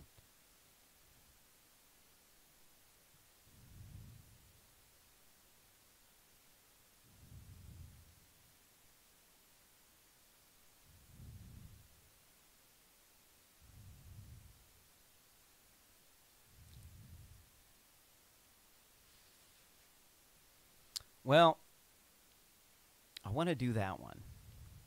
Wait, I gotta add the link. So if you want to fact check me, do so at github.com /RSS commentary /Caleb McCullough /issues /114 for this show. That's where you can find these links, or at rsscommentary.com /issue 114, but the website's broken. If you could help me out with that website, it's supposed to be working. It says it's like doesn't have one of the include files in the post HTML. It's a Jekyll template, and I can't for the life of me figure out what's it's saying isn't included. Like the file is not there or something, but it is, and I can't update the website. But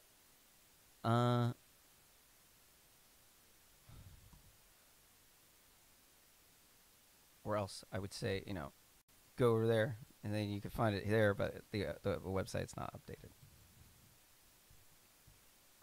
Okay. Another one.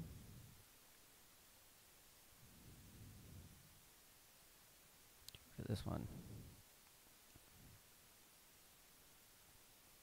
Got to hit this one up. Not that old. Some of these are going to be old here in just a little bit.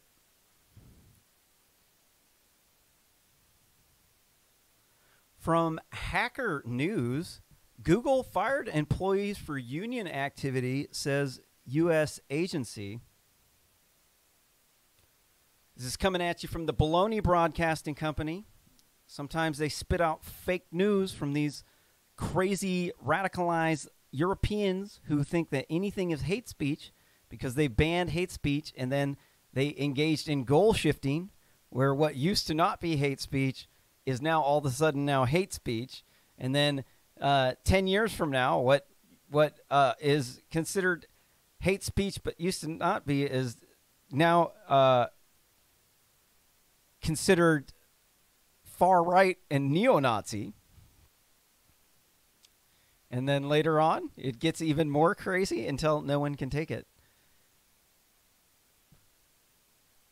A complaint filed by the U.S. National Labor Relations Board, NLRB, alleged that Google unlawfully monitored and questioned its employees about their union activity.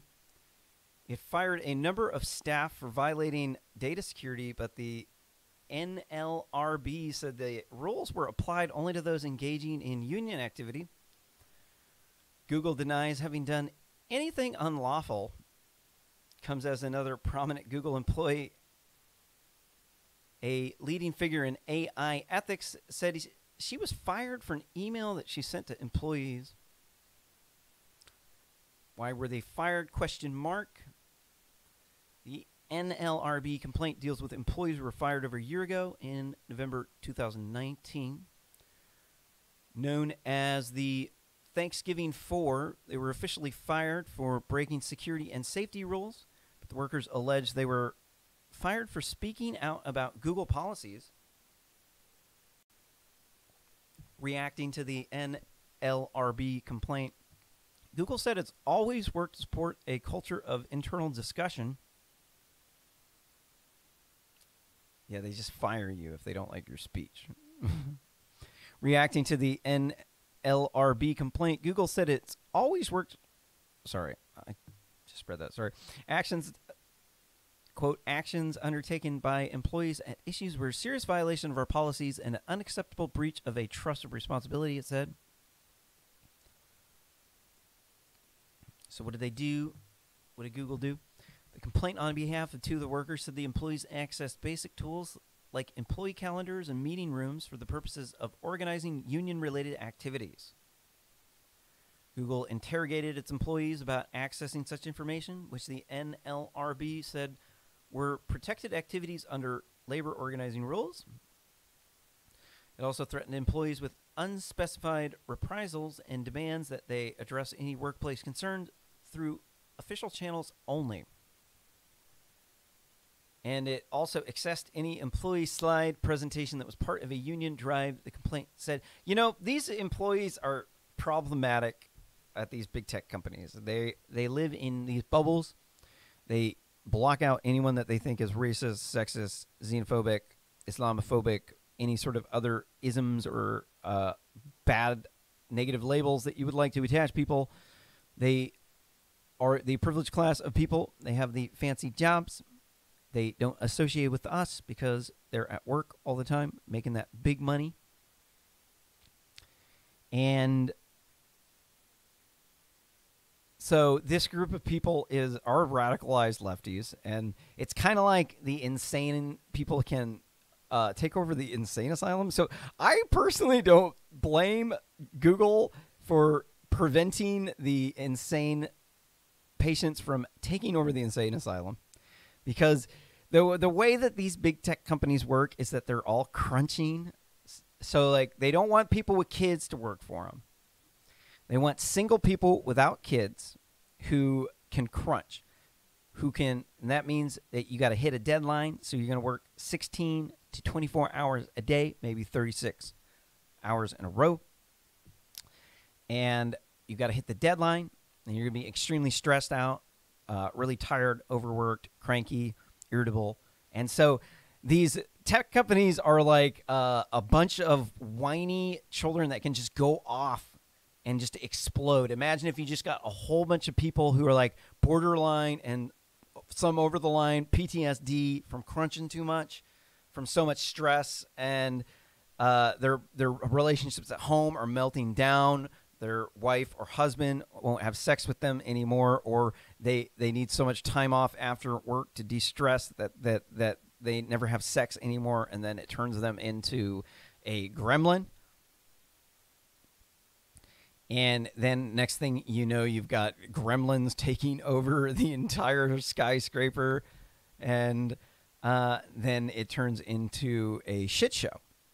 And so this is the big tech community in a nutshell.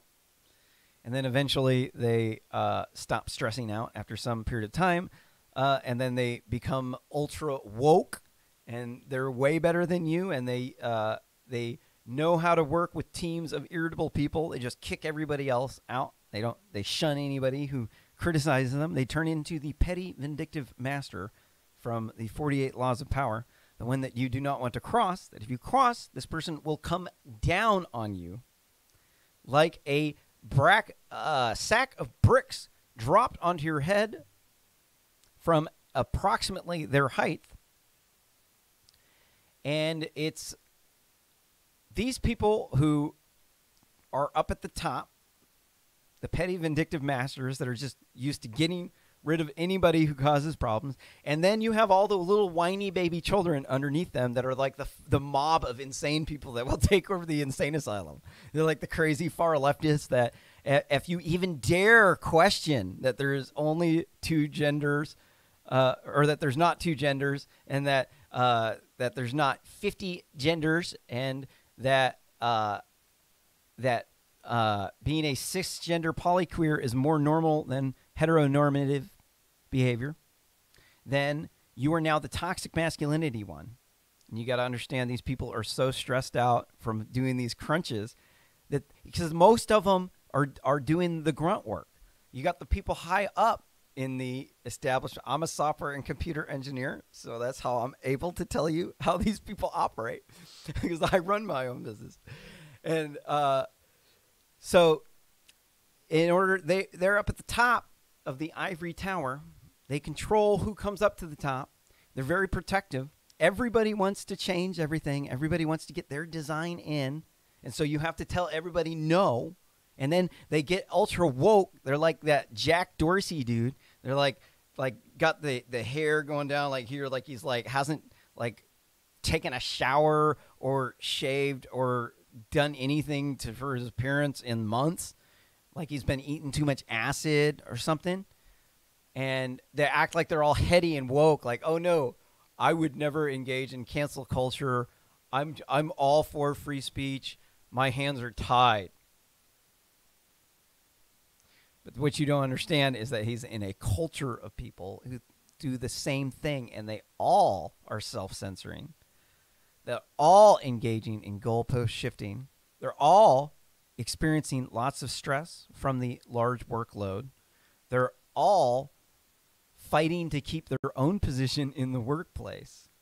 And when you do that, when you look at the power structure that they've set up, you really got to be, it's unsettling. You got to be worried about it because they have so much power in these big tech and big MSM companies, and they've amassed a in-group that is part of their white privilege and Asian privilege circle. They control who comes in. They kick most people out. If you do end up getting lucky enough to get a job, they're going to make you crunch. They want you to work get as much value out of you as possible. You got to compete with the H-1B visa dudes.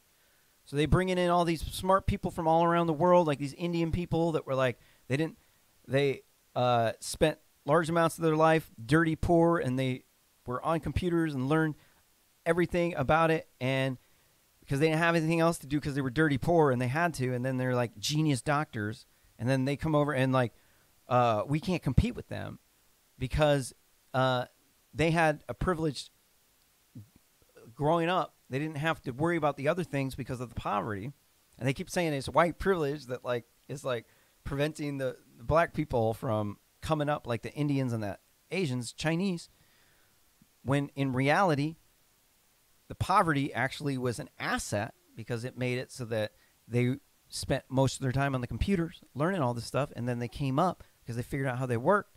They had no other option. That was that one good job. That was the one that they could do to help their village out, and their village assisted them and helped them get to that position. And then we don't have that, and they keep on saying it's white privilege. That's the reason why the minorities are in the big Democrat-run shithole cities are all oppressed. It's because of them racist Republicans from them poor rural states that are holding down the minorities in the big cities. They're the reasons why you can't get jobs at the big tech companies in San Francisco. Right. Right. It's the racist Republicans in the poor rural states is the reason why you can't get a job at the big tech companies run by the Democrats, right? I mean, do you see the game? Do you see the game? It's a shit show. Their whole game is a shit show, dude. They're hypocrites through and through. They all preaching this equality thing while they're all using this soft power, talking like with these like monotonous, slow voices that are good for dealing with cranky crews of whiny little babies up in a safe space. And they use this against you. And if you can't talk with this lingo and you're not on their level, you're not in their class, then you're nothing. You're nothing. You don't get a job there. You're not going to be friends with them. They're in another world. They won't let you in because your grades weren't good enough. Like, okay, well, can I learn on the job? No, they want an H-1B visa, dude. They want somebody that they can pay a decent wage, but they could work them 16 hours a day, and they don't want us because we got families and kids. And so we don't get the training, and so this makes it so their class of people ends up first come, first serve. They secure all the resources, and then next thing you know, they're banning you for just normal speech because it allows them to get what they want. They get the money, they get to the power, and they get to hold on to the power. They get to choose who comes up and who is able to participate in the market depending on how many likes you get, depending on the network of people that you're around, which depends on the jobs that you got at the big tech or big MSM companies that allowed you to get privileged access to these networks. That's the problem with these people and why we got to shut down big tech and big MSM. We're going to have to do something with like an open source, one size fits all social network that everybody's thing is it becomes like an app for it. Like Facebook's just one app that you can access the social network. You go on another social network, it's the same thing. I mean, there's just no way that you can have a monopoly on that and comply with our antitrust laws. You know, at some point in time, they have complete control over the entire world's social media, and then they're rigging our elections, and we can't do anything. You know, you're gonna have to take them out bit by bit. All right, I've gone off too much on this story. Don't forget to smash that like button, hit that subscribe button. You got a bell over there. You can ring it. You're going to get notified whenever I'm going live, so you can watch me go off like a redhead. Like a firecracker. That's what I meant to say. You can also find these links over at github.com/RSS commentary /Kale McCullough /issues /114 for the show, and then you'll be able to find these links over there. You can also find us at rsscommentary.com, where you can make a donation at the /donate. You can make a donation via PayPal right now. Don't forget to share this video on social media if you would like to see this channel grow.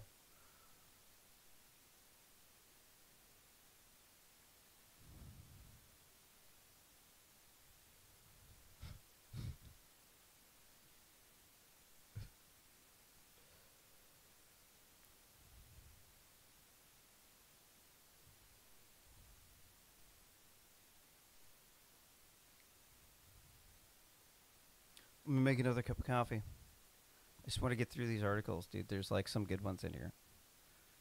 When you work, when you're doing journalism with news, it's like the news cycle will go by you, and then it's like you're like chasing the dragon. It's almost like you're a heroin addict or like you're a cat, but like chasing after a laser pointer.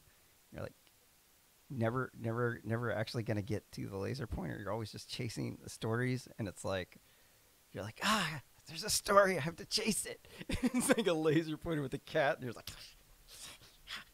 but you can only get so many of the stories. Sometimes you actually have to like let the news cycle pass you by because you just physically don't have enough time.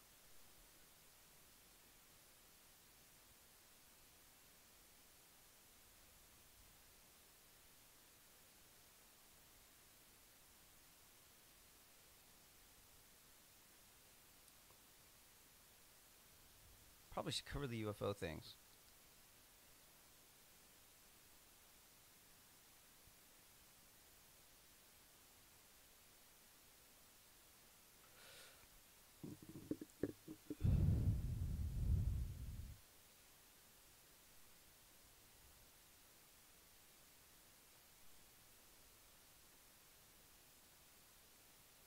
Yeah, I gotta cover this one first. First, I'm going to grab some coffee real quick.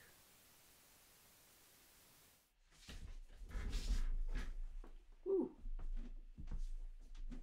It's a lot to sit down for that long of a period of time. I think I might have to wait for a little bit on that.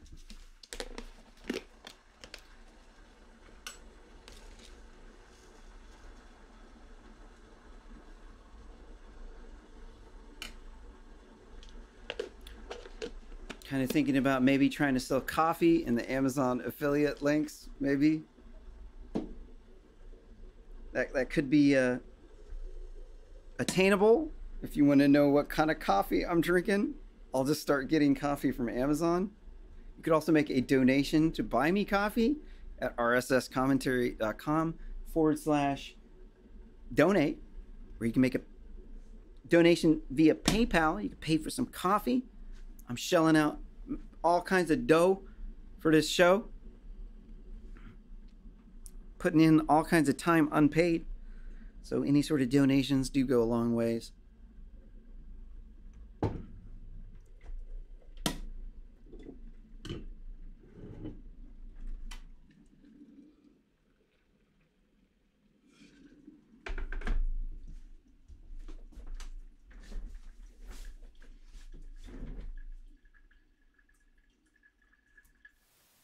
All right.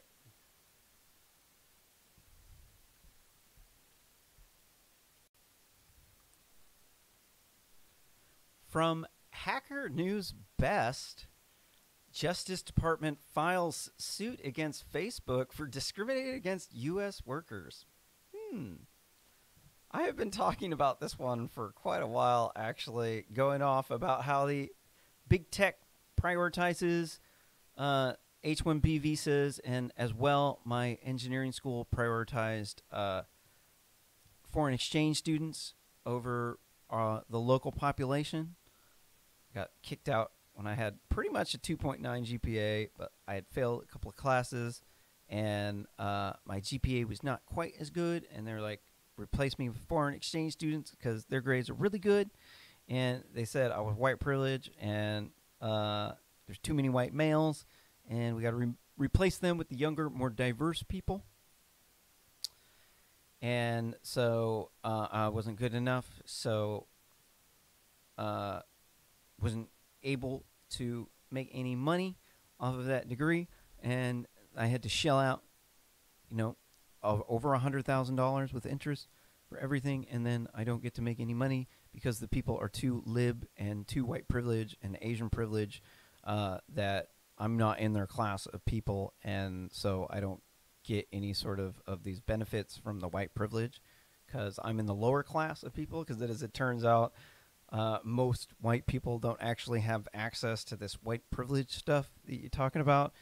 They actually, most of them are at the bottom of the social hierarchy because it's kind of a pyramid. And so it means that when you are dumping on the white males because of their quote unquote white privilege, you end up dumping a lot of times on some poor dude who can't really defend themselves. I mean, you might think that they have this unlimited white privilege from Kale's white privilege factory, but it's actually not true, actually.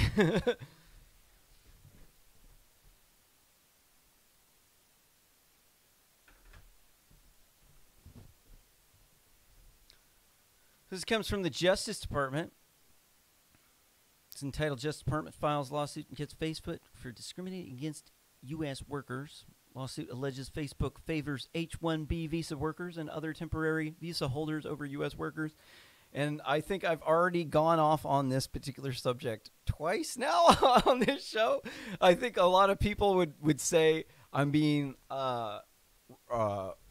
racist against immigrants or something, because immigrants are a race of people or something, because they're like, oh, you're criticizing the big tech companies for hiring these H-1B visas. So that means because you're a white male, you have bad intentions because white people are the dominant class of people and they oppress the oppressed class of people. And since you're a male, that means you got that white privilege from Kale's white privilege factory that he only shares with the other white males. He won't give any to the minorities or the women. And so this makes him inherently bad because of his skin color and his gender. And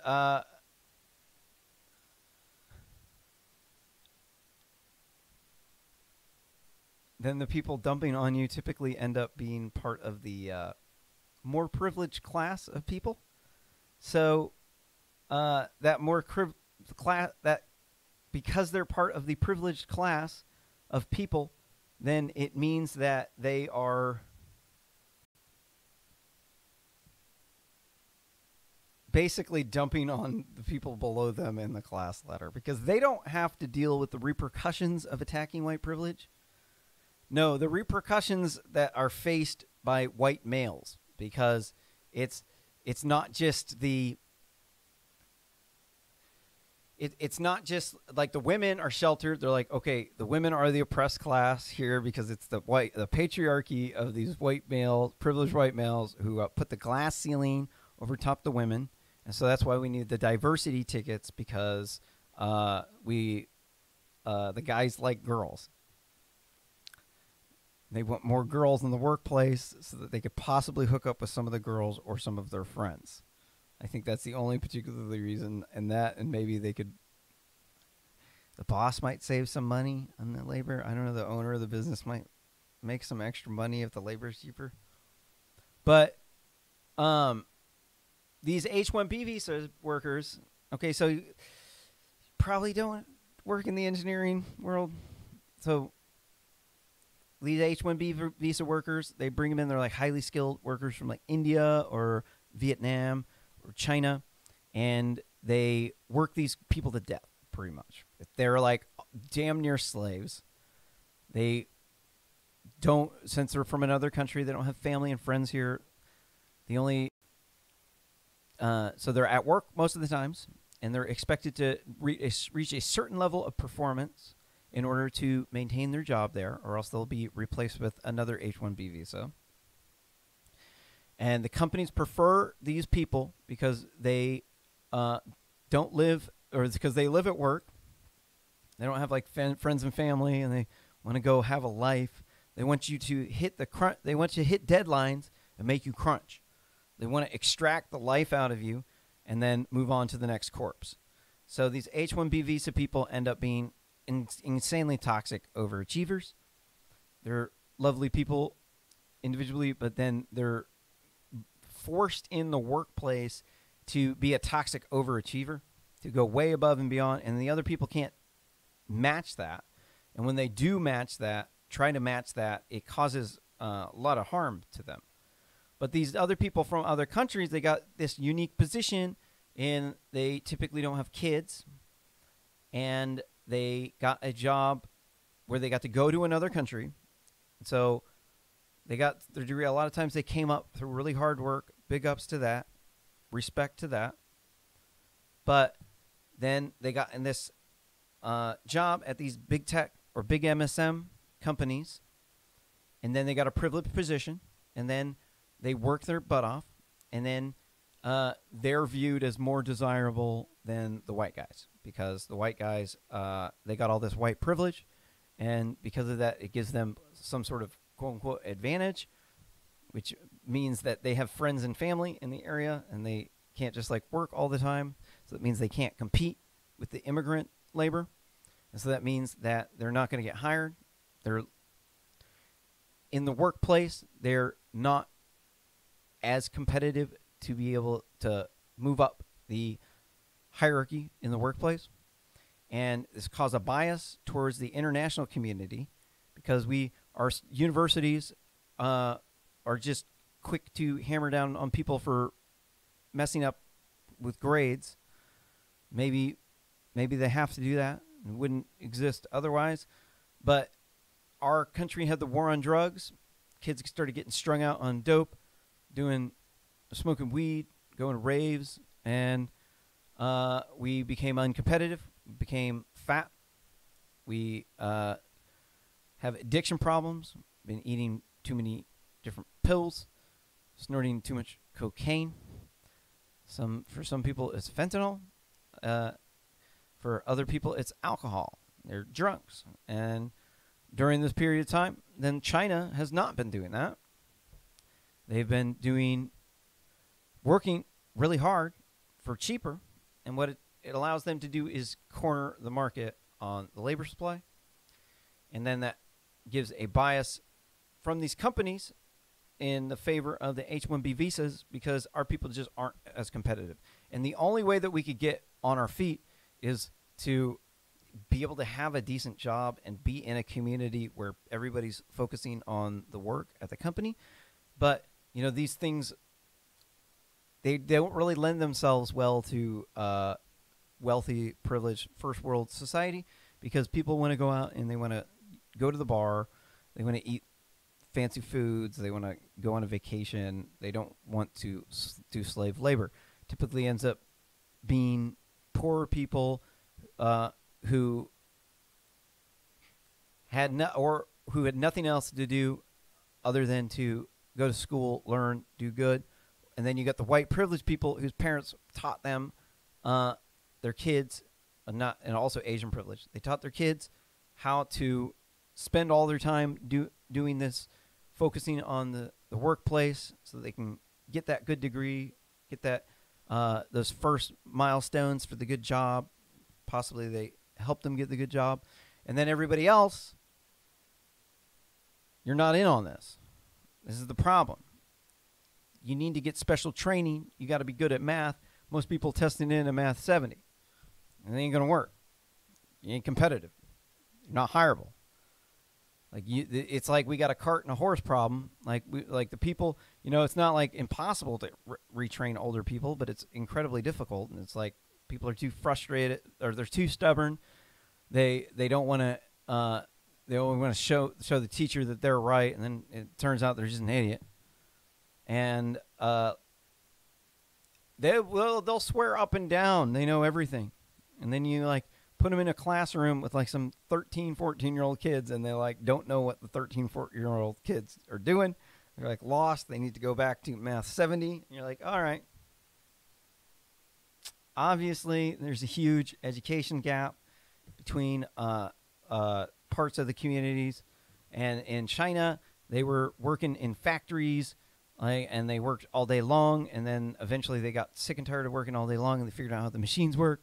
And then they came up. Now they're filthy, stinking rich because they learned how to manufacture things. And then we don't know how to do this.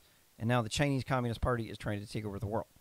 And so they've got our big tech rigged in the favor of the immigrant labor, the H-1B visas, and the immigrants who own the companies, the multinational corporations and the globalists. These people have control because it's their families and their friends' business assets that are in control.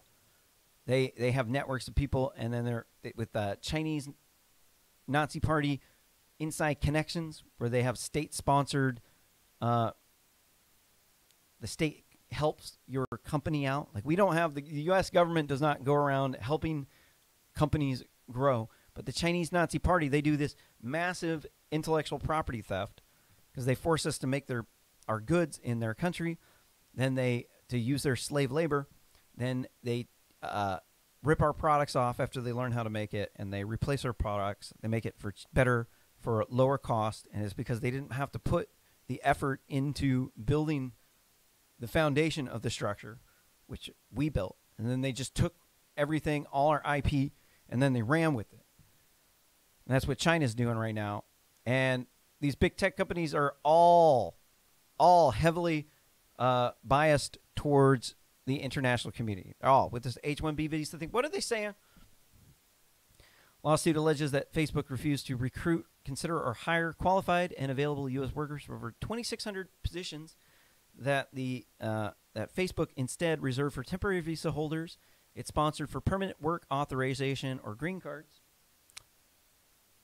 In connection with permanent labor certification process, or PERM, the position that were the subject of Facebook's alleged discrimination against U.S. workers, offered an average salary of approximately $156,000. According to the lawsuit, based on the department's nearly 2-year investigation, Facebook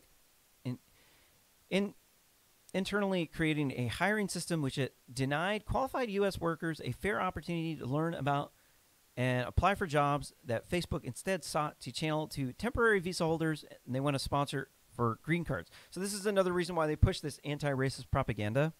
They don't want you to offend anybody on their team. So it's very evident. If you question their dogma, you don't even have to be racist. You don't. If you question the dogma and as to why they, why you can't even question this, just like bring it up. You're like, well, why can't you be racist? Why do I have to hate people who are racist or don't like immigrants? Like, why do I have to hate those people? Because you're a bad person. Because you're supporting white supremacy and racism. It's like, okay, and then what? How is this a problem to me or to my family? Like, it's not. You're like, okay, so why is it a rule? Because it'll mess up their workflow.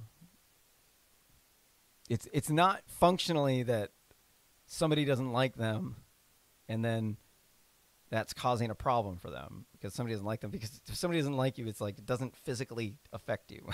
Like, okay, there's millions of people. Some of them don't like you. Some of them do like you. All right, there's a net positive, net. Okay, so what would it be if like everybody liked each other? Is this going to make everything magically all better? No, it doesn't make everything all better if everybody magically likes you. But there's only one reason why you're not allowed to offend these people. It's because most of their customers are not white. That's the answer. Most of their customers are the rest of the people, the 4 in 5 people on this planet that aren't white. That's the customers. Like you're not the customer. You're probably the product to these people.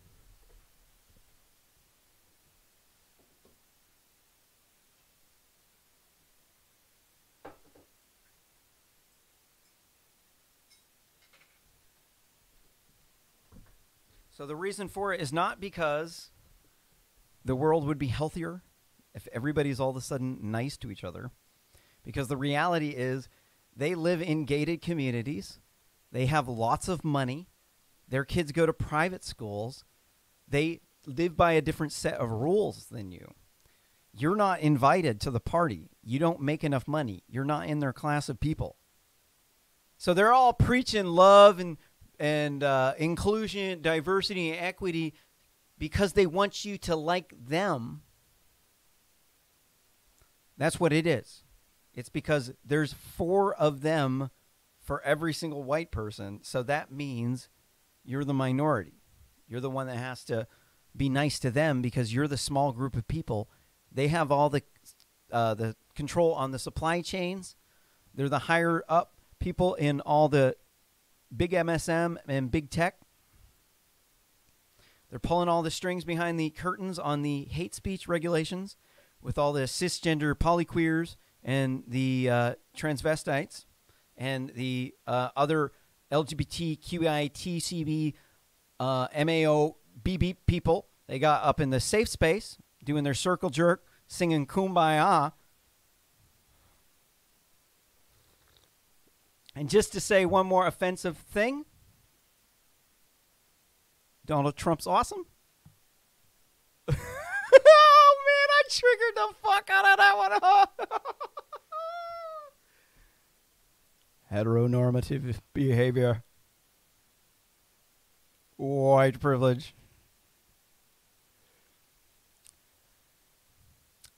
The quote, reading on in the article, quote, the Department of Justice lawsuit alleges that Facebook engaged in internal and widespread violations of the law by setting aside positions for temporary visa holders instead of considering interested and qualified U.S. workers, and, quote, said Assistant Journal Eric S. Dreeband of the Civil Rights Division. Quote, this lawsuit follows nearly 2-year investigation into Facebook's practices and its reasonable cause determination by the Justice Department's Civil Rights Division. Our message to workers is clear. If companies deny employment opportunities by illegally preferring temporary visa holders, the Department of Justice will hold them accountable. Our message to all employers, including those of the technology sector, is clear. You cannot legally prefer to recruit, consider, or hire temporary visa holders over U.S. workers. And the U.S. universities are 100% guilty of this. I might have told this story already once in this video, but I got kicked out of engineering school because I failed some classes, and my GPA was kind of borderline. You took off the classes I failed, and then it would have been 2.9. Then you put on the classes that I failed, it's like 2.5. Just like murders it.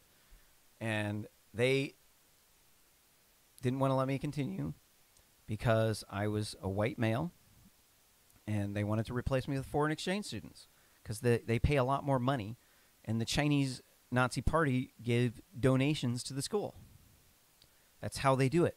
They pay the school money, pay these exorbitant amounts of money so that you can train up the Chinese Nazi Party second-generation rich foreign exchange students, and then they take all our IP, and then they rip our companies off, they replicate our product, and they take over the market because they're not playing by our games. They have access to slave labor in Nazi China, where they say they're communists, but they have money. If you want to sell your product on the Chinese market, you need to give a bribe to the quote-unquote Communist Party boss. You got to pay him cash. In a communist country where there's supposed to be no money, you have to give the dude a bribe in cash only. And he says he's communist. Obviously, the dude's not communist. Obviously, if you're using slave labor and you got a steep social hierarchy and you have a dictator who looks just like Winnie the Pooh, and you're trying to be the world's #1 superpower, and you got millions of Uyghur and other Muslims in concentration re-education camps, obviously you're not communist. Because if you were communist, the Uyghur Muslims would be in control of their community, because the entire notion of communism is that the community is in control. That's the entire purpose of communism. It's like anarchy is the farthest possible left that you can possibly go, where nobody controls anybody. Theoretically, it'd be a perfect world, right? Right? That's why I don't dislike anarchists. Out of everybody on the far left, the anarchists are the only ones that I have any sort of respect for, even though I think you're kooky. I look at you like a libertarian. I admire, I admire, the ideatarian of this, the like pure, like make a perfect world, strict adherence to your dogma. But reality of the world is that other people will control you. So then, what's the other option? You got the community in control. That's the next step. If you can't have individuals in control, then you got to have the community in control, right? That's the next step beyond anarchy, going to the center. And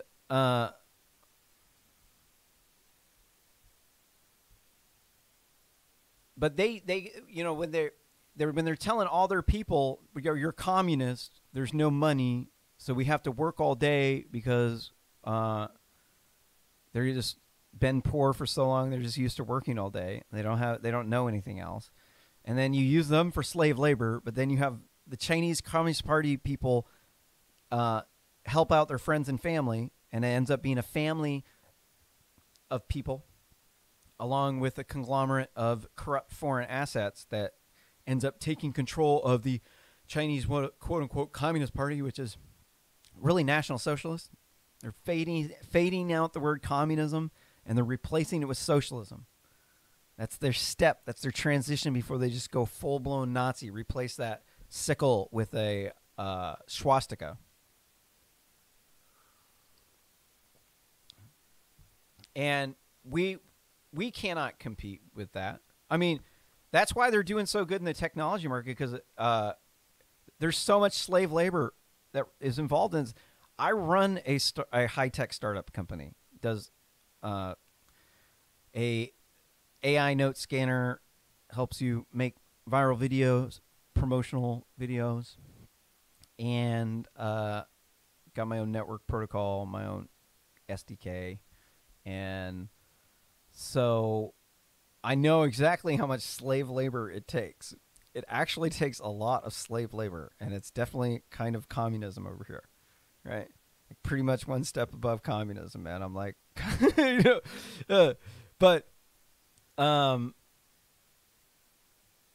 that's how these people are able to one-up us, and we're falling behind. We are so far behind the rest of the world that it's actually embarrassing how far away we are, how far behind we are, because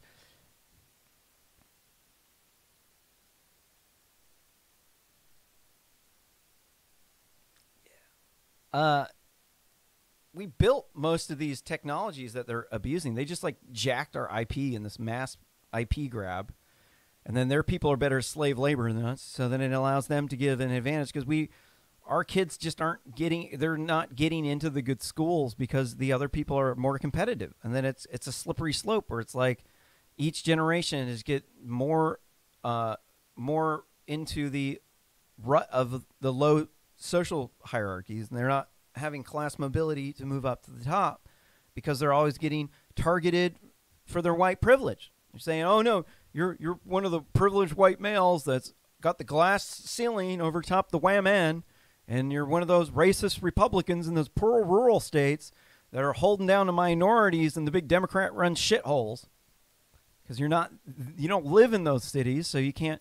When they attack that and they use that boogeyman or that straw man, you can't attack because you're not there. They just say, "Hey, look at the straw man. These are the opinions that this straw man has. Vote for me. I'm not the straw man. I'm the opposite of the straw man." That's what they're doing. It's a giant scheme in these big Democrat-run shitholes in order to convince you that it's not actually the people who are controlling the industries in the city that are keeping you held down in poverty, preventing you from getting into good schools because you're don't have access to the same educational opportunities as the upper class. No, it's the racist white man in the poor rural states holding you down. That's the reason why you're down in the ghetto up in Hood.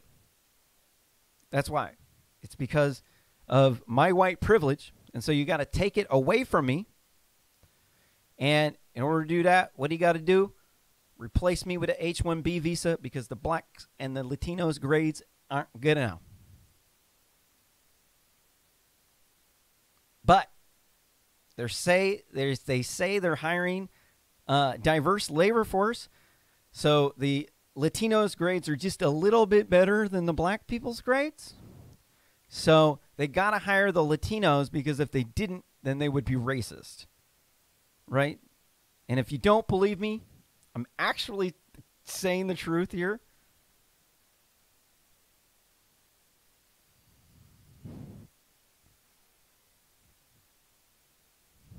I'm not trying to be hateful. This is just the GPAs of people This was up into 2009. Same stats are holding.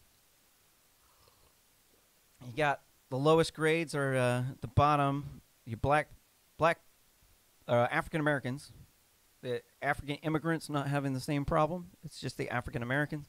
Above them, you got Latinos. Well, then average GPA of African American 2009, 2.69. Average GPA of a Latino at that time, 2.84. Grades not good enough to get engineering school. You got to get 3.0.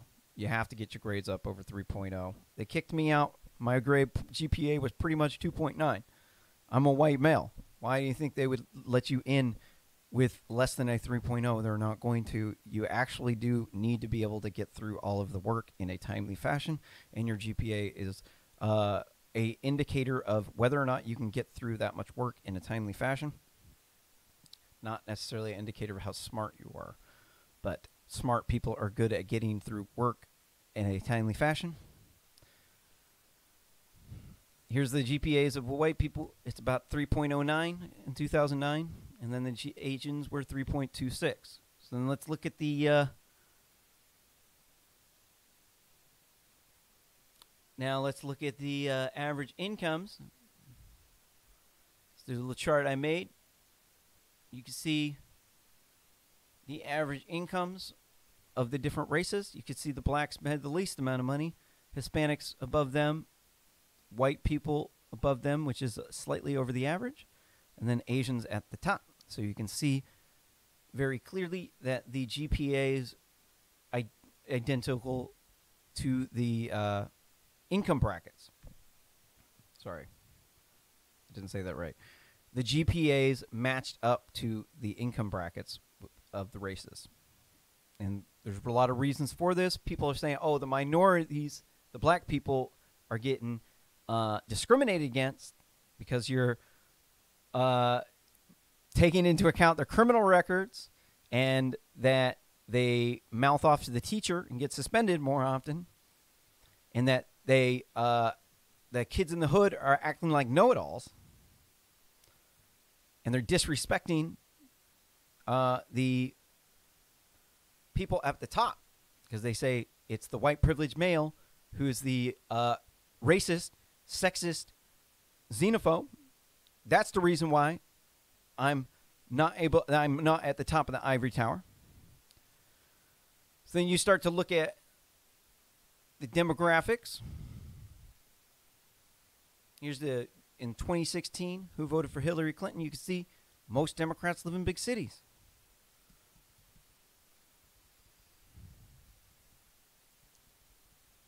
Also, too, where there's large amounts of minorities, where minorities are often the majority. And in these cities, we got big tech all up in here, big tech, right? So these cities, the people, the big tech, the Democrats who are in these cities, they have to maintain control. They can't just get elected once and then get kicked out of office whenever the Republicans do a way better job. They have to maintain control somehow. So how do they maintain control?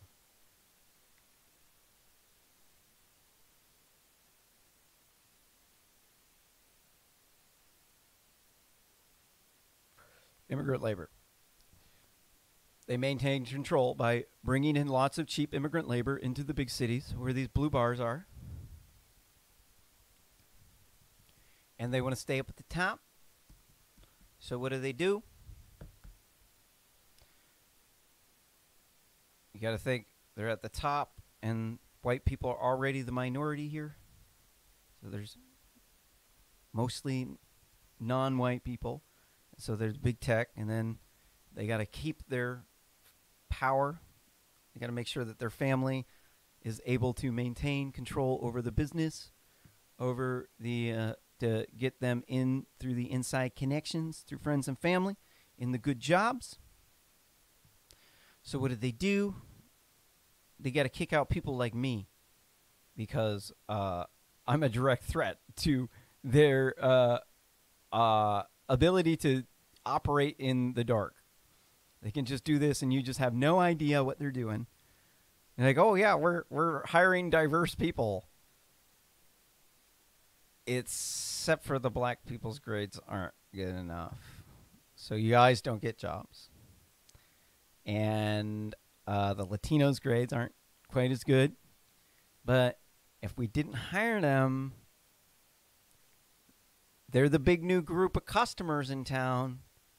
People won't buy from us. They'll boycott us. So we have to hire the Latinos, or else people would call us racist. This is the scam. It's a scam. It's called the Democrat four-tier racial caste hierarchy.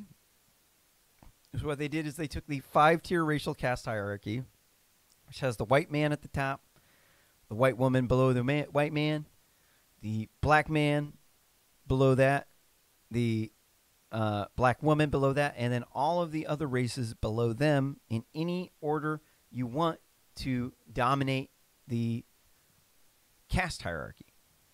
It's called the 5-tier racial hierarchy. I didn't come up with it. It's just something people have been talking about. And so what these people did is they squashed it down into 4 tiers. So at the top, they got their class of people, the ivory tower liberal class. They maintain their place at the top by kicking out anyone they say is racist or is a conservative. Anybody who questions the dogma, they're out. You're not an ivory tower liberal. You ain't going to the top of the ivory tower, right? You're not in on the pedo crew that's banging the teenagers, because most of the people at the workplace are asexual, and then they probably haven't had sex since they were teenagers. And so then they start banging teenagers and hookers and doing all kinds of weird drugs up at the big tech companies, down when they're in the safe space doing the circle jerk with the cisgender polyqueers, right? So these people you question what they're doing in the safe space, dude. Or even if they're wearing protection with those circle jerks, bro, you're out. Bam, toxic masculinity. Oh, you dead named. You just misgendered. You're toxic masculinity man. Every single time they see you coming, they're gonna get everybody and then go running, right? You're on the blacklist. You ain't getting a job. Nah. You just called a trans woman a man. You can't do that.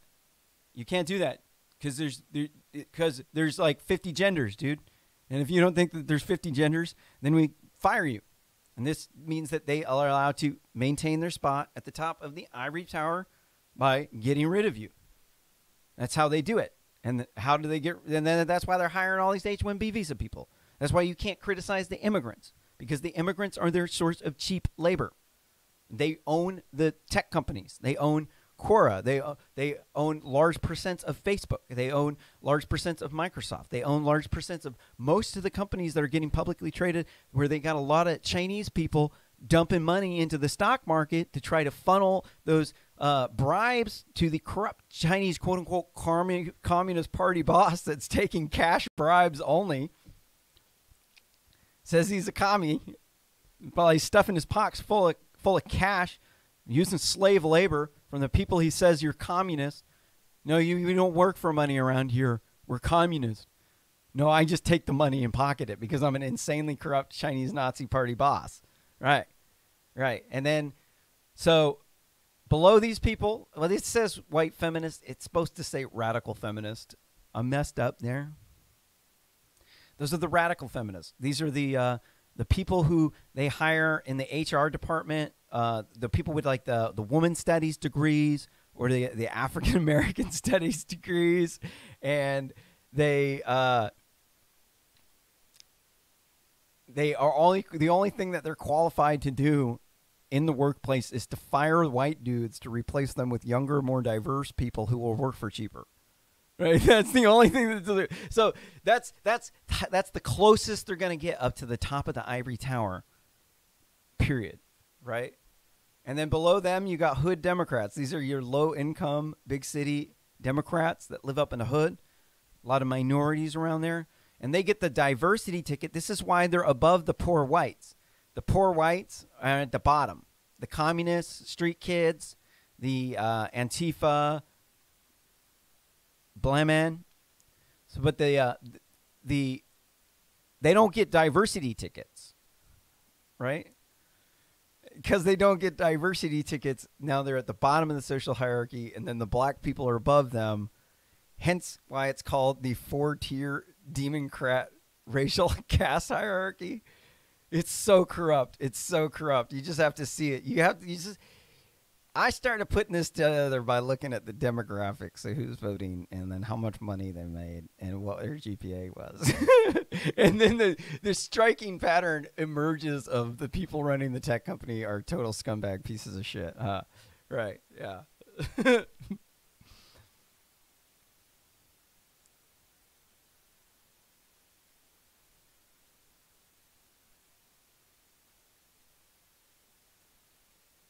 And they keep saying, no, I'm the one that's the good person because I'm promoting diversity, inclusion, and equity. And it's like,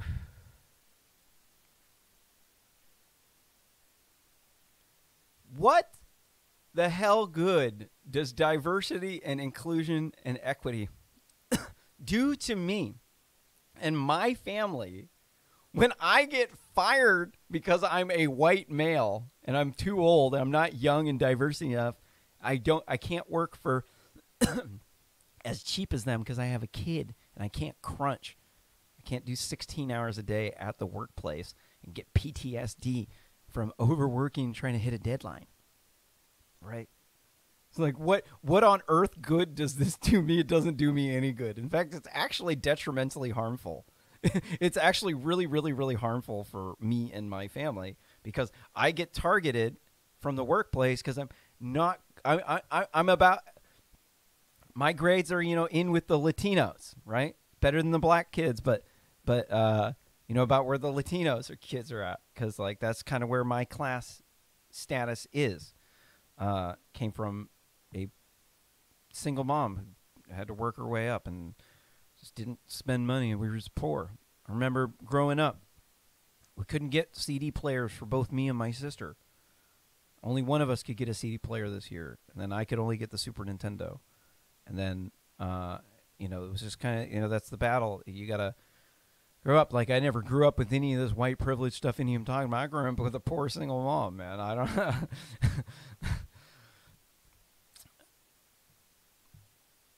But this is the secret motivation that these people have. They're not actually preaching for diversity, inclusion, and equity. No, the average age of white people is 58, and they want younger, more diverse employees because they work for cheaper. It's a scam.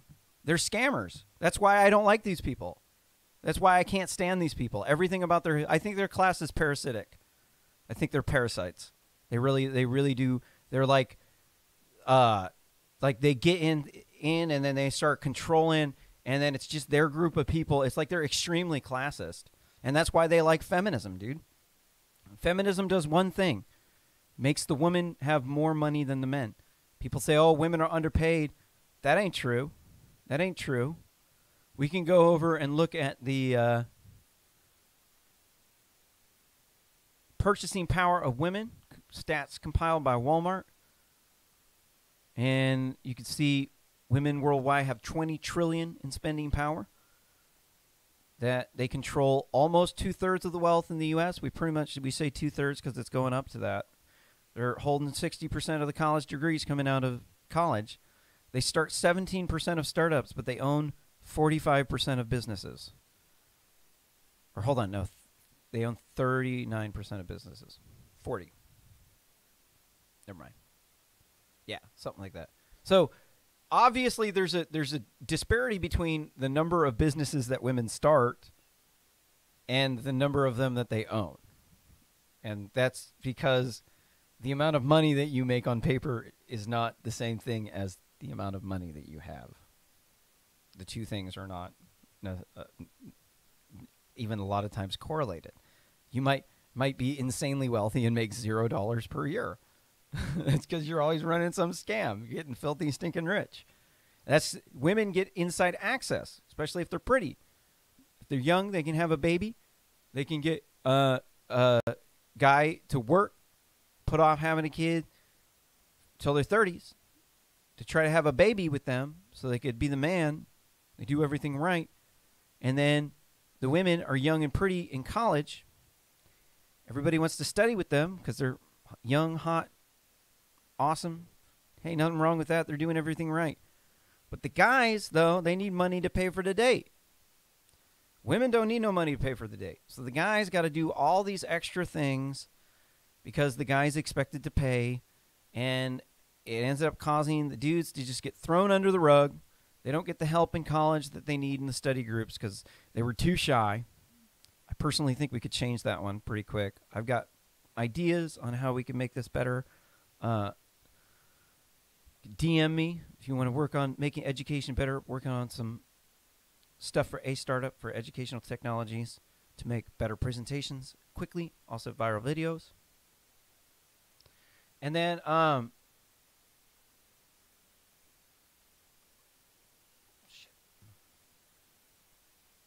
yeah, so the guys aren't they are at a disadvantage because the women have more advantage.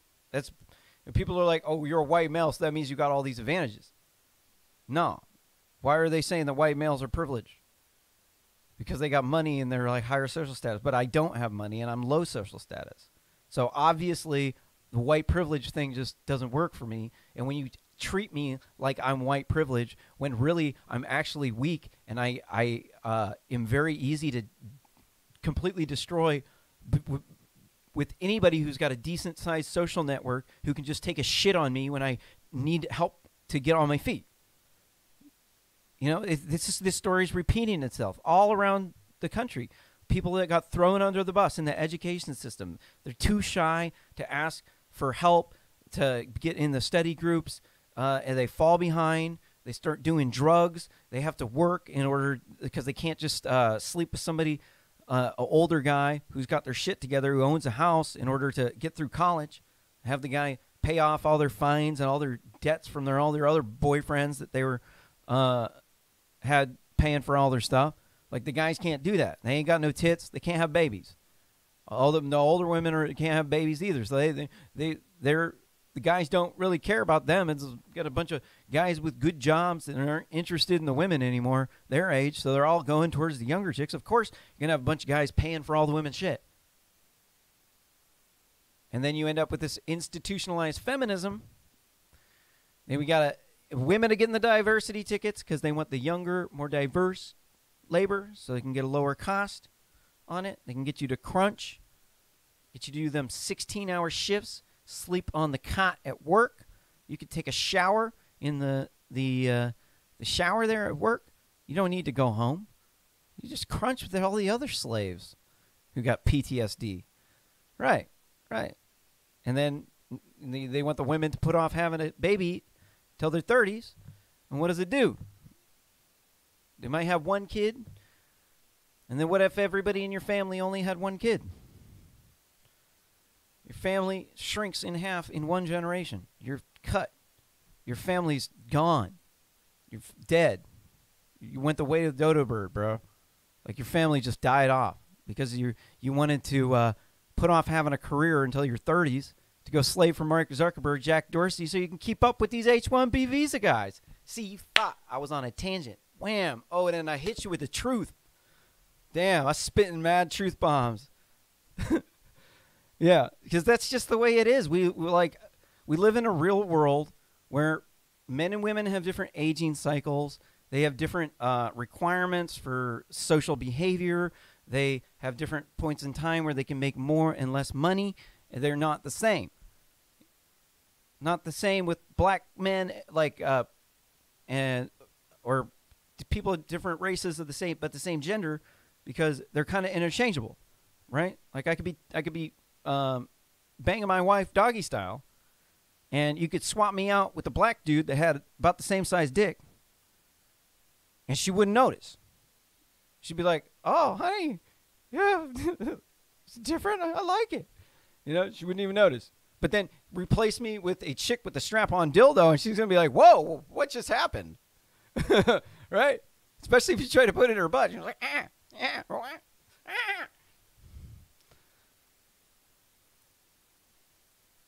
But it's not the same with men and women. And then so we got this situation where people are just giving up having babies, then our population drops off the face of the cliff, while at the same time, all the foreign tech companies are bringing all this foreign labor. And then next thing you know, the rest of the world just takes over tech industry and we go down. And you got to wonder whether or not China's involved in this, because that's their strategy. That is their strategy. China is notorious for doing that. China is also alleged to have deep ties inside of Facebook. They're alleged to have pawned Facebook using Chinese Nazi Party assets that got high up in there, and they have business ties. They might not be from China, but they have friends who are business ties, and they get favors through soft power. And this is what the problem is when we don't make our schools work for us, when they have these steep GPA requirements, and the only people who are allowed to get inside of these programs are the people who got it all right when they were in high school, they didn't mess up and have like fails on their GPAs, no work gaps, no education gaps. And we're taking the money that people are paying for education, and then we're excluding our people from the education that we could use to compete with China, that we could use to prevent the globalists from taking over Facebook, taking over Twitter, taking over Quora, taking over Microsoft, taking over every port city in the world that has large traffic through Chinese companies. But instead, we would prefer to make our education systems only work for the benefit of the minority of the people. And then we'd stand up stabbing ourselves in the back, because this allows our students to be thrown under the bus, swept under the rug, and be fed chemical weapons in the form of fentanyl that they're getting from illegal immigrants who aren't allowed to work in the U.S., so they sell illegal drugs, which is why 30% of federal drug trafficking charges are against illegal immigrants. And then we're not allowed to kick them out because that's racist against the immigrants, because the media tells us so. And then who controls the media and Wikipedia? China.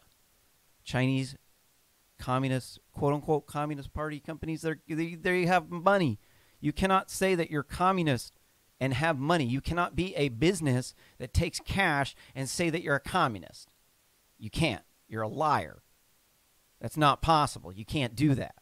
But they'll tell you all day long that they are communist, while at the same time they're pulling a scheme in order to take over the world, to remove all of our people from these important jobs, replace them with their people and their good old boys network.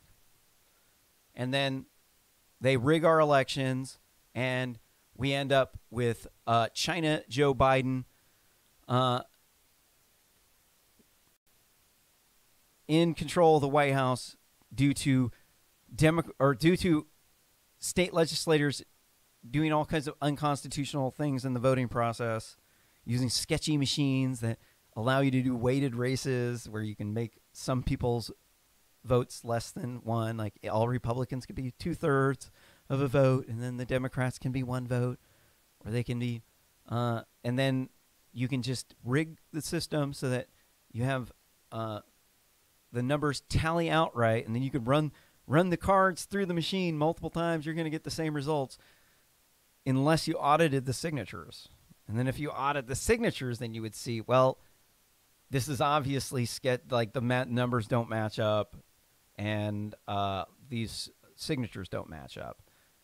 But no, they won't do that, and it's probably because they're being paid off by China, by the same people who are trying to rig the workplace against our workers, U.S. workers, because we can't compete with these H-1B visas because we're not a slave from another country who doesn't have any friends or family and who can stay at the workplace 16 hours a day and sleep on a cot, and they just don't have babies.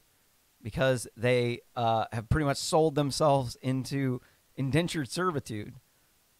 And they have to hit these performance metrics that are brutal, that our people can't hit, because if they don't, they'll be replaced with another H-1B visa who can.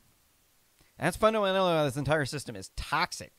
It's toxic. It's like radioactive toxic. Like, how long have I been sitting here going on about this shit? Okay, so I can't read this whole thing up here. If you want to read the thing, you can see it at github.com/Kale or /RSS commentary /Kale McCullough /issues/114, where you can find all of the links. And if you want to fact check anything that I said, you can reference it on that last article. That would be 7. And you could just reference that article just like that. So don't forget to smash that like button down there. And if you like this content, if you want to help us grow, share this video on social media. It's the best thing you can do. Also, smash that subscribe button, ring that bell for notifications when I go live. And until next time, sayonara. This live stream is not over, though. I've got more articles because that's... So just stick around. I'm just going to get another article up. And I have to go to the bathroom.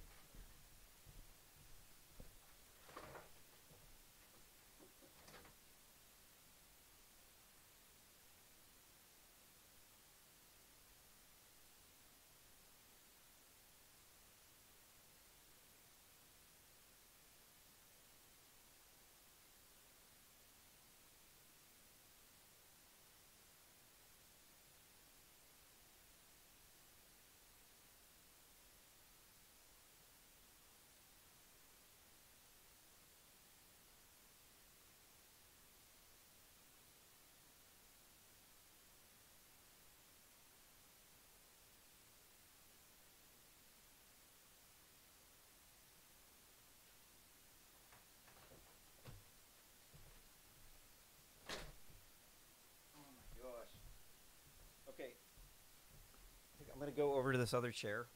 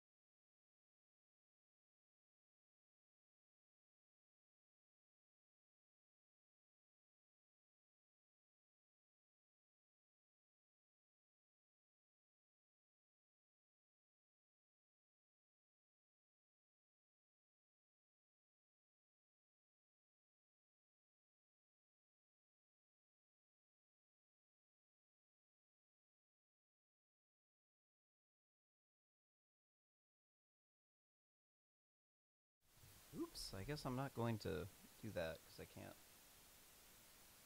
figure out where the cable to connect the camera went.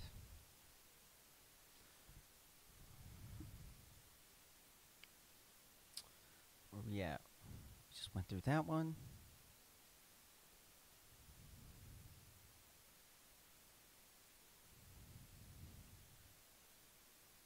Okay.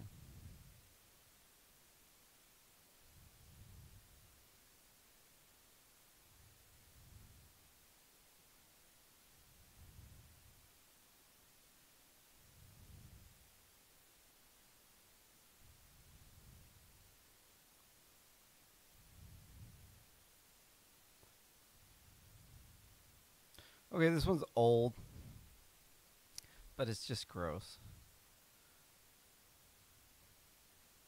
Hold on, do I want to?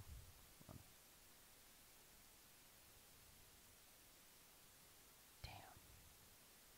Looking for one to cover.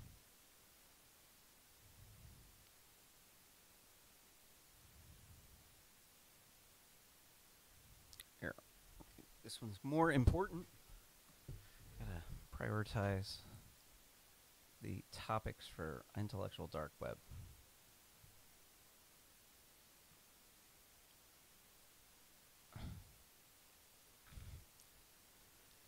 From the New York Post, Louisville declares racism a public health emergency.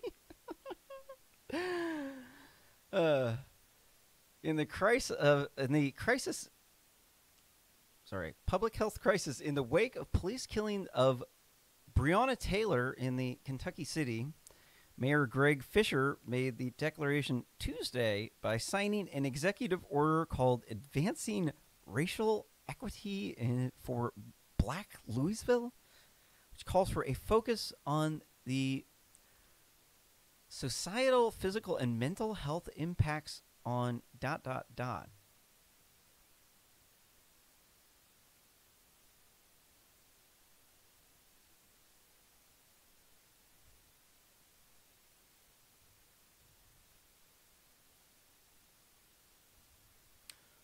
On the black community, the move, which comes more than 8 months after Breonna Taylor was shot dead in a botched police raid. Finally, they stopped saying no-knock raid. Also vows support for Kentucky state initiatives to increase police transparency and accountability, Fisher said in a briefing. Quote, Breonna's tragic death made our city a focal point for Americans reckoning on racial justice, end quote. I'm sorry. So, the woman was trafficking narcotics with her boyfriend. I'm a white dude. I live in Eugene. We used to traffic in narcotics and marijuana. And we used to have SWAT teams come and raid the house. And I'm white. If I had a gun and I shot at the cops, when the SWAT team raided my house, they would return fire and they would probably kill me. And if there was an innocent person in there, they might accidentally kill them too. Because it's the real world. That's called reality. But no, they're saying, oh, they targeted her because they didn't target her because she was selling narcotics. They targeted her because she's black.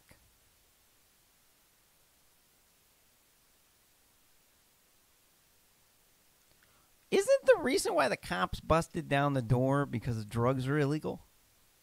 I mean, correct me if I'm wrong. Can somebody tell me in the comments down below? Is it not true the reason that the cops kicked the door down was because of the war on drugs?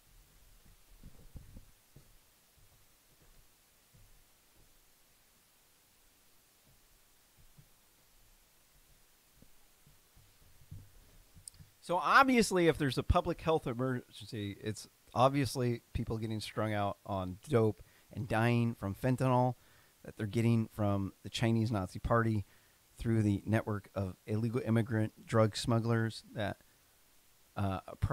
compose the 30% of federal drug trafficking convictions that are illegal immigrants. I think maybe it might have something to do with the fact that they were selling narcotics where it was illegal to do so. I'm pretty sure they had guns when they came there because it was a narcotics investigation and they're there to arrest Breonna Taylor and her boyfriend so that they can get the drugs. Now, should the cops have been doing that? I don't think the cops should have been doing that. I'm in Oregon, where now heroin and meth and coke and acid and mushrooms are like legal. So now when the cops come to your house, they're like asking how many people you have over for Thanksgiving. If you have too many people, then they raid your house. You can have somebody like next to Odin on the couch with heroin, and then they go straight for the people eating the turkey. Okay, all right. This is crazy. They go heroin. No, that's fine. Grandma's over. Oh, busted. You going to jail, Grandma.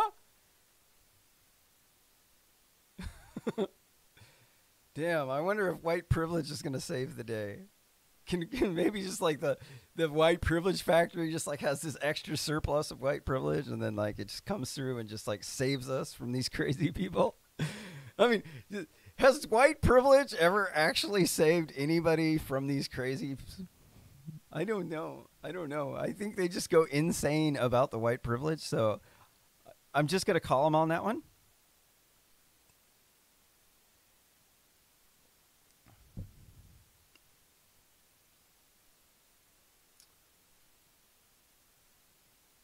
Reading on in the article, as mayor and just as an American and a human being, racism sickens me, and quote, he added.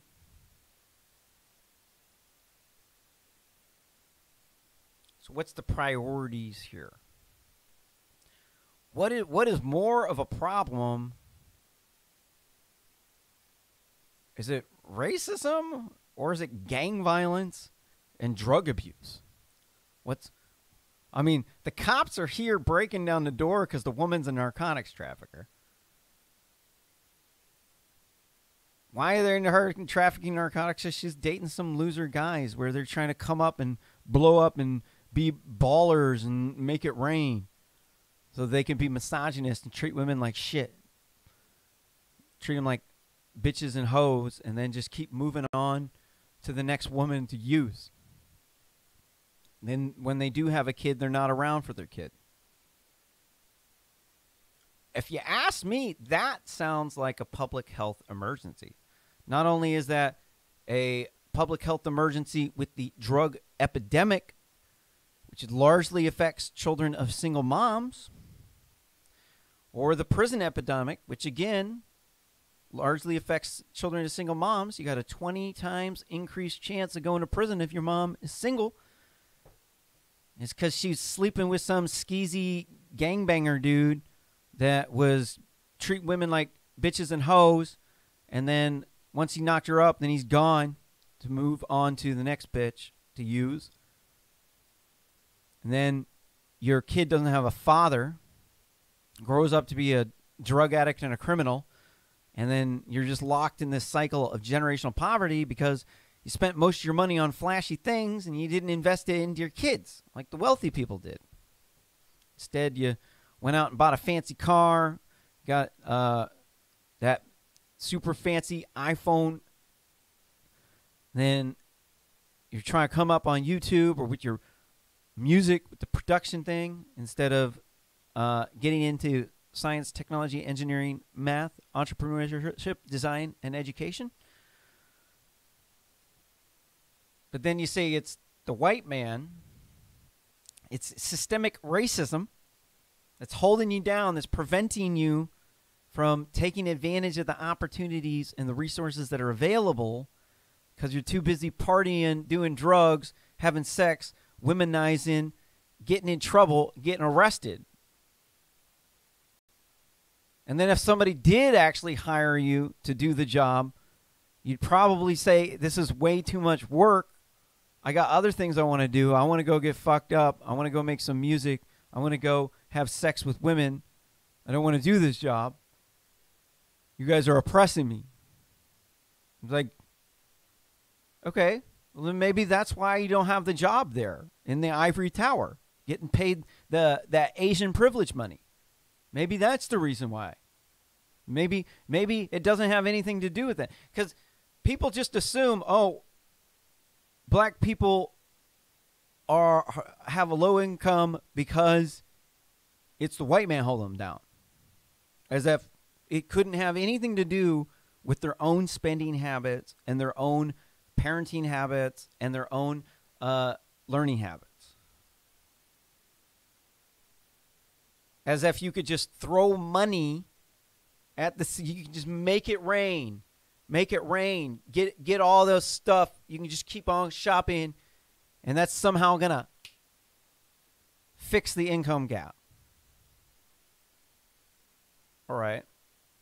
I used to make hip-hop music, and I got into YouTube, and I got a lot of stuff, and then The more stuff that you get, it occupies up all your time. And you could just like do a full-time job just doing audio, video tech. Just trying to set up shit, and you could hardly get anything done. Because you just went and bought a bunch of stuff. You know, that's when I started getting rid of stuff. I'm like, okay, this doesn't work. Definitely would rather have one camera and one that I used a lot more than one camera. Because it just doesn't make sense. It's like adding more money to your YouTube channel doesn't work to get you more views. Right? You got to put out content, and then the more stuff you put in there, the more stuff you're buying, the less attention you are putting on the channel, less work you're doing. And then if you want to get ahead doing another business, you're SOL, you're completely out of time. None of that has anything to do with racism. None of it. No, it's all technicalities of how you have to run your life if you want that quote-unquote Asian or white privilege. It ain't privilege. They earned it.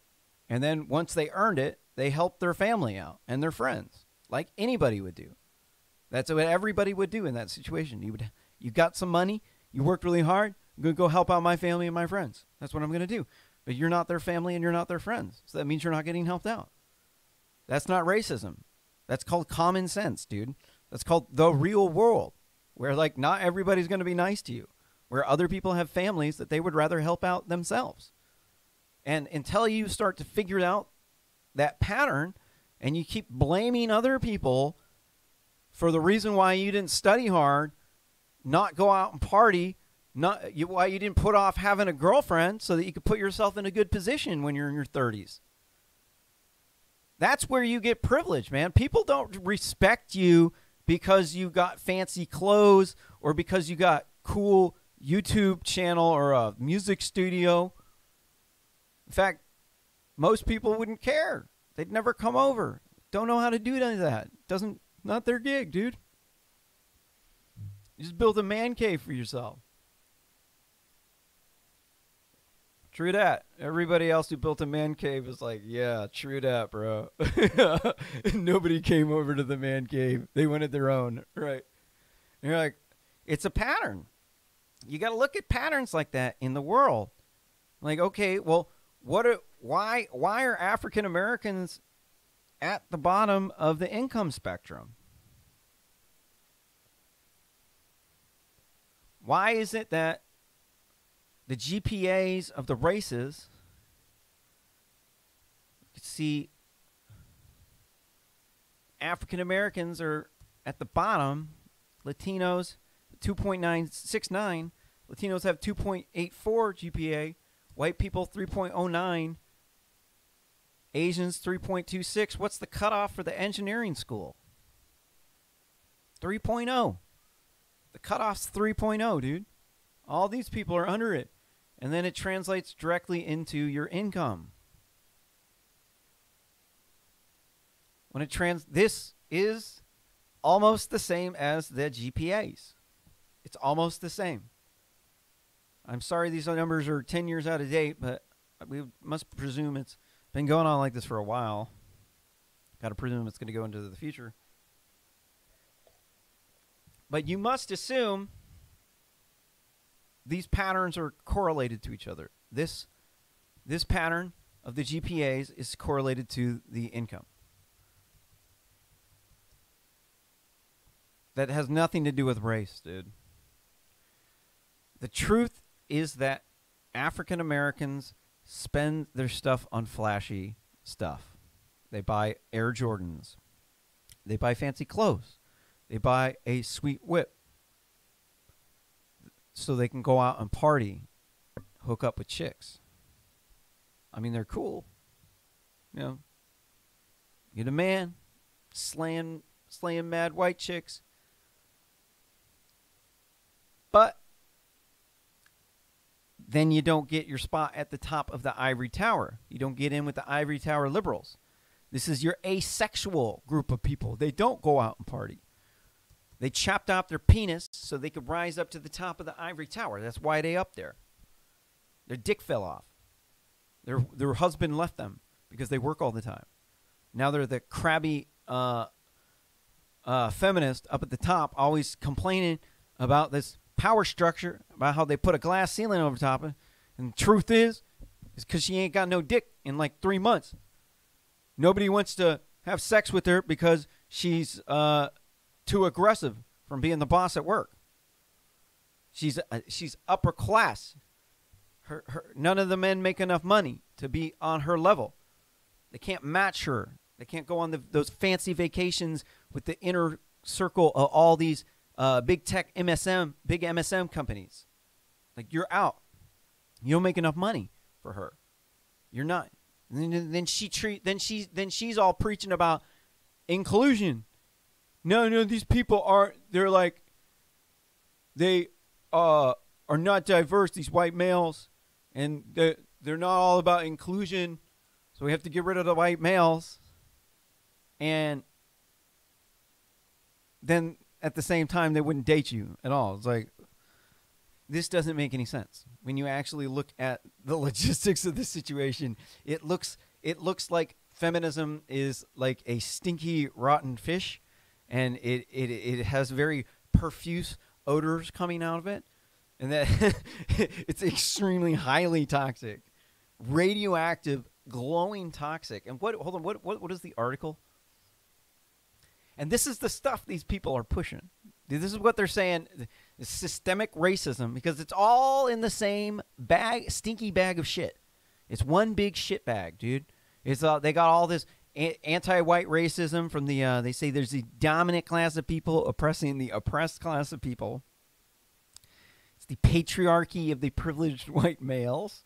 And they put the glass ceiling above the women at work to prevent them from achieving their dreams of putting off having kids till their 30s so they could slave for some millionaire, doing crunch to hit deadlines, working 16 hours a day, sleeping in a cot with the rest of the dudes who are putting off having a kid till their 30s so that they could be in a good social status to get the woman that they want.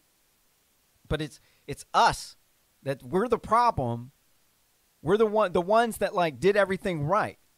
The ones that like put off having a kid till we're in the 30s so we could get a good wife and have a family, and so our kids can have a better opportunity. Than we're the ones that are the bad ones.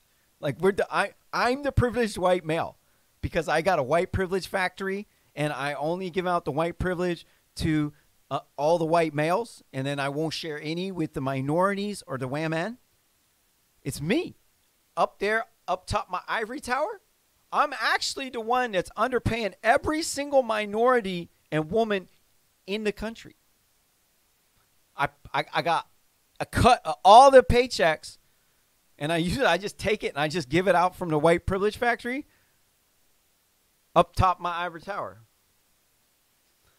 And I'm the big bad wolf, baby. Yeah. Oh, I'm going to come and huff and puff and blow your house down, baby. I'm such a bad misogynist. You're going to have to get rid of me because I got a cut out of your paycheck, baby, and I gave it away to the white men at the white privilege factory.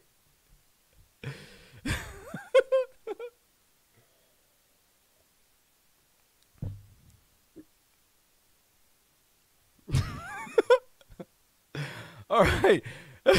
Have you guys heard enough about these people bitching about racism to try to get me click on news articles? Eventually you start to see the pattern. You're like, wait a minute. Are they really doing this for a public service here? Is this really why this guy's doing this? See, question.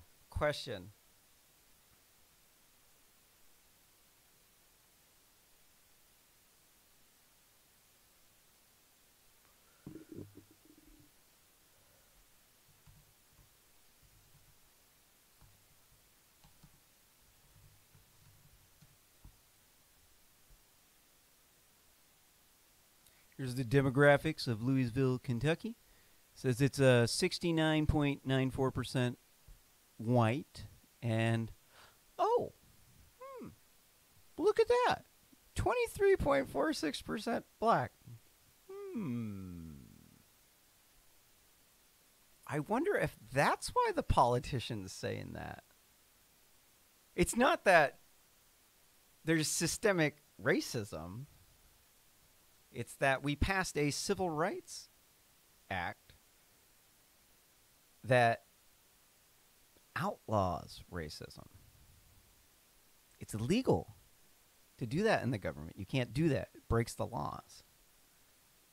So how is there systemic racism if we have institutionalized anti-racism? And that's why this dude is a snake oil salesman. He's selling snake oil. He's saying there's systemic racism from the privileged white males at the white privilege factory. They're not giving any of this white privilege to the African-American voters there in Louisville, Kentucky. So that means that it's a public health emergency because it's our fault that the black people are getting strung out on drugs from the illegal immigrants. Me, because I'm a white male. So it's because of my race and my gender, puts me in a dominant class, means that they're the oppressed class of people. Crazy? I was crazy once. They locked me in a rubber room. It was cold down there. It was so cold that I died. Then the rats came. They gnawed on me. It drove me crazy. Now we just keep going down and down the shit chute into crazy land, where you see passing by, you see all of the isms and negative labels of toxic masculinity, racism, xenophobia, sexism, Islamophobia, transphobia, homophobia, all coming by.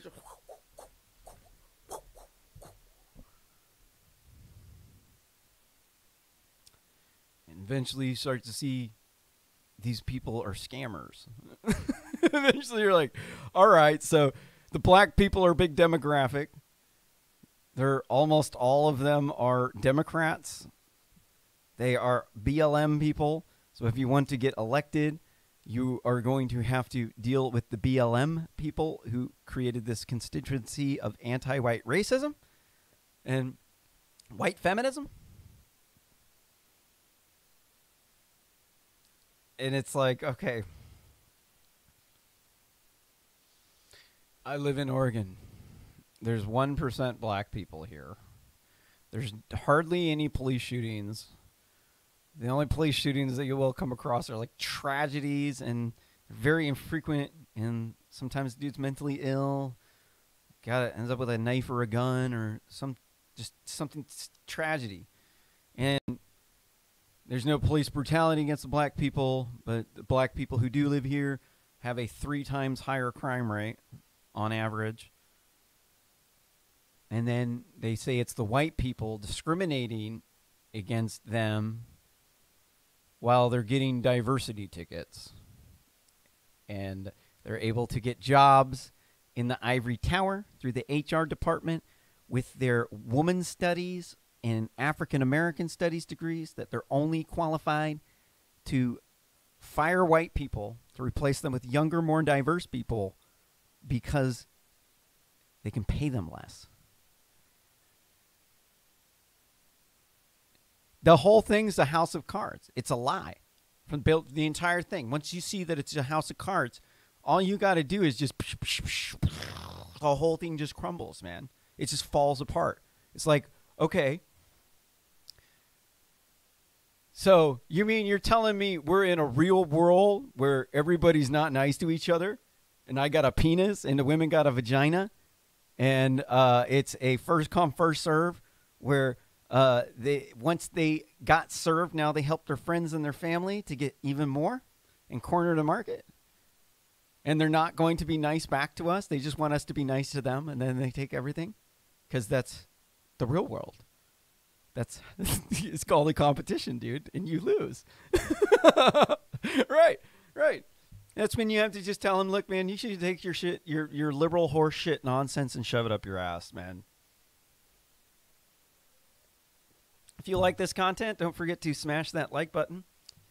The best way you can help the channel grow is to share this video on social media. Don't forget to subscribe and ring that bell for notifications. Also, if you want to fact check this article, you can find the fact checking over at github.com/RSS commentary /Kayla McCullough /issues /114 //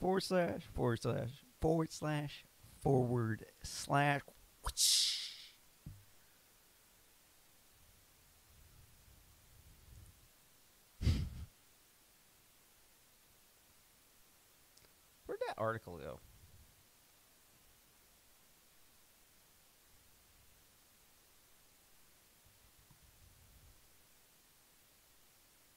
All right, just getting the links together for you. You can fact check it by just typing in bracket 8. So you don't have to type in the name of the thing and correct any errors in the next show.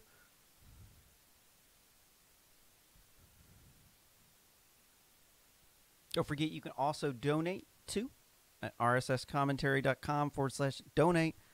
We can also find links to the shows. Website's broken, can't update it. But you should be able to go to the issue number, like rsscommentary.com /issue 114. This is issue 107. Lots of good episodes, lots of interesting stuff. So what do we got?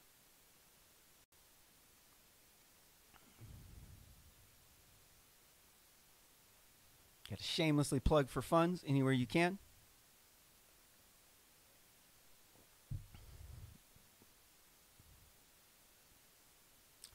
What are we at? Got to get back to the RSS feeds. Got this horseshit nonsense out of the way. What else we got? We want to do immigration. You gotta do this, dude. I'm sorry. This article's old, but I have to cover this.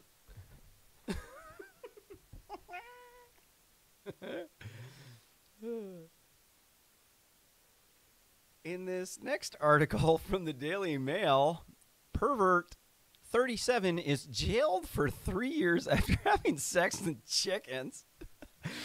The horrifying footage of Rahan Beige is abusing the birds, which were family pets, was saved under the file name Family Vids, were shot by his wife, Halima.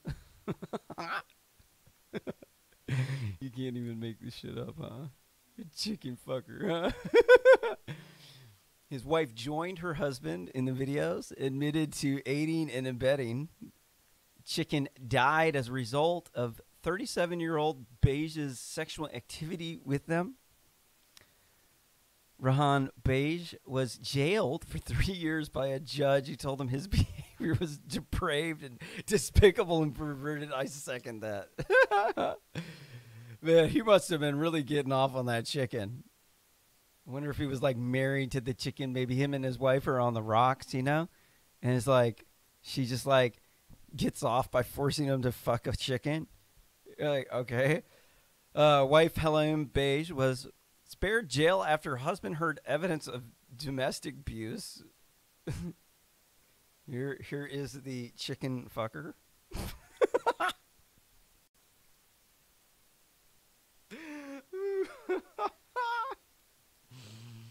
There's him going up into the court with a hood over his head because now he's officially been plastered all over the world as Mr. Chicken Fucker. Got any videos of the alleged action? I think I'd get it age restricted on. This one tops it up there. This is up there with the most strange videos or incidences that I've covered, up there with the incest pedo cult in Australia.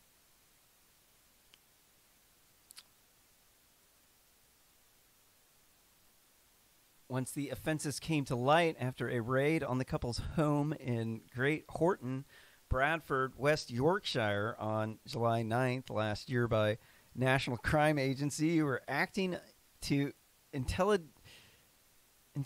that Beige had images of sexual abuse of children. 2 computer towers, a laptop, a mobile phone were seized and examined, and images and videos of child abuse.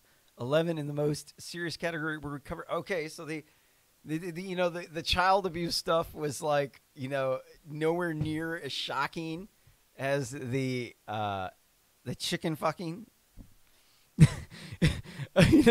It's like you got so many clicks on a bust for kitty porn,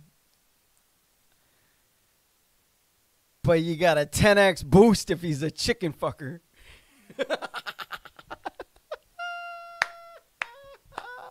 Let's look at this dude one more time. Yo, here's the chicken fucker. Oh, you know he's getting teased about that in jail. You know it.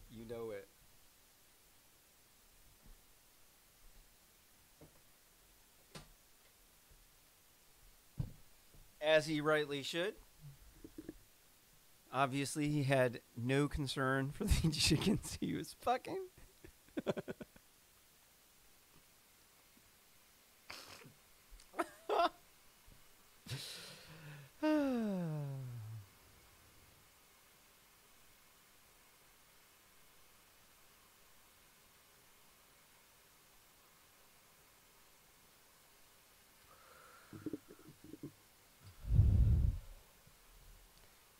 Can you believe in Oregon you can smoke crack, bang heroin, do mushrooms and acid, coke?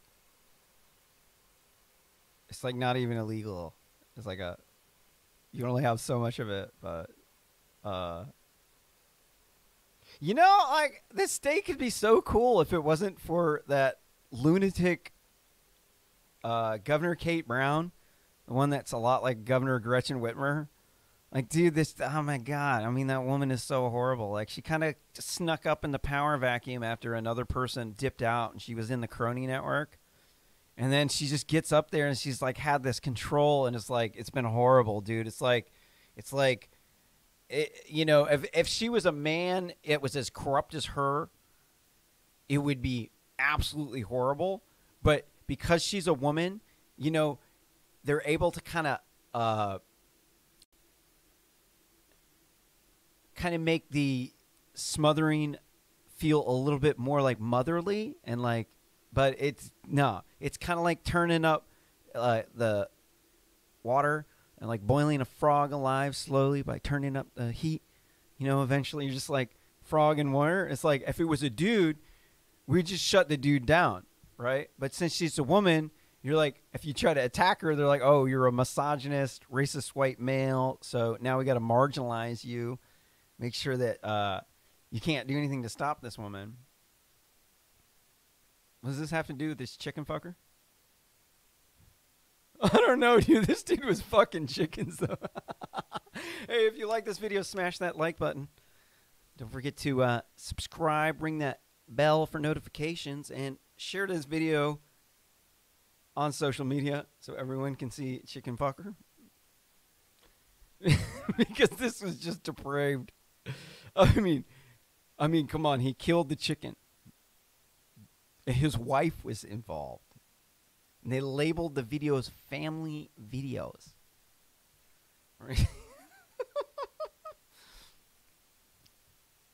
If you want to find this link, you can find it over at github.com/RSS commentary /Kale McCullough /issues/114. And that's got all this fact check links where you can leave a comment. That was article, what, 9? Just put them in brackets to refer to them so you don't have to type in the name of it.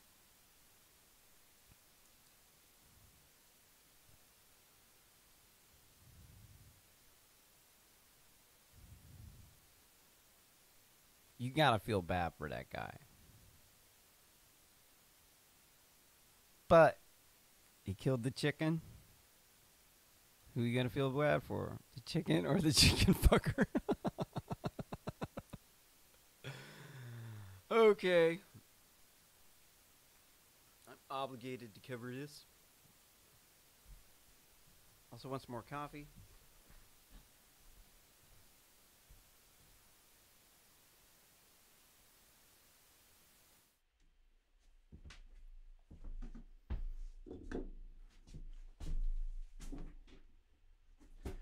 Of course, it would be nice to go to sleep, but I let all these articles back up.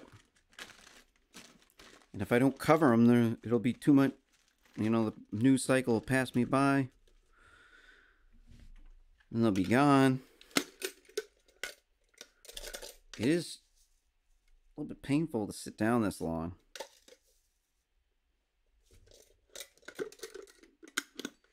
But we're getting through them. My friend had died a month and a half ago. And then I stopped doing the show for a little while. And it was just real depressing. I gained a bunch of weight.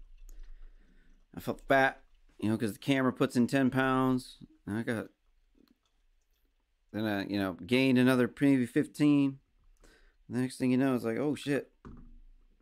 Now I'm slowing down the show because I'm fat. And then I could have just done the show in the extra time. Then I was like, not doing anything.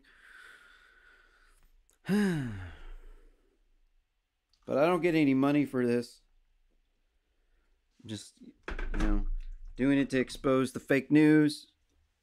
Try to come up, maybe do a Timcast or a Joe Rogan type of thing. I got some seats.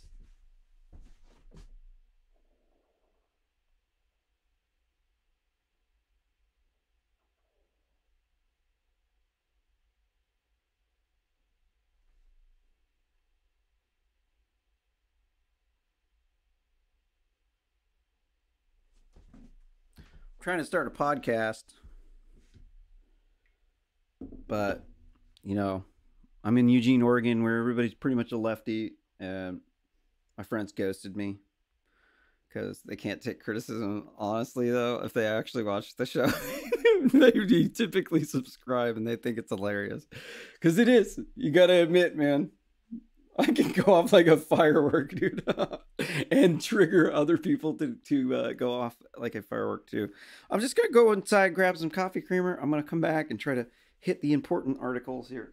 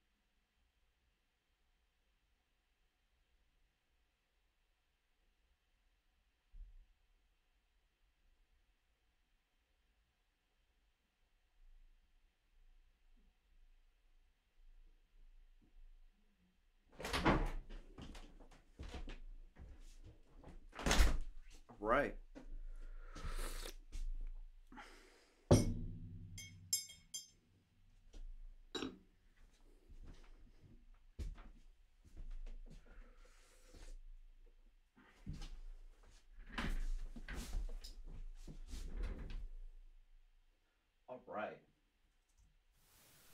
All right. What do we got?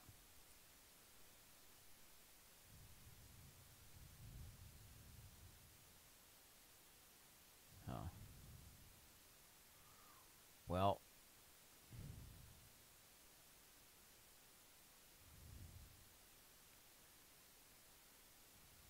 All right. Well, it's a little bit getting stale.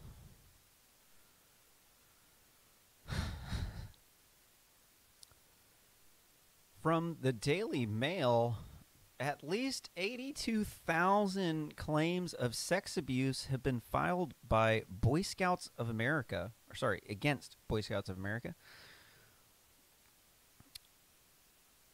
against the organization as of Sunday. Claims are being accepted until Monday at 5 p.m. Yeah, I definitely would imagine they would actually be target to pedophiles who want access to children. Claims are still being accepted until Monday at 5 p.m. Sorry, I just read that. Attorney Andrew Van Arsdale said, based on what we're hearing from survivors sexual abuse,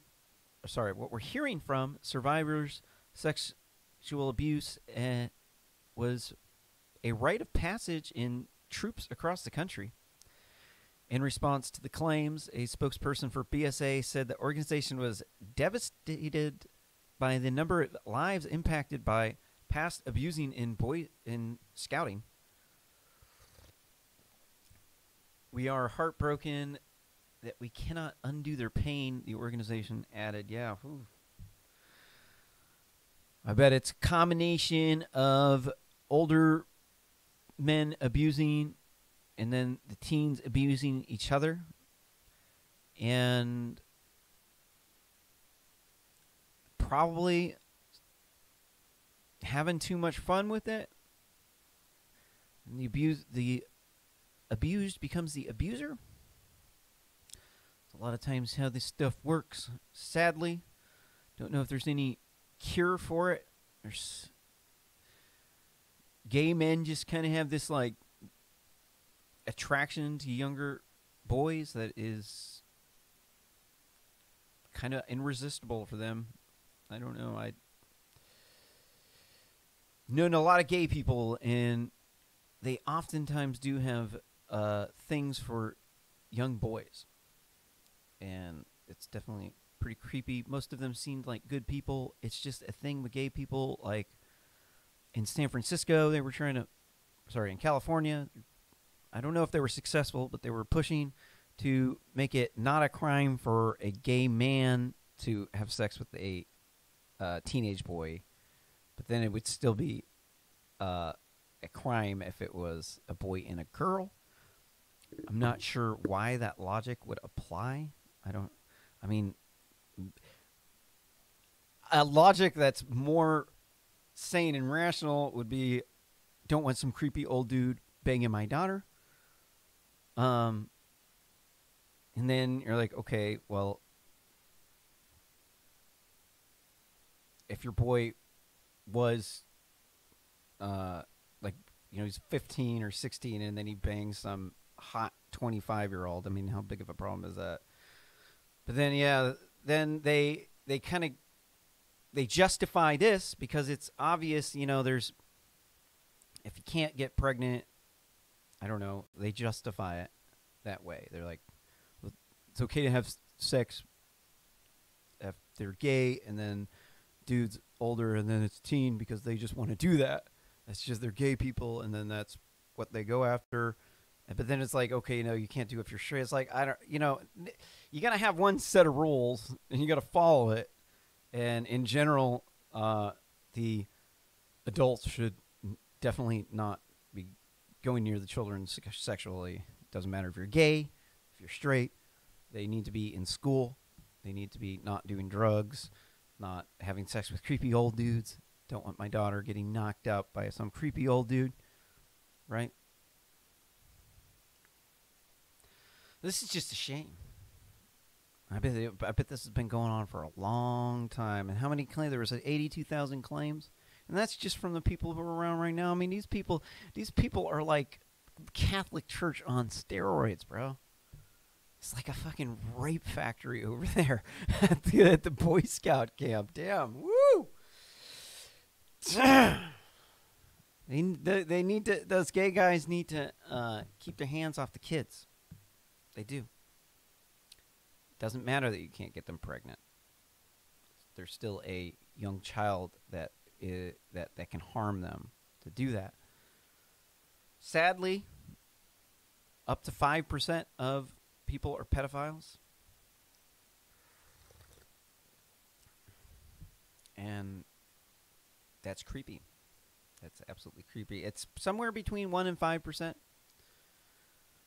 It's hard to gauge that exactly, but it definitely makes you look around at the parties. You're like, okay, there's 200-300 people here at the party. How many pedos are there?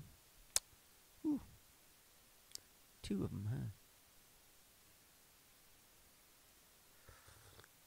And that's a pretty small party.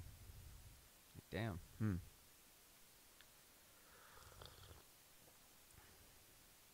Yeah. That's why we got to focus on family-friendly.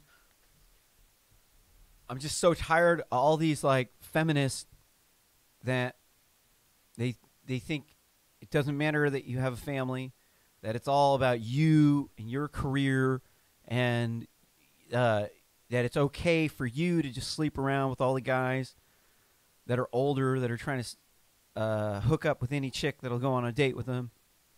You swipe on their profile because their pictures look good and they had a good job. And then it's okay for you to put off having a kid until your 30s to rise up the corporate ladder so that your husband does not. But then the result of that ends up being your family dying. Because if a woman puts off having a kid until her 30s, she'll have on average 1 child. There's a man and a woman. That means after 1 generation, if everybody's doing this, your family would be cut in half. If you could just imagine everyone in your family, just take half of them, make them disappear. That happens every generational cycle when you only have 1 child. And that will cause your family to die because you're a mortal. You have genes. You have to reproduce. If you don't reproduce, you'll be dead. So what the hell good does equal treatment do when you're dead? You've never been born. Okay? What does it do to a woman to deprive them of her husband? Turns her into a cat lady. I mean, for God's sake, do you want to be a cat lady who can't get any good dick because she's working all the time? Now she's like too butch. She makes too much money. She's like, he's not on her level. This is why we got to focus on family friendly. We got to focus on what's good for our families. And we can't be like having these creepy pedo dudes raping our kids and shit, man. Like, you got to make your family strong. In order to make your family strong, you can't be engaging in any sort of activity like this because it's going to make your family not strong after that. I know that it sounds like such a taboo word to say heteronormativity, that you're discriminating against the poor, helpless, oppressed class because you're the privileged class. You're the person who's part of the dominant class that's oppressing these oppressed people. It's nice and easy to just slough this off, but the reality of the world is you're healthier with a 2-parent household and without getting raped at the Boy Scouts or at the Catholic Church doing the choir.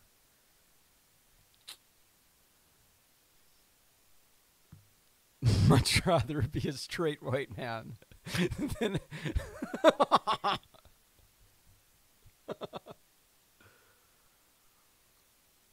No offense to all you gay people out there. It's just not for me, man. If you like this video, smash that like button. If you hated this video, hit that dislike button. Tell me how stupid I am, how much I suck, how much of a jerk, how bad of a person I am for my white privilege, white male privilege, up top my ivory tower, up on my fancy YouTube channel. Don't forget to hit that subscribe button, ring that bell, bing, for them notifications when I go live. And if you want to see this channel grow, if you get value out of this, if you find it at all funny, you should share it on social media. That's the best way to help us grow. You can also make a donation.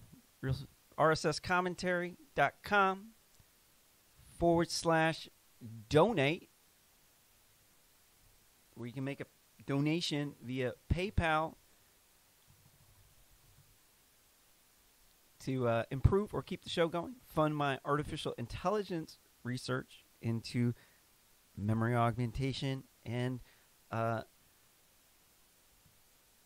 learning via flashcards. I don't have an exact word for what I'm doing yet, although I think there's some technical neuroscience word.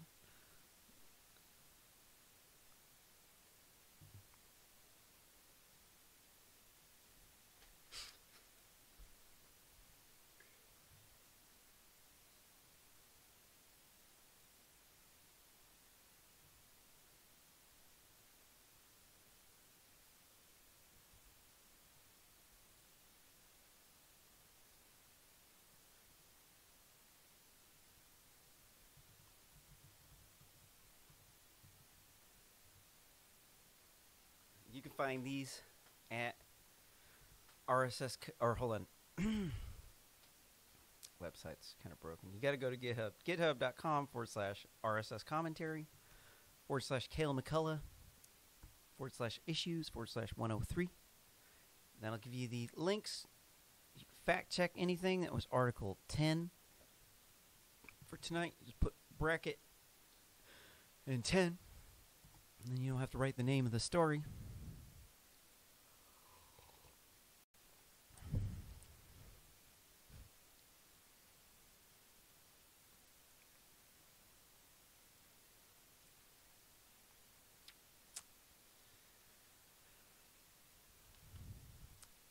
From the Daily Mail, U.S. Marshals recover 45 missing children and 109 human trafficking survivors in Autumn Hope operation. Ohio Attorney General David Yost announced the successful recovery at a news conference on Monday, where he called Autumn Hope the largest anti-human and trafficking effort in the state's history. Give him a round of applause. Thank you, God, for the federal marshals and the police that helped free these children from these monsters. Like, up to 5% of people right now are pedophiles. Between 1 and 5%, man. And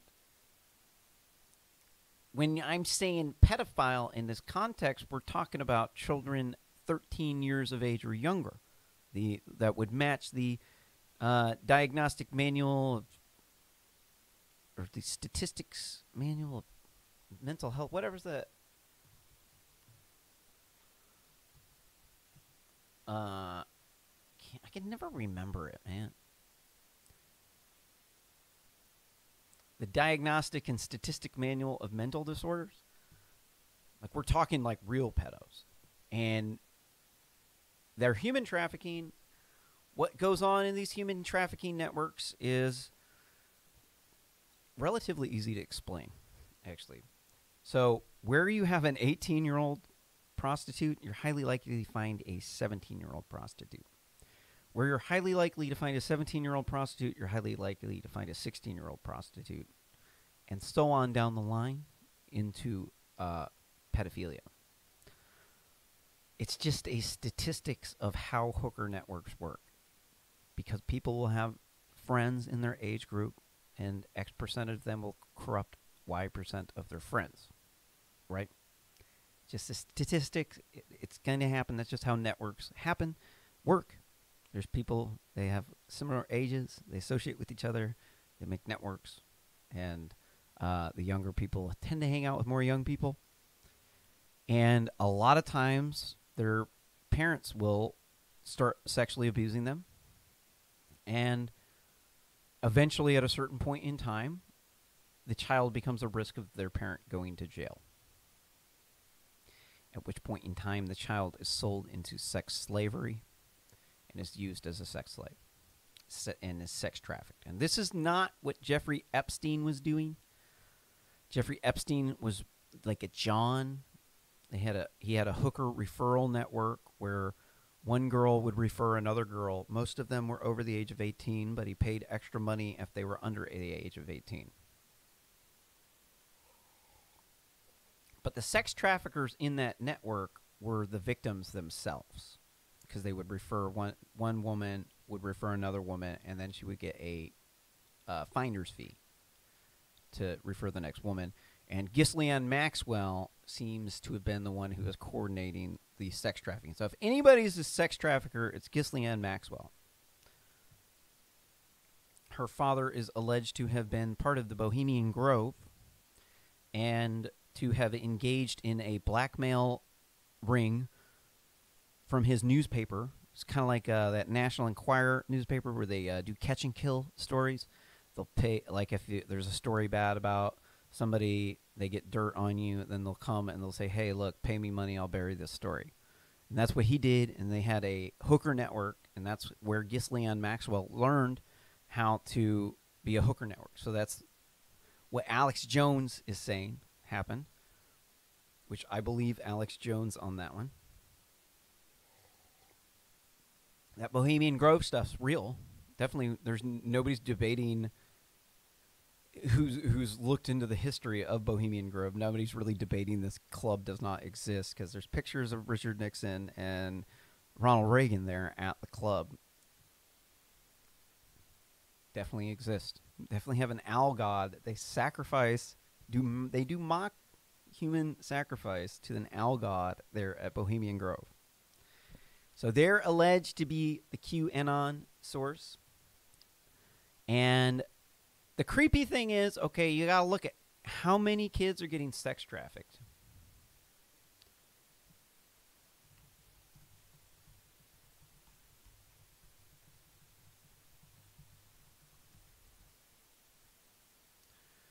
It says from ncjrs.gov, Human Trafficking-National Crime Justice Reference Service. Each year, an estimated 14,500 to 17,500 foreign nationals are trafficked into the United States. The number of U.S. citizens trafficked within, and this is human trafficking, so that's human trafficking.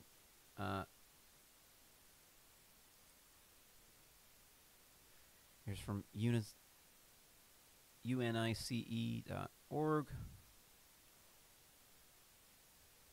Looking for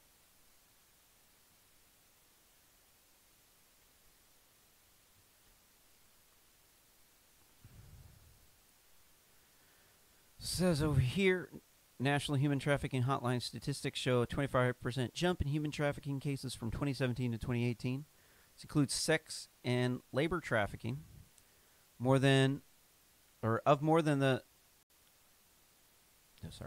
the more than 23,500 runaways reported to the National Center of Missing and Exploited Children in 2018, 1 in 17 were likely victims of 1 in 7 were likely victims of child sex trafficking. So let's do the math. You got to understand, oftentimes the child gets killed whenever they become a liability.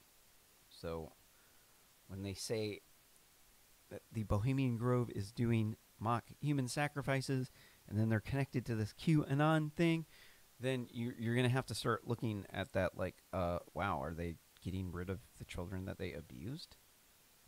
I mean, I don't know. We're just kind of speculating. I only believe evidence-based stuff. But this is, 3,000. But this website saying there's about 3,357 kids trafficked in the U.S. each year. That's a lot. That's a lot. And that's new kids each year.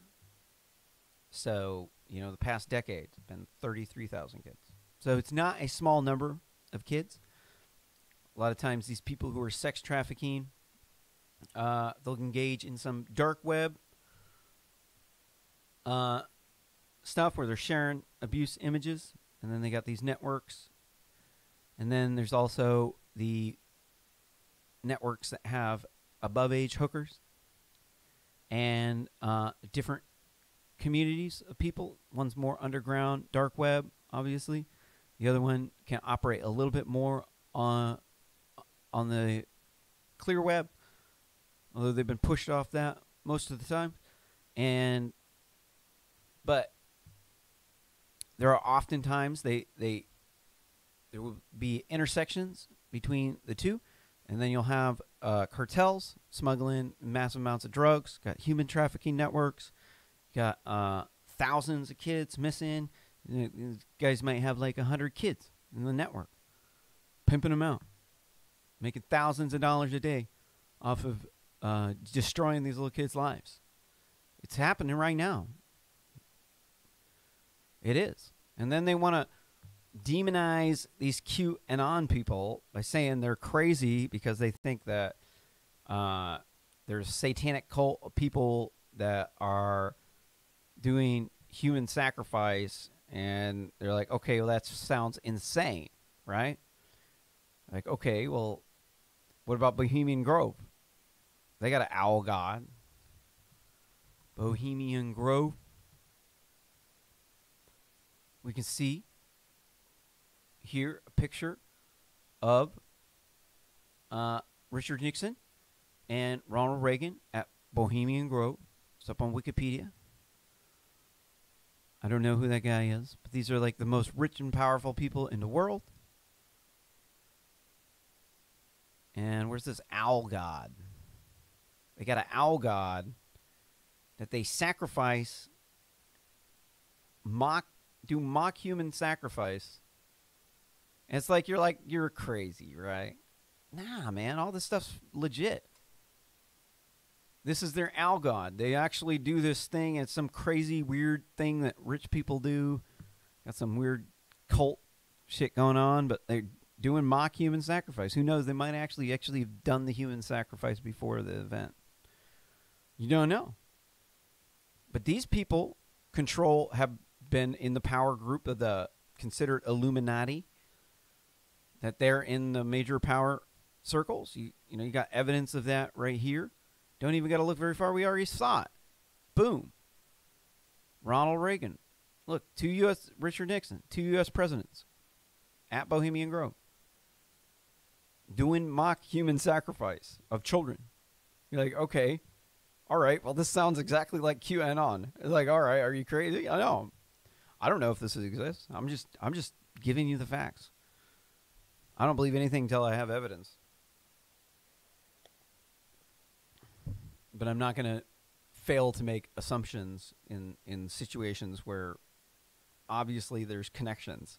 Like there's obviously a connection between Ghislaine Maxwell's father, catch and kill blackmail through the newspaper that they owned, just like the National Enquirer buries stories with catch and kill, and they used hooker networks to get blackmail. Who else uses hooker networks? KGB. Russian, whatever the KGB turned into. And who else is doing it? Everybody with a sex trafficking network. Going to have some victims or some Johns. They're going to blackmail. They got to keep their way going. They'll get politicians to have sex with some underage prostitute doing drugs, videotape them, and then they'll use it for blackmail. That's how they work. And so you're foolish to think that these people wouldn't have a very insanely corrupt network. If they have a large sex trafficking network, you would be fool to think that they wouldn't pawn off some politicians so that they could get an influence network, so they could funnel in narcotics and human trafficking victims. Cartels have the human trafficking networks. That's how they get rid of their drugs. So It's not too much of a stretch to believe that they wouldn't have a network of people they met on the dark web that was involved in some super shady stuff with some child sex abuse, because it's kind of a logical conclusion. But then the U.S. government's like condemning anybody who supports QAnon. You're now like considered more dangerous as a far right neo-Nazi. Same thing as being in the KKK, man. Now you think that there's like pedos that are kidnapping kids, then and that they might work for the government, that they might have some politicians blackmailed. Now you're as dangerous as a mass murdering genocidal Nazi.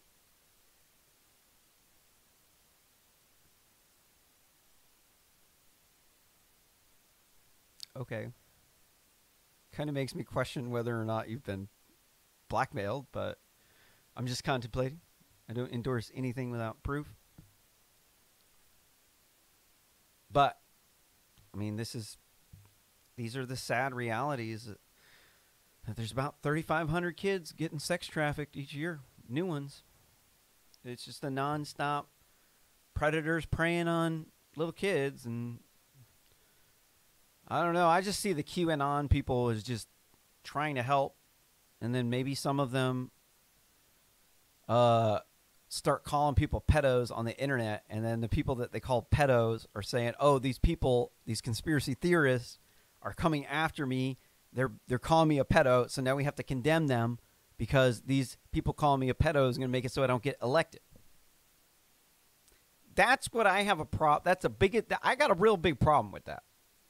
Because Facebook banning these people, it's like, okay, I can understand if somebody's harassing somebody on the internet, calling them a pedophile. That, I think it crosses the line into slander and libel. But to ban people because they think that there's child sex trafficking networks related with Jeffrey Epstein and some cartels that have paid off politicians, working with China, blackmailing people, doing a corruption network, so that the Chinese can be the world's #1 superpower, and then the other people can get paid buku bucks, kowtowing to the new master, the Chinese Nazi Party, the Xi Jinping, Zinni the Pooh. Yeah, I just don't understand, like why, what it is that makes you a bad person if you think that that there's QAnon could be true, because you got to look at it from the reality of if it's true. What would they also have if there's Chinese Nazi military and Russian ex-KGB pulling some Illuminati shit? You'd see a disinformation campaign around it. Right? Because once you start to throw in they're making gravy out of the brains of the 3-year-old kids that they're doing in the human sacrifice, because they like sex trafficking the kids and then they had to get rid of them, so they do human sacrifice.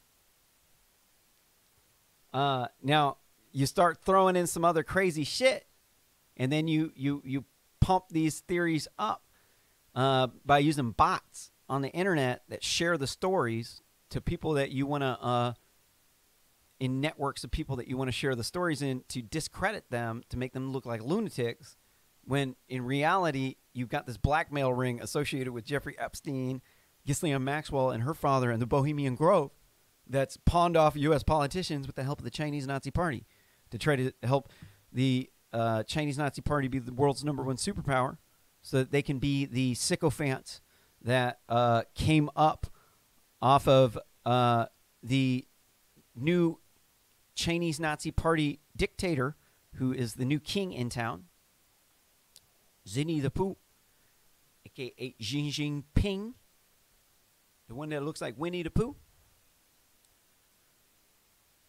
And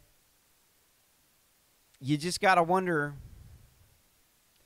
why are these people going after the QAnon people? Like, why is the U.S. Senate and all big tech coming down on QAnon people. They're like, oh, well, some dude took a gun into a pizza shop and was like, so they said it was like a child sex ring and that they were abusing kids in the basement, but then there wasn't a basement.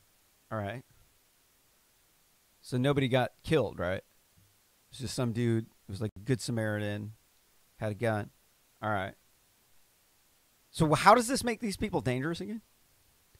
Oh, they threatened the politicians on the internet. I think that is the story.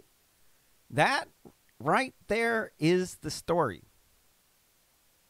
Politicians can't have you saying stuff like that because they won't get elected because you're going to harm their reputation. Okay. Maybe that should be the behavior that Facebook is banning. Maybe that's the stuff that they should target, which is the tort offenses that somebody could sue you for, because that would be in violation of the Communications Decency Act.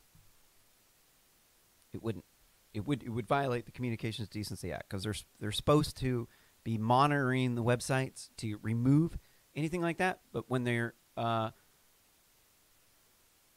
and so that's the Good Samaritan law, where they're allowed to censor our speech because it's a tort offense.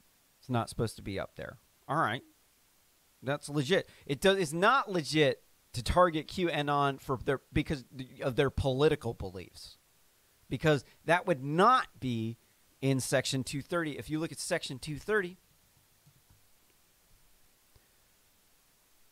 it's got some stuff in it.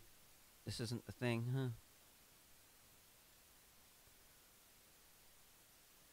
Let's read it. It says, the Congress finds the following: rapidly developing array of internet and interactive computer service available to individual Americans represents an extraordinary advance in the ability of education and informal resources to our citizens. Okay.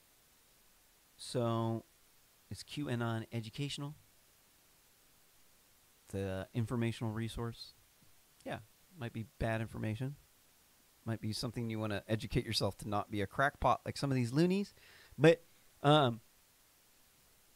whether or not it's true or false, you could still say it's at least educational in some regards, because you want to learn about conspiracy theories, right? As they need to be educated about it. If you banned all these people up on social media and you prevented them from existing, well, then would not be able to learn from it, because it would be pushed onto the dark web, the intellectual dark web. So number 2, these services offer users a great degree of control over the information they receive, as well as the potential for even greater control over future technology develops. So the user needs to be in control of what they see. So what are they getting at? What's the background story? Somebody sued Prodigy. They had a billboard. Somebody posted up some stuff, I think it was defamation of character. So they sued Prodigy. And then the federal government said, you know what? We're going to shut down the internet if we don't have this special protections from tort lawsuits, because they need to filter out some stuff. If this is a tort action, person did defamation of character, it's supposed to be the person who spoke the words that is supposed to get the punishment, get sued. You don't sue Prodigy, the billboard, because somebody else posted something up there, because then none of us can use it, right? Makes sense.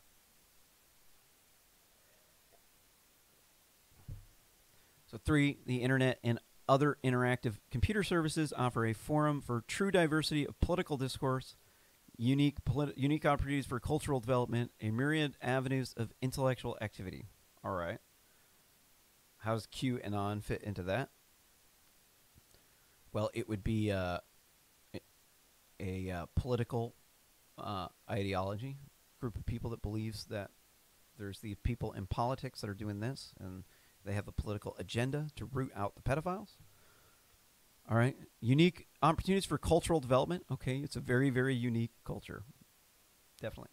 QAnon is a very unique culture. It's kind of kooky, kind of conspiratorial. A lot of patriots, a lot of really good people, a lot of kooky old white women that are getting trending on social media because of their crackpot conspiracy theories. And to that, I say cheers. It's entertaining. More power to you. This is why 5 is increasing Americans are relying on interactive media for a variety of political, educational, cultural, and entertainment services. So 1, it's entertainment. 2, it's cultural. 3, it's educational. 4, it's political. So QAnon meets all of those metrics. So the kind of conversations that they're trying to preserve on the internet would be the QAnon, because some of their people engage in tort offenses when they go and they slander politicians as pedophiles, right? Okay, all right. So this means that what? The platform's not supposed to be liable. It's supposed to be so they can have filters. So the policy, they need to filter out stuff like porn. Kids can't be watching porn. We don't want any animal abuse images. Nothing indecent. But B, it's the policy of the United States, 1, to promote the continued development of the internet and interactive computer services and other interactive media such as QAnon media, to preserve the vibrant and competitive free marketplace that presently exists for the internet, other interactive computer services unfettered by federal or state regulation. Okay. Well, there was a federal condemnation of QAnon, so that the United States has come down against this political ideology that they say is dangerous far-right conspiracy theory that's akin to anti-Semitism somehow. It's like far-right. I don't know what QAnon has anything to do with anything far-right, like dictators, racism, xenophobia.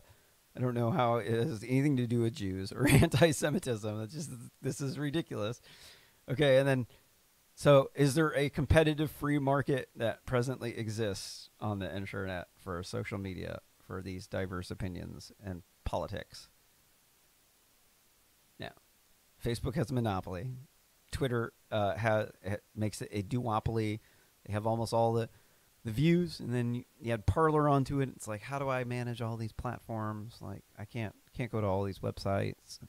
Can't do more than one social network. So like, so using the scope, the reach is limited. Okay, so obviously we have a problem with, in order to have this reach to reach everybody, we have to have some sort of monopoly that has all of the people on the social network so that we can have access to them. And then what happens if you're denied access to these people because they said you're QAnon, so we got to ban your account? Anti-competitive practice. The other people are your they're a social network. They have a political platform. They have a network of people, and then their people have been banned because of their political ideology. Not because of the actions that they've done, but because you've blamed them for the actions that somebody else did that didn't even result in any death. Maybe if it resulted in deaths, maybe I would say, okay, all right, this QAnon thing is like causing people to kill each other. But the reality is that most of the violence comes from like poor people in the city. A lot of them are gangbangers. They're like in and out of prison, like some white supremacist gang. No real difference in between the white supremacist gang and the Latin Kings. They're both got a lot of really nasty murderers and drug dealers, gangbangers. They're both all bad. I don't see anything worse about the white supremacist gangs than the Latin Kings or any of the other cartels. They're all pretty bloodthirsty. And, just one might have more money than the other, causing more violence around controlling the money flow. But, like, how does any of this touch in scale? How does the scale of the crime, how does that compare to QAnon? Like, you got, like, a bunch of people who don't like pedos, who think that there's, like, pedo politicians. They want to get them out of office. not, so they're not criminals. They're trying to help kids out. And then you've got on the other side a bunch of gangbanging murderers who are funneling in a massive amount of drugs, and then they're paying off politicians. And then possibly these politicians are getting blackmailed by some of these human traffickers. They're also in the drug trafficking because they're making so much money that they're paying off governors. They're paying off people in the ports. And I mean, of course you would expect us to have some drug traffickers that are paying off everybody in the ports and start paying off governors and police officers. And then you would expect the Chinese Nazi Party to come in there and start peddling their fentanyl there so that they could kill the U.S. citizens with drug overdoses using their network of illegal immigrants to funnel chemical weapons to us in the form of fentanyl. You would expect that because it's the real world. It's us versus socialism, man. It's the capitalists versus the socialists. So you're expecting people that are involved in human trafficking networks to then come into the picture and start paying people off. There's nothing suspicious about that. But the politicians don't want you focusing on that. And it's because there's a high probability chance that it's true. They're just doing it to maintain power. There's no way that you can argue they're not doing it to maintain power. Why are they doing it? Because somebody on the internet said they're a pedo because they were opposing QAnon. All right? They could not even be involved in a human or drug smuggling operation, and they're just doing it to maintain power, right? So then you throw in, okay, well, there's cartels. They pay off politicians. They pay off people in ports. Who else pays off people in ports? Like dry docks, shipping yards. Chinese Nazi Party. Chinese Nazi Party has human smuggling and drug smuggling with fentanyl networks, as well as other exotic imports for Chinese Nazi Party members who want exotic things that are illegal in the U.S. They have shipping networks like that in their Chinese controlled shipping yards. They ship in occasionally illegal stuff like fentanyl. They do it. It happens. It does. And they pay people off at the ports. And so you're like, okay. All of a sudden you're like, wow, QAnon does not sound so quack after all. In fact, actually, not even the satanic baby who was the satanic ritual child sacrifice even sounds crazy, because you can track it down to a source of people that we actually have information that they are doing ritual human sacrifice. So I don't know. I'm just stating that. I don't believe anything without evidence. But don't forget to smash that like button if you like this content. Share this video on social media if you got some enlightenment out of that and you would like to share it with some other people, or if you thought I was batshit crazy because I was saying some stuff that I don't even know if I believe because I'm agnostic to everything. Scientist. But hey, you know what? Honestly, I've done a bit of research on QAnon. I've never gone to the sources of the QAnon conspiracy. I just researching the articles, researching the sex trafficking network, the statistics of how the sex trafficking networks work. I'm pretty convinced that innately there's going to be some underage hookers involved in those. And then anytime you've got a large number of politicians that are putting off having families till their 30s so they could come up in the political world, and then they're using hooker networks, I mean, you're going to start having underage hookers in there at some point in time. Anyways, yeah, don't forget to smash that like button, drop a comment down below, hit that subscribe button, ring the bell for notification when I go live, and keep watching because it's a live stream, and I think I got enough juice for maybe one more, but I got to go to the bathroom again.